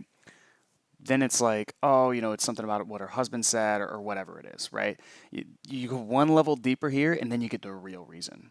Okay? So 90% of the time, guys, this will probably, like these 2 questions here, probably going to be enough. Okay? Another great one is, well, why not stay where you are now, though? Okay? And then a lot of these questions are variations off kind of what we just already went over. Why that number? What is that getting there? What would that change for you exactly? What would that do for you exactly? Getting to 30 grand a month. Ultimately, what would that do for you personally? Right? And all of these questions would be good if you pre-frame it by permission. Okay? Getting to 50 grand a month. Would that have an impact on you? Oh yeah, that definitely would have an impact on me. In what way though? Right? So we want to do that as well. Let's pretend you get to 50 grand a month. How would that impact you? Or how would that impact the company? Right? So sometimes with, maybe it's a little bit of a bigger company. First, well, how would that impact the company? And we kind of get into that. And then, hey, can I ask you a personal question? But, I get it would have this and that impact on the company. But why is that important to you personally, though? Right? And then we kind of get into the whole personal side. So a lot of times I'll do that. I'll first explore what it does for the company and then what it does for them. And then what would getting to blank mean to you personally? Okay. Would that affect any other areas of your life? Right? Again, that's a good one to pre-frame with permission. Can I ask you a personal question? Would that fit with getting to, 30 grand a month and being able to have consistency with that so you're not on the roller coaster anymore? I mean, would that affect any other areas of your life? You getting to blank. How do you see life differently than it is now? How would that make you feel? Right? So obviously it's a contextual question here, but you don't want to say how would getting to 30 grand a month make you feel? Right? Even though you could ask that, it's not that bad. But you want to say something along the lines of like maybe they respond to, oh man, I could if I could get there, I could finally fit into that size too. Oh man, okay, well, how would that make you feel though? Right? So you can ask something like that. What would these are some ninja ones, okay? But what would your spouse slash family think of you if you got to the goal, right? I mean, what would your wife think if you started bringing home $30,000 a month each month instead of 5? I know this is a personal question, but how do you want your family to think of you in general? What type of legacy do you want them to leave behind for your family? Have you thought about the type of legacy you want to leave behind for your family? How do you want the people who you've impacted to think about when you're gone, right? So these are similar to like the death questions that we asked. Here we go. Up here. What do you want people to say at your funeral? What this does is it really gets people associated with like not just their why, but also the person they want to be and their purpose. Okay. And if you remember in the very, very first video, in like video 1, okay, we were talking about how purpose is the highest driver of behavior, and then identity is the second highest driver of behavior, more so than beliefs, more so than values, more so than the environment, all of those things, right? So when we can elicit this, here we are. When we can elicit this, now we can write this stuff down. Oh, okay. I want them to think of me as somebody who, like, even though things were tough, I always pushed through and I never got comfortable. Right? Well, if that's what they said, that's the person that they want people to think of them as. So that's kind of their master identity, as we would call it. So we can use that. We can write that down and then have that at the end of the call to hold people accountable for. Okay? Well, early on the call, you said that you want people to think of you as this. Right? So, I mean, you tell me, is how you're acting now aligned with this person that you want to become? And it just becomes very obvious. But see, when you elicit these types of things, you're probably not even going to get the objection in the first place. All right? Now, for businessy people, okay? Let's say your offer is a business offer, you sell doctors or something. I love this question. Okay. What are your non-monetary goals? And I would frame it with by the way, the permission reason why question. Okay. What are your non-monetary goals, your personal goals that you want your business to allow you to achieve? And the reason I'm asking is I don't want to just help you build a business that's lucrative, that's profitable, that's building you wealth, but also one that's not making you miserable, or despite all the money, it's making you question why you got into the business in the first place. So, what are some of the things that are really important to you about this personally? Okay. You frame it like that, you're going to get them every single time. Okay. Now, earlier I mentioned, one of the things you want to watch out for is if they set a really, really small goal. Like, if you got like a 5K, 10K weight loss program, for instance, and they want to lose 5 pounds. All right. Well, we gotta stretch that bad boy. But usually the people who are gonna run into this the most are business ROI offers, and it's people who their goal is 5 grand a month, right? Their goal is 10 grand a month. Okay, so what do we do here? We want to expand their vision, and a lot of times we just want to realize that people talk about these like SMART goals and all these different things. People who say 5 grand a month, you know, if they're at zero, it's not that they want 5 grand a month. They're just trying to sound realistic so they don't sound dumb. Okay. So just give them the benefit of the doubt here at first. It's not a huge red flag. I would just ask something like, if you got to 5 grand a month, I mean, would you just stop there? Or what's next? Oh, no, no. If I got to 5 grand a month, then it'd be 10, and then it'd be 15, and then 20, and then, the sky's the limit. Okay, then. Well, what's the goal ultimately, though? Right? And then, well, ultimately, and then they give you the ultimate goal. Right. And you can even say here, well, I want to be realistic, because you get some people, just the way their mind works. Oh, I want to be realistic. I don't want to get ahead of myself. Totally understand, man. I think that's really smart for you to do. Just being realistic aside, because I want to really understand the long-term vision here. Where would you really like to get this to? Okay. And then just make sure you're kind of expanding. And then once you get to, well, I'd really like to get this to 50 grand a month. Okay. Well, and I'm curious. Can I ask you a personal question about that? What about getting to 50 grand a month is important to you personally, though, right? And then we're going back into our questions. So we want to kind of re-stretch that and then go back into it. Now, 5 grand a month, you still want to kind of ask why that's important, because 5 grand a month might be enough to be able to quit their job, right? Their 9 to 5, and go full time in their business. Oh man, if you're able to do that, ultimately, what would that mean for you? What would that mean for you personally? Oh man, and then they go on about how much they hate their job, and then they could finally spend more time with their kids and their spouse, and et cetera, et cetera. And sometimes that is enough for people to invest 10K to be able to make that shift. But then we still want to stretch it a little bit further so they see the long-term vision. Okay, so they don't think they're investing, let's say, 10K or 15K to get 5 grand a month. It's 10K to get 50 grand a month, right? That's how they're going to think about it. And then we covered this one.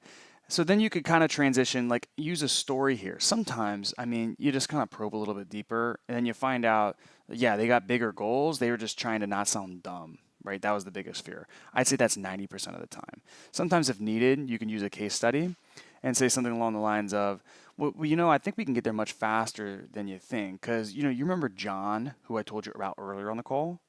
Well, he came in a similar situation as you, but literally the only difference between you guys is that he was shooting for 100 and you were shooting for 5. And in just 90 days, he's not at 100, but he's already doing 50 grand a month. Does that make sense? So, I don't want to see you aim lower than what you're truly capable of and what your potential is.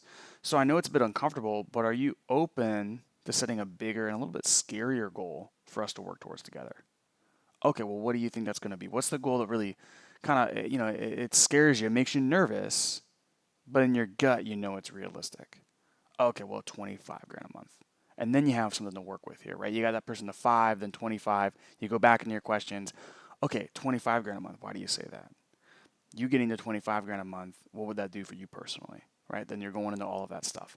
The second way to do this is to chunk down. And this, I would resort probably to this one first. That's why I put it first. And then I've used this one, and it's really effective too.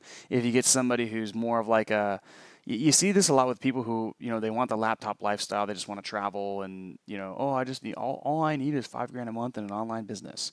Okay.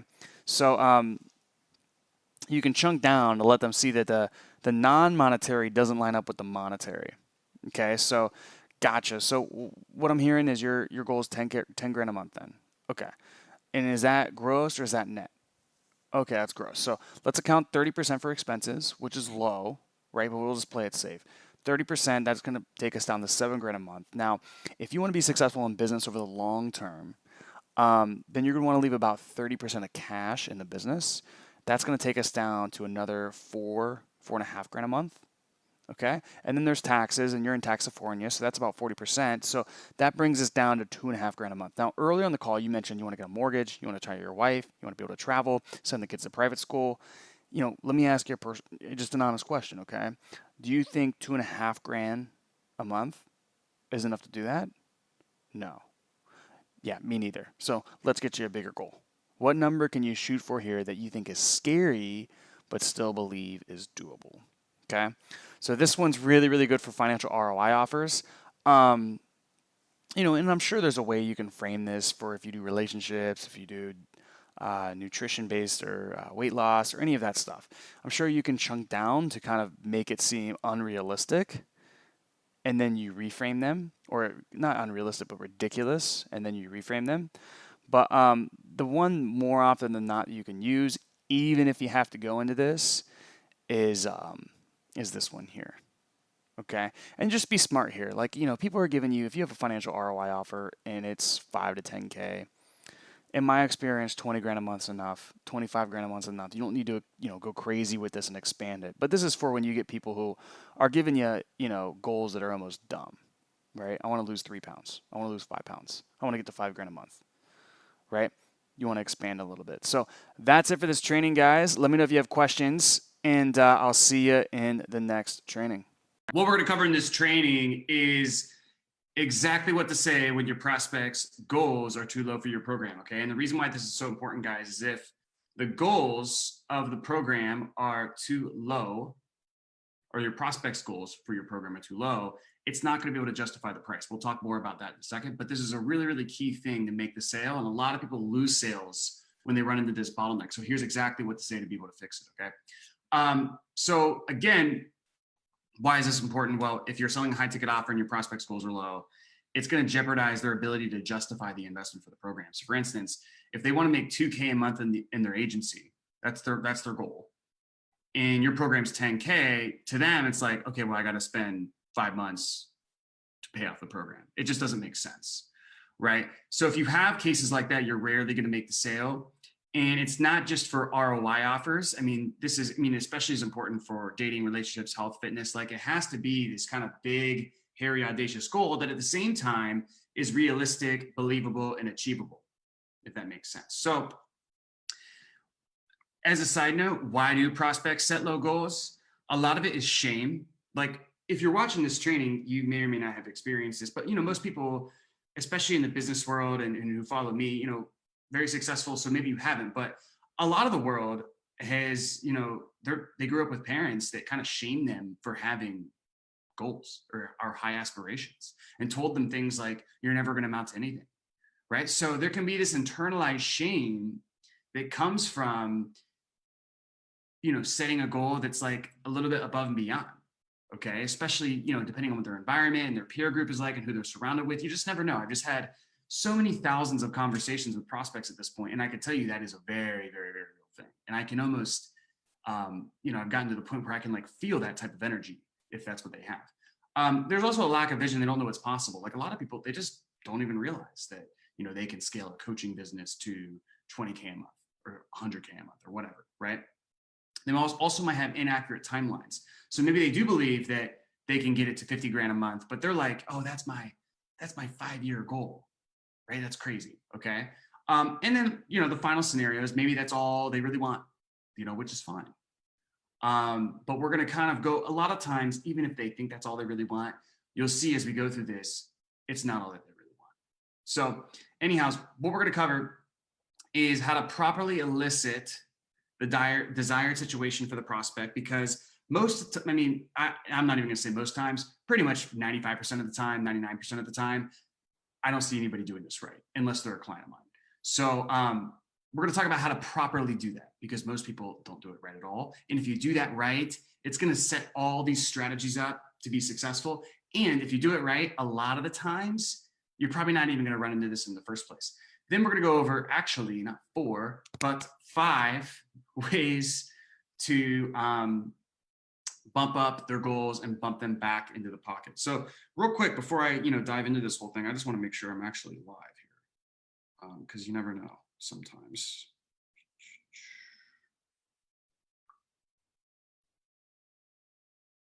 Oh yeah, there's a handsome guy on the page. I think that is me. We are good to go, ready to rock. So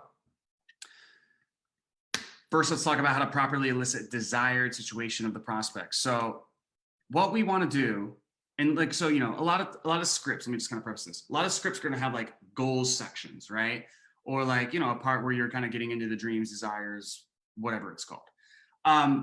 That's what I'm talking about here in terms of like how we elicit. There's a portion where we're going to be talking and really painting a picture of their heaven island and their desired situation, right? That's how we're going to widen the gap, and we're really going to create hell island and heaven island, right? Well, so first we want to ask a question that's a shot across the bow. And I love this question. So ultimately, what's the goal? Okay. So our first question, we want to be really, really broad, because what's naturally important to them, what's naturally at a high level in their hierarchy of values, is going to come to the surface when we just keep it very, very broad and just let them talk and shut up. Okay. So a lot of people, and I know this is very nitpicky, but a lot of people, when they start their kind of goal conversation off with the prospect, they'll start by wanting to talk about money, especially in B2B offers. And that's fine for certain people. It can, it's a lot of times you're not going to run into issues there. But, there's times where I've just said, so ultimately, what's the goal? And we're talking about like building an agency business or something, right? It's a coaching program helping agency owners build their business. And I'm like, ultimately, what's the goal? Well, they're like, well, ultimately, it's really about building this nonprofit. And it's like, okay, well, tell me about that, right? So that's what like is at their heart of hearts, not necessarily the agency. It turns out the agency is a vehicle that allows them to be able to do that successfully, right? But if you would have went right for the revenue goals with just the agency, you never would have gotten there. You know what I mean? So ultimately, what's the goal? Okay. Now we kind of want to see what they say here. They're just going to go. But what we're looking for is the following information, the following data. So we do want to find their monetary goal. Okay, and obviously this is like I'm using it like a B2B example type of thing here. So, let's say they want to build an agency, they want to build a coaching program or a coaching business, they want to be a consultant, whatever. We want to know their monetary goal. We want to get real precise with that and then qualify it. Well, why that number? Where'd that number come from, right? So with the reason behind the goal. We want to get the long-term vision, okay?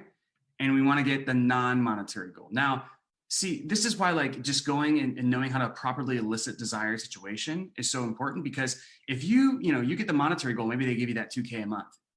Okay. Okay, great. Well, what's the long-term vision though? And then they're like, oh, long-term vision, 100K a month. See now, like we don't even have to deal with that. Like that vision's there. There's just probably an inaccurate timeline, which we'll talk about later. Okay. So getting long-term vision is key. We also want to get non-monetary goals. What I mean by non-monetary is like, if we're in a B2B offer, I'm going to explain this for B2C in just a second. So like, don't tune out if you have a health offer or a dating offer. But if you have a B2B offer, obviously there's like the monetary and the drivers for the monetary, right? But we also want to take that and connect it to like one other area of their life that's sort of unrelated, right? So what's the personal goals that this monetary goal would allow you to achieve? Okay.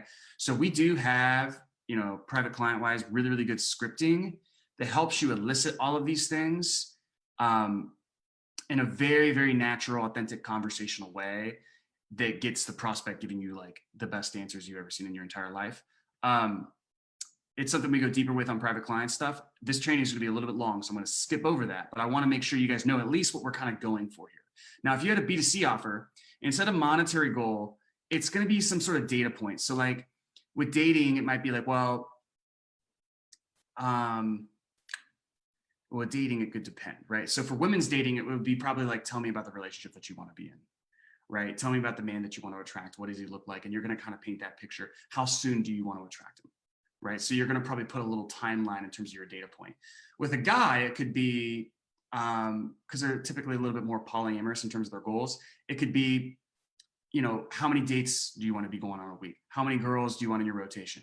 Or something like that. Or it could be the same as like a woman goal. You talk about the partner, whatever. For weight loss, It could also be, you know, what amount of, really with weight loss, it's always going to be how much do you want to weigh specifically? Okay. Even if it's more about how they look in the mirror, which we want to dig into, we'll tell me a little bit more about that.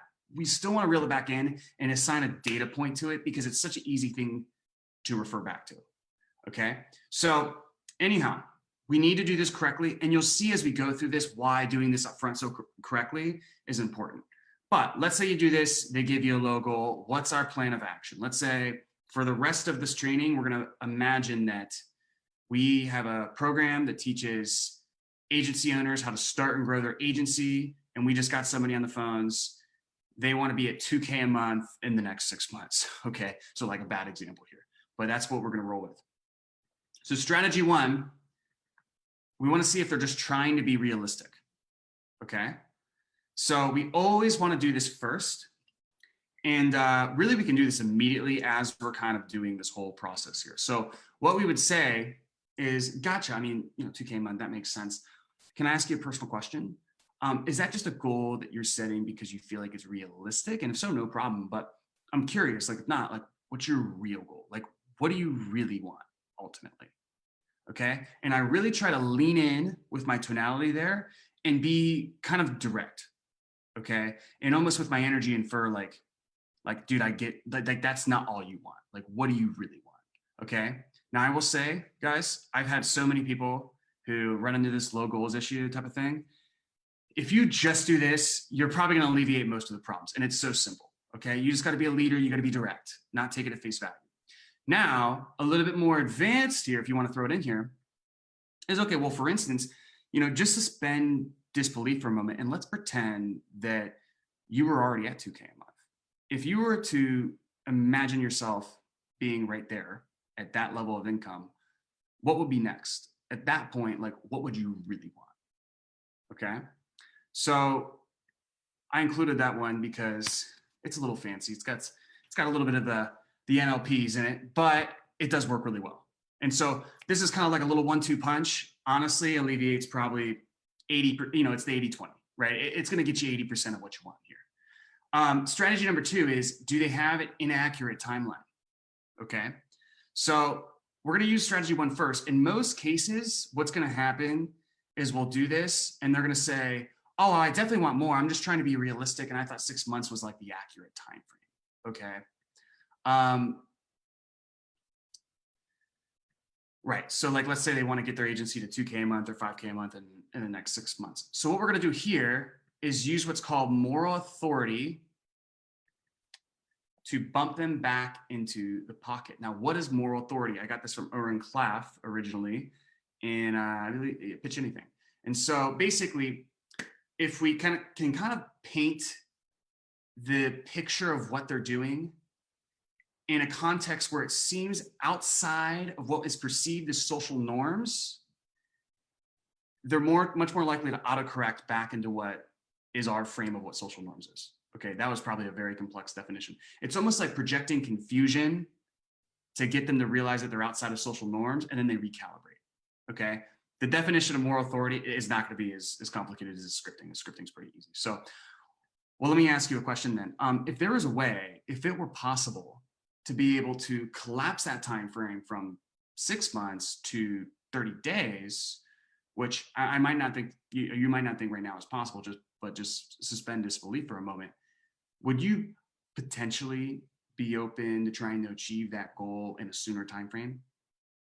Now, likely they're going to say yes to this, right?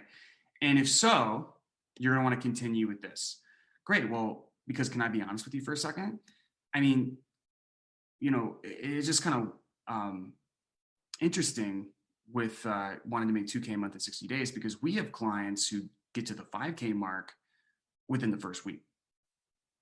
So, I mean, is that all you really want? Or were you thinking like 6 months in terms of a time frame is just simply realistic and you weren't aware there's much bigger and better possibilities? Because there's so much more out there for you if you just let yourself be open to it, right?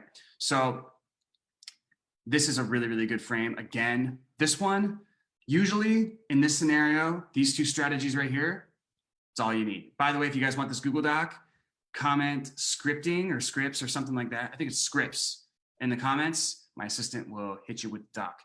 And then also, if you like this training, you should also hop in our free Facebook group. It's got 30 plus hours of trainings, literally just like these. So we want to use this one. This 1-2 punch here, guys.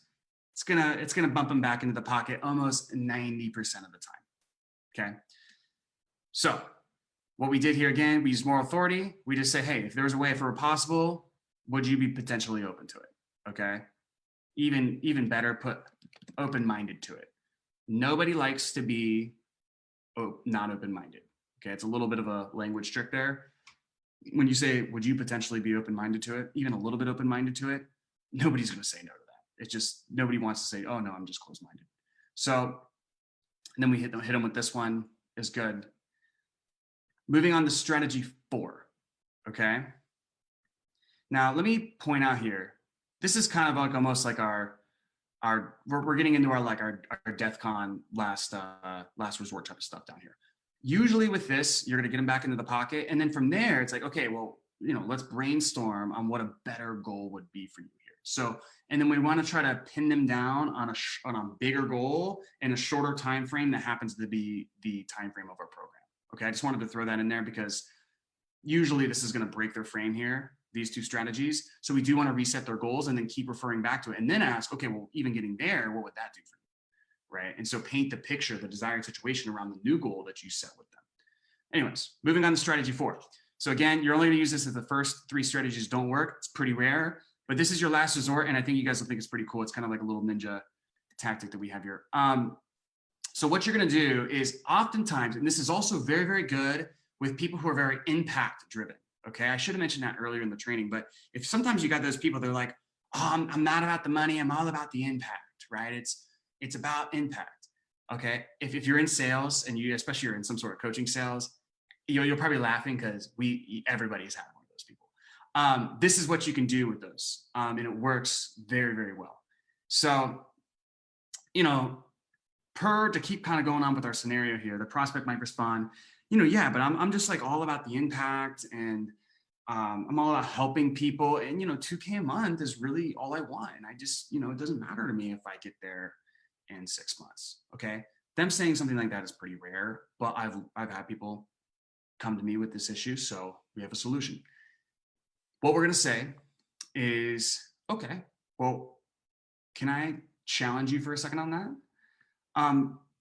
You just got done telling me that, you want to impact 1 million people, travel the world, retire your husband, and, maybe even potentially start a nonprofit. And then you also just got done telling me that you only want to make $2K a month, right? So I'm not coming down on you here for any of this stuff, but I just want to inspire you on what's really possible because all of those things are achievable. All of that impact is achievable. But to be able to have the impact and the reach and make the difference that you want, you need cash flow. And it's going to take a little bit more than $2K a month. So are you potentially open to kind of rethinking our monetary goals and getting clear here? Because I know that's not the way that you're driven, but that's the way in that we're going to make the impact that you really want and you feel like you should have and that you deserve. So this is a really, really good one. It works well. One thing I want to say about this is that obviously I very exaggerated kind of the point here so you could get what I was going for. I have had somebody like this. Okay, this was a real example, but somebody's probably not going to want to have all of these non-monetary things. But a lot of times somebody wants to make $2K a month, but they want to travel the world or they want to do these things that cost more than what their monetary goals are. So we want to make sure the monetary lines up with the non-monetary. Okay. Because a lot of times these people who are setting low goals, they actually have what's important to them is experiences or family, and they want to do a bunch of things for them, but they are not connecting the dots that those things cost money or they become easier and more effective with money. So we can realign to make sure, and it could be, look, this is a big, big dream here, but maybe it's just the person wants to travel the world and then also be able to pay for his wife so she doesn't have to work. Well, at the lowest budget, that's at least going to take $10K a month net. And then at the same time, I didn't include this in the training, but at the same time, when they ask their goals, you want to clarify, is that gross or is that net? They're going to say, especially beginners, yeah, it's net. Gotcha. So with gross, you know, typically with your business, you're doing advertising, maybe a little bit of team, software expenses, and, you know, a few other things. We're probably looking at best at 10K, maybe a 75% margin, which means we're really going to have to be aiming at 15K, or if we're going to be safe, probably 20K a month. So in terms of gross, are you comfortable with setting 20K a month as a goal? Okay. So that's I can't believe I didn't include that in this training in terms of the written scripting. But if you see what I did there, I clarified that, like, just because you want to make that net doesn't mean that's what you're going for gross. Okay. And that alone, you see, I just doubled their goal doing that. So that's another thing you can do here as well. This impact one workflow. So we'll go to strategy 5. I should put here strategy 0.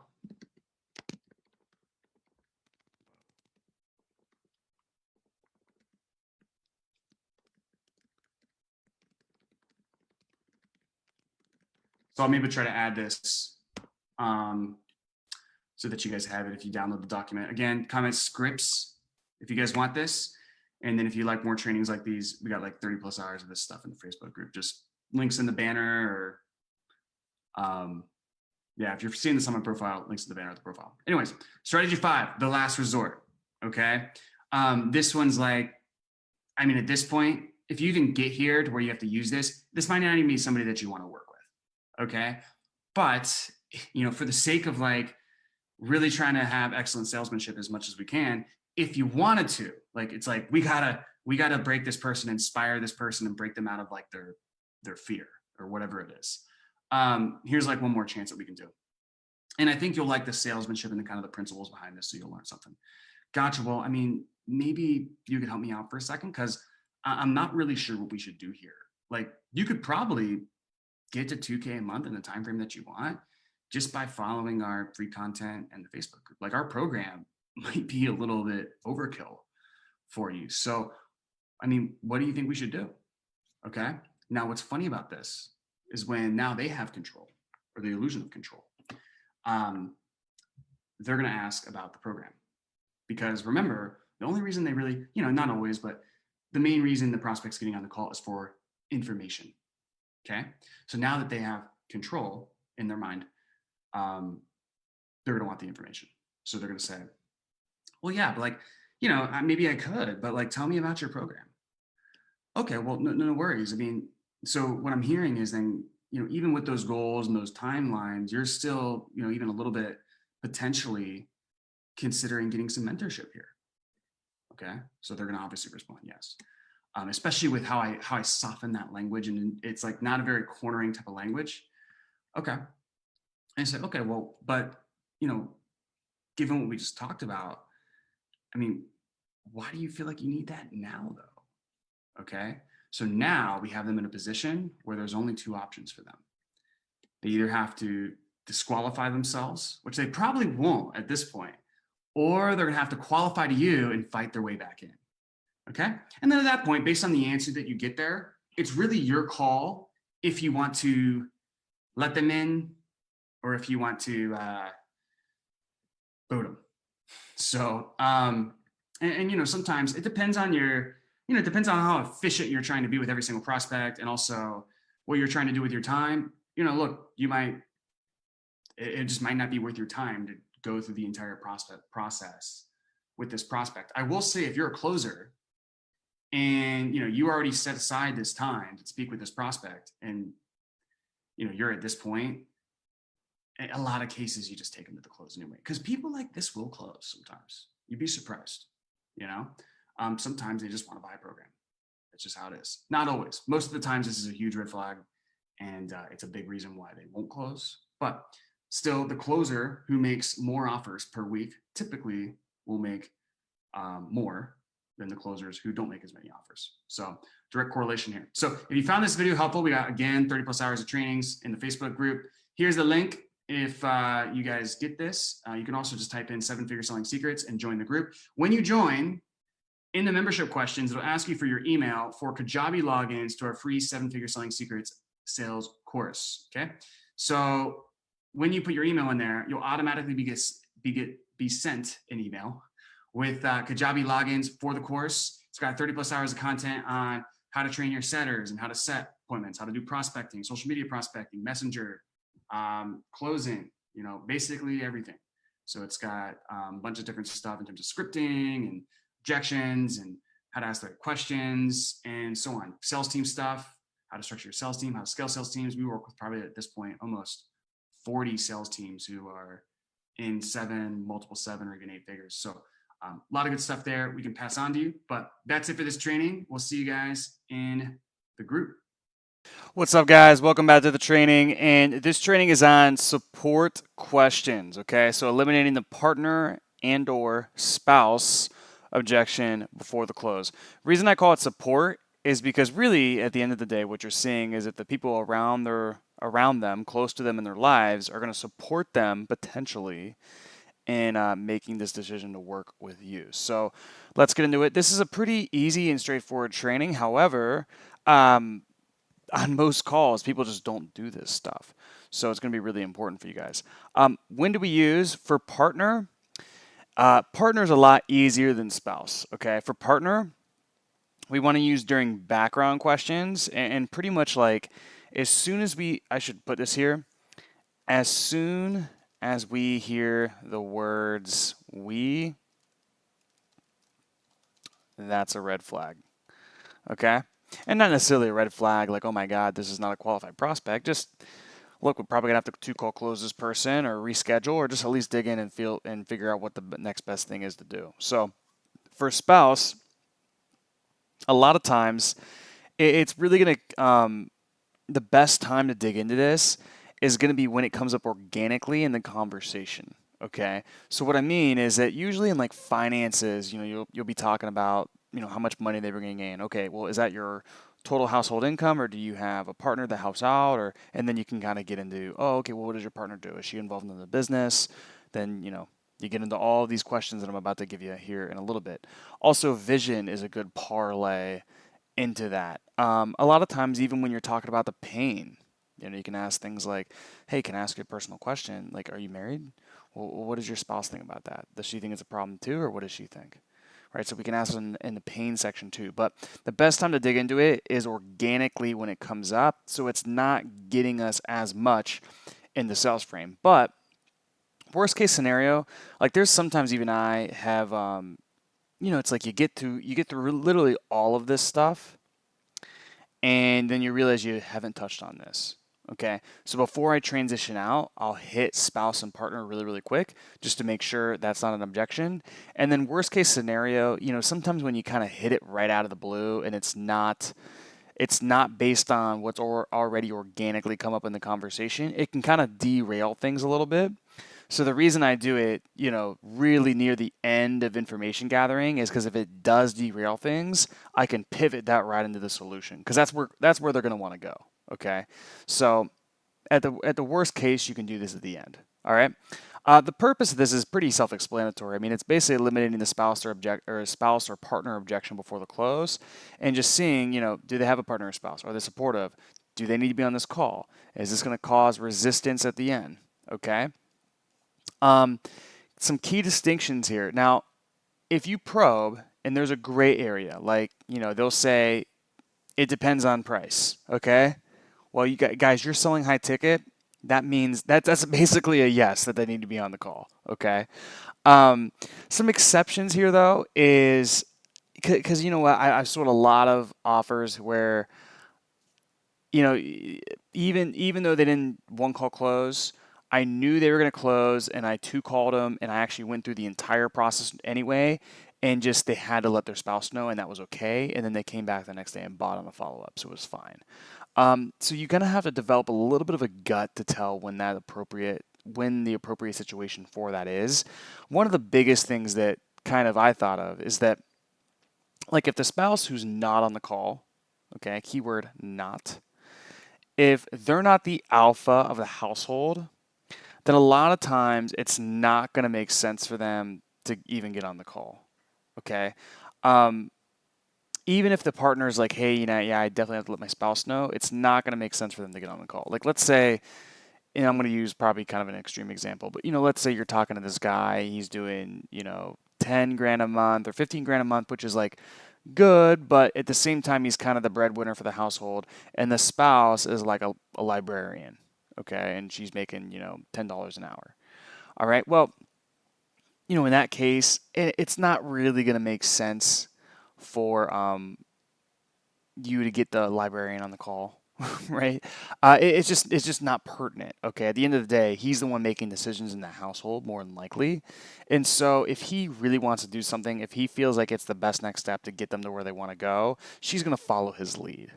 Okay, what you kind of have to, and the way I would start to think about this if I was you guys is like when they go back to their spouse, like based on the information you're going to uncover through the questions I want to give you, if they do have to go back to their spouse, are they going to be able to transfer that conviction onto their spouse, or is their spouse going to shoot it down?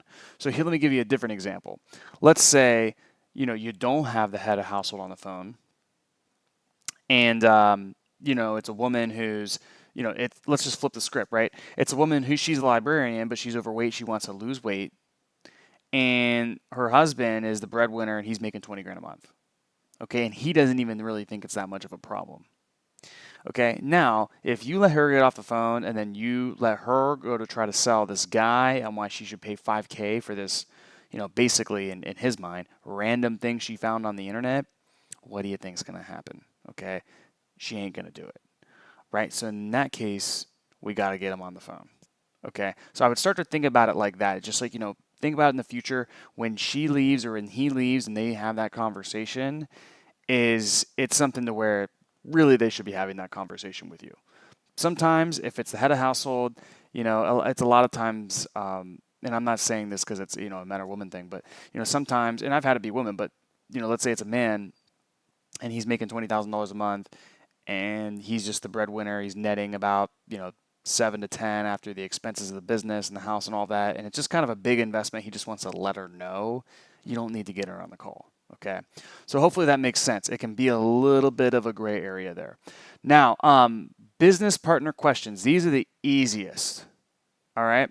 So because what's going to happen here is when they start saying we, all right, well, yeah, I mean, we started back and, 3 years ago and we started because of this reason. I'm already thinking, all right, business partner, who's we? Right? And you can ask just that, who's we, right? Or another question you can ask is, how does the leadership structure of your company work? Okay, are you the 100% sole owner? Do you have a partner? Are you guys 50-50? How does that work, right? This is like a background question, which is the beauty of it, right? Because when you frame it like this, how does the leadership structure of your company work? It's just you're trying to get intel. I mean, that's just pertinent info, right? So doesn't put you in sales frame at all, and that's pretty good. So then they might have a partner. Hey, are you guys 50-50? Are you guys 75-25? Because I've had times where, I've asked this question, and I'm speaking to the 25%, person, majority, and, the 25% holder. Okay, well, obviously he's going to have to go talk to this other guy, right? So I might see what he has to say, but, I'm going to reschedule to get this other guy's opinion too, because obviously he holds the majority of share and his opinion is definitely valuable. Okay. And what roles do they have? Who is responsible for what?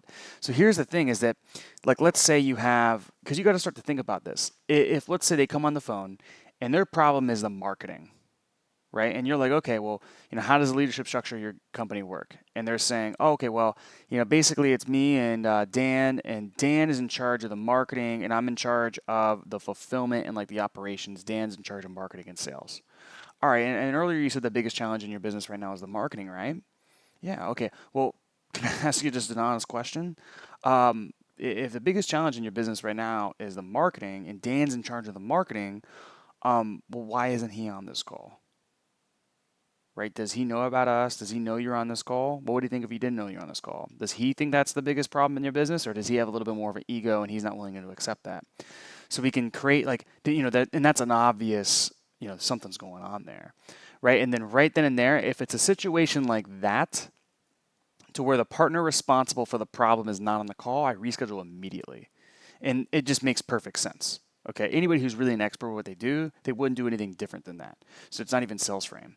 It's just like, look, I mean, I totally understand that you think this is the biggest challenge in your business and it's really important to you. That's why you're on this call. But at the same time, if we're going to get the full context of the truth of the problem and what's really going on, then what we must do is get Dan on the call, because if he's responsible for that, he's going to have insight that's going to help us both get clarity on ultimately what you guys need and what you guys need to fix to be able to get your business to $30,000 to $40,000 a month within the next 9 weeks. Cool? Awesome. So I got my calendar open now. When works for you, etc. You go into that whole spiel. So earlier, and I'm just going to go through these questions. Early on the call, you said the biggest challenge was blank. Who's responsible for that, right? I just went through this. It's not the person you're speaking with. You immediately reschedule. So are you guys on the same page? Like, let's say you do have Dan on the call this time, and it is lead generation, but he has another partner who's in charge of, fulfillment and operations. Well, I mean, does he think this is the biggest challenge in your business too? Or what does he think? Or what does she think? Because, they might think, oh, no, it's client results. If we just got our clients better results, then the marketing would take care of itself, right? Well, now we got two people who are on the same page. Reschedule, okay? And that's super simple. You just got to point that out. Like, look, can I be honest with you guys really quick? Right now, based on what you're telling me, you guys aren't on the same page. And honestly, the biggest threat to your business is you guys not thinking on the same wavelength, okay? Because that's going to create friction. That's going to show up in your business in more ways than you know. And eventually, it's going to erode it and destroy it. So I want to get you guys both on the call, because even if you don't work with us, if it's not the best thing for you right now, I want you guys to both get clarity on what the problem is and also what the solution needs to be to it, so that you guys can make the best decision for your business moving forward, be that us or be that anybody else out there. You know what I mean? Awesome. So I got my calendar open now. Then you go into the reschedule. Okay. And then, let's say everything's checking out with these first few questions. Okay. Does your partner know you're on this call? Or, well, does your partner know about us? Right? Has your partner heard about me and what I do? Does your partner know you're on this call? Okay, well, what do you think your partner would think? Let's say they say no, right? Well, what would your partner think if he or she knew you were on this call? Oh my God, they'd be so pissed I was looking into another lead generation service for my company and blah, blah, blah, blah. Okay, now we got to reschedule, right? Or we got to dig into that and see what's going on. And then generally with partner, they're always going to have to check out with each other anyway. So a good segue into that is, okay, and would your partner be working with us on this project too? Or would it just be you? Would Dan be working with us on this project as well? Or would it just be you? Oh no, Dan would definitely be involved. Awesome. So, and then you go into the reschedule. I'll show you that in a little bit. Okay. But this is an easy segue, because it's like, if they're going to be working with you, I mean, if I'm going to be working with two business partners, well, I want to be speaking with the partner I'm going to be working with before I work with them, right? That's just common sense, right? So it's an easy way to stay out of sales frame, like, oh my God, I'm trying to, avoid the objections type of thing. And then finally, maybe you throw out all these cards, the partner's not going to be working with you. Then, I would just ask, hey, well, can I ask you an honest question? Let's just pretend this sounds like exactly what you need in your business right now. Do they trust you to make decisions in solving this problem? Right? Because sometimes, you'll get business owners who, they might be doing and I can think of one right off the top of my head who I know now. When they came, they were doing $300,000 a month. And I went through all of these questions. And, basically, the guy said, look, I'm in charge of the marketing. That's where we need help right now. We're 50-50 in the business, but he totally trusts me to make decisions. And, obviously it's 10K, but, if I think it's the best thing for our business, he's going to be okay with that.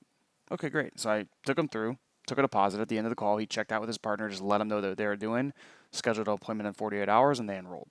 Okay. So a lot of times, not a lot of times, but sometimes, with 50-50 partners, especially if they're more experienced, it's going to be okay. But you still want to ask.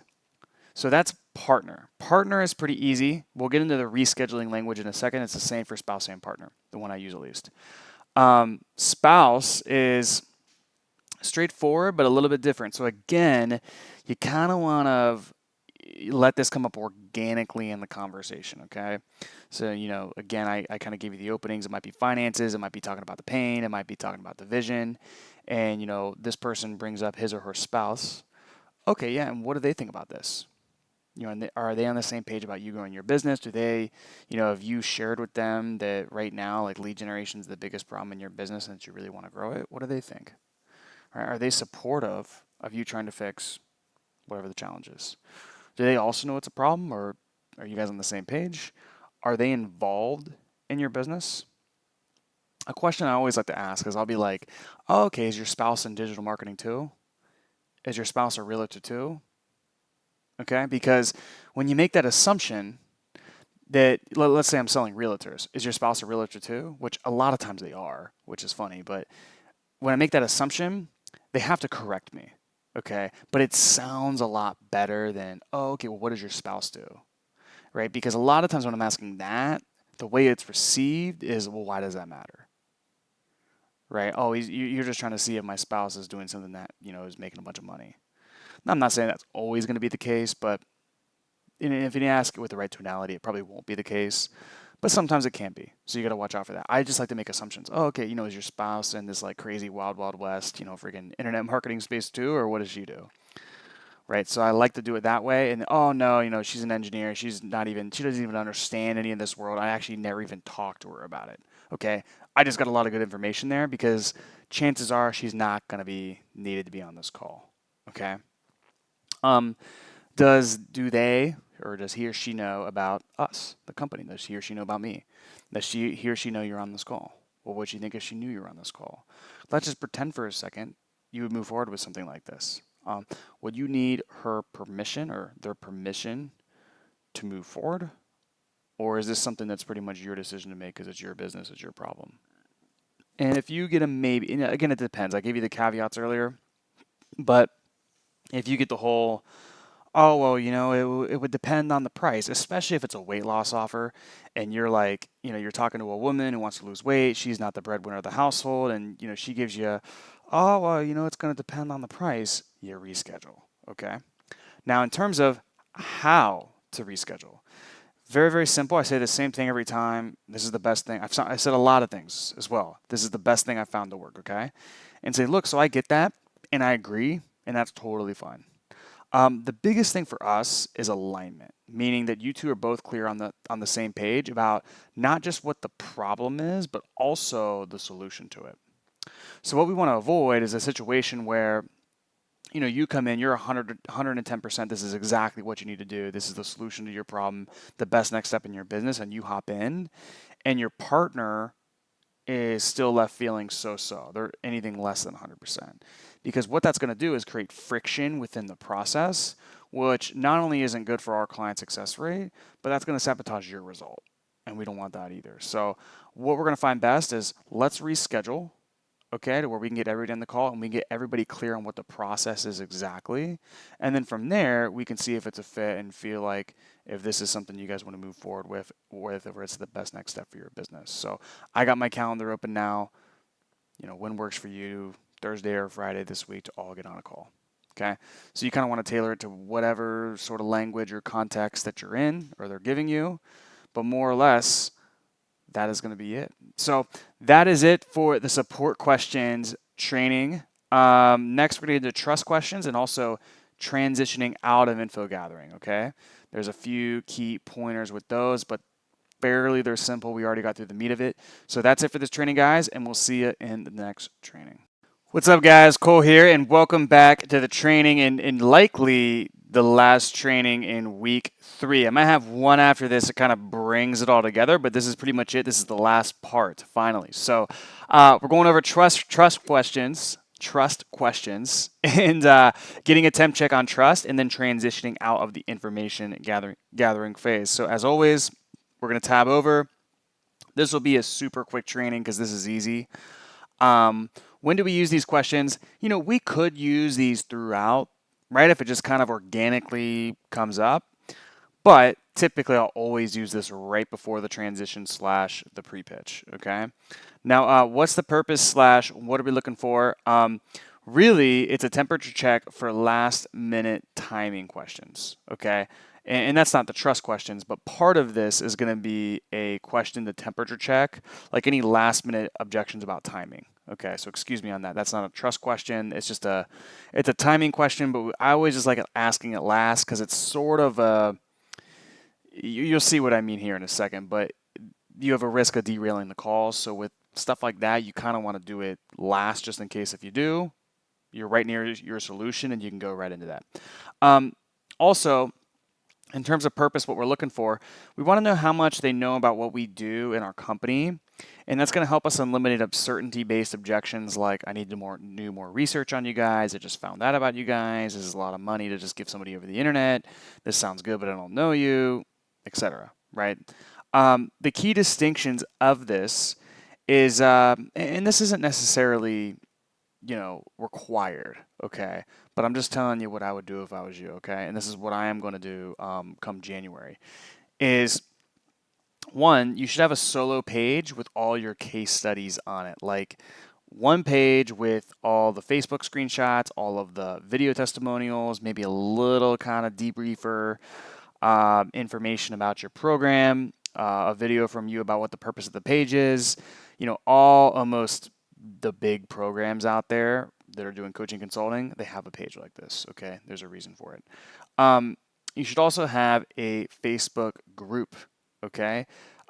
Because it's just I've never found a better way. It works way better than email list.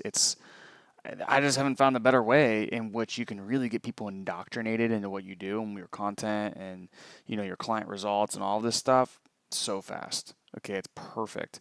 And then this should not take a long time, okay? Because I can already kind of hear the questions coming with this stuff is like, man, you gave us 9 parts and all these like a million different questions. Like, and you're also telling me to get my call times from an hour and a half down to 45 minutes. So like, how do I, do all of this stuff? Well, first of all, you're only asking enough questions to elicit each of the outcomes that we need from each of these parts, right? Which this is technically one part and then each of these, okay? Which in a lot of cases could be one question, it could be 3 questions, or sometimes they just go there naturally and you might need to just confirm, clarify, and verify what they said, and then you check it off the list, right? You didn't have to go into it at all. All right, so it really doesn't take that much time. I'm just giving you guys a lot of ammo. It's like a lot of arrows in your quiver that you can use to elicit the responses you need from each of these parts. Okay, now this one especially, don't get like super carried away here and make it its own 10-minute thing. Like this is like, I almost call it a temperature check. It's just super fast, okay? And then there's a bonus here. You'll see what I mean if you've seeded case studies earlier on. So we'll get into that in a second. Now, this is not a trust question technically, but I just threw it in here because this is where I ask it. And it's a question about kind of temperature checking the timing, okay? So this will help us eliminate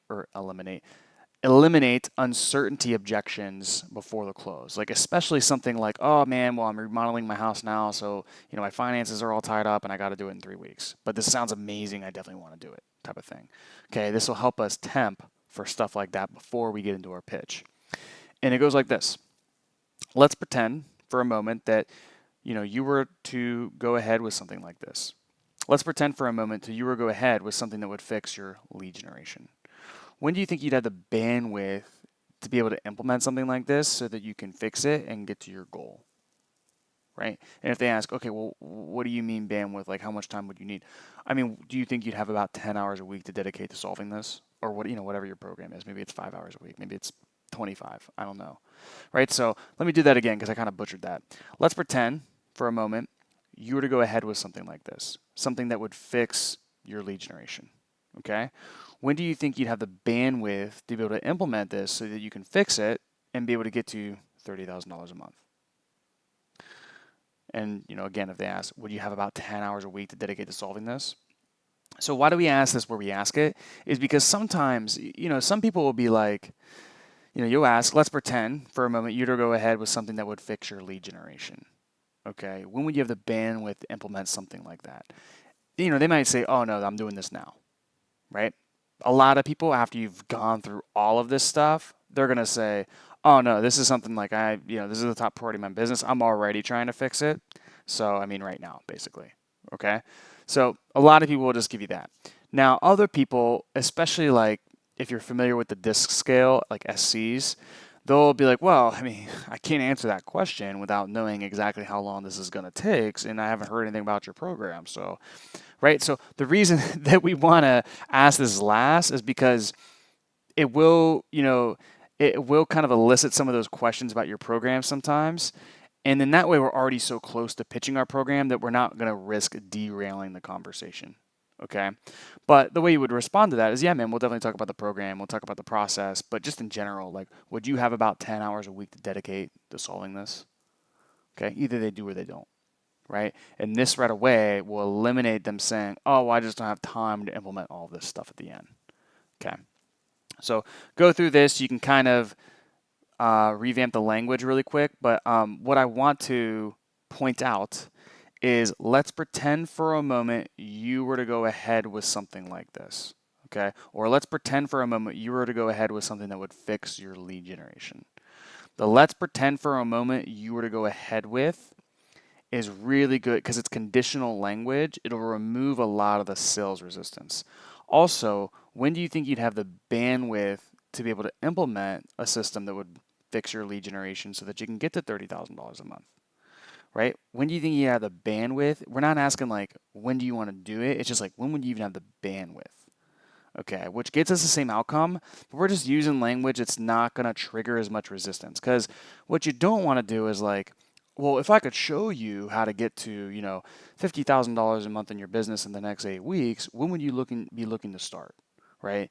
You don't want to do that because it's just, that is the classic trial close. People know what's happening. It's going to trigger sales resistance, and it's a lot of times going to derail the call and derail trust, which sucks because if you do this right, all of this stuff, you're going to build so much trust, and then you do something like that right before you transition out, and you just derail all of it, and you eliminate it. So ask this first, and then say, awesome, man. So that sounds great. Now I'm just curious, like, what do you know about us? Right? This is a trust question. How long have you been following us for? Let's say you sell for, I'm trying to think of one of your guys's, I'm gonna just make up somebody. Let's say you sell for Dan and Rob. How long you been selling for Dan and Rob for? Have you been in our Facebook group yet? Have you been in the 7-Figure Selling Secrets group yet? Awesome, man. What'd you think about it? Did anything stick out to you specifically? What did you like? Was there anything you didn't like? Anything that kind of struck a nerve? Right? You can kind of just get into like these Facebook group. Oh yeah, man, I saw this testimonial. So and so, they said that this happened, and then it changed your life, and blah blah blah blah blah. Right? That's good. So like they're kind of indoctrinated in the content. Another one. Have you seen our success page? So again, you should all have a page that basically has all your case studies and testimonials on it, videos and screenshots and just whatever else. If they haven't seen it, okay, if they have seen it, then that's a great sign, okay? If they haven't seen it, have them pull it up, right? Because you're just talking about it. And it's not going to come off as weird or like, oh, okay, well, now I want you to pull up our case study page as I pitch you our program. It's not going to come up like that. It's just, oh, yeah, man, pull it up. It's pretty cool. And then what I would do, and this is what I used to do all the time, is I'd point out somebody I mentioned earlier on the call. Okay. So what I would do is I'd say, man, that guy I was telling you about, Ryan, who he was kind of in the same spot as you. He was doing weight loss for moms. And, he's really good at what he did. He just could not get past this like 5 lead a month barrier. Well, yeah, if you scroll down 2/3 of the way from that page, that's actually Ryan right there. And they're like, oh, no way. And it's like, yeah, man, he came in, like I said, he was in the same exact spot as you. But for him, he was somebody who was determined. He wasn't going to quit. He was an action taker. He would stop at nothing to achieve his goal. And, he came in and implemented, some of the stuff I'm going to tell you about in a little bit.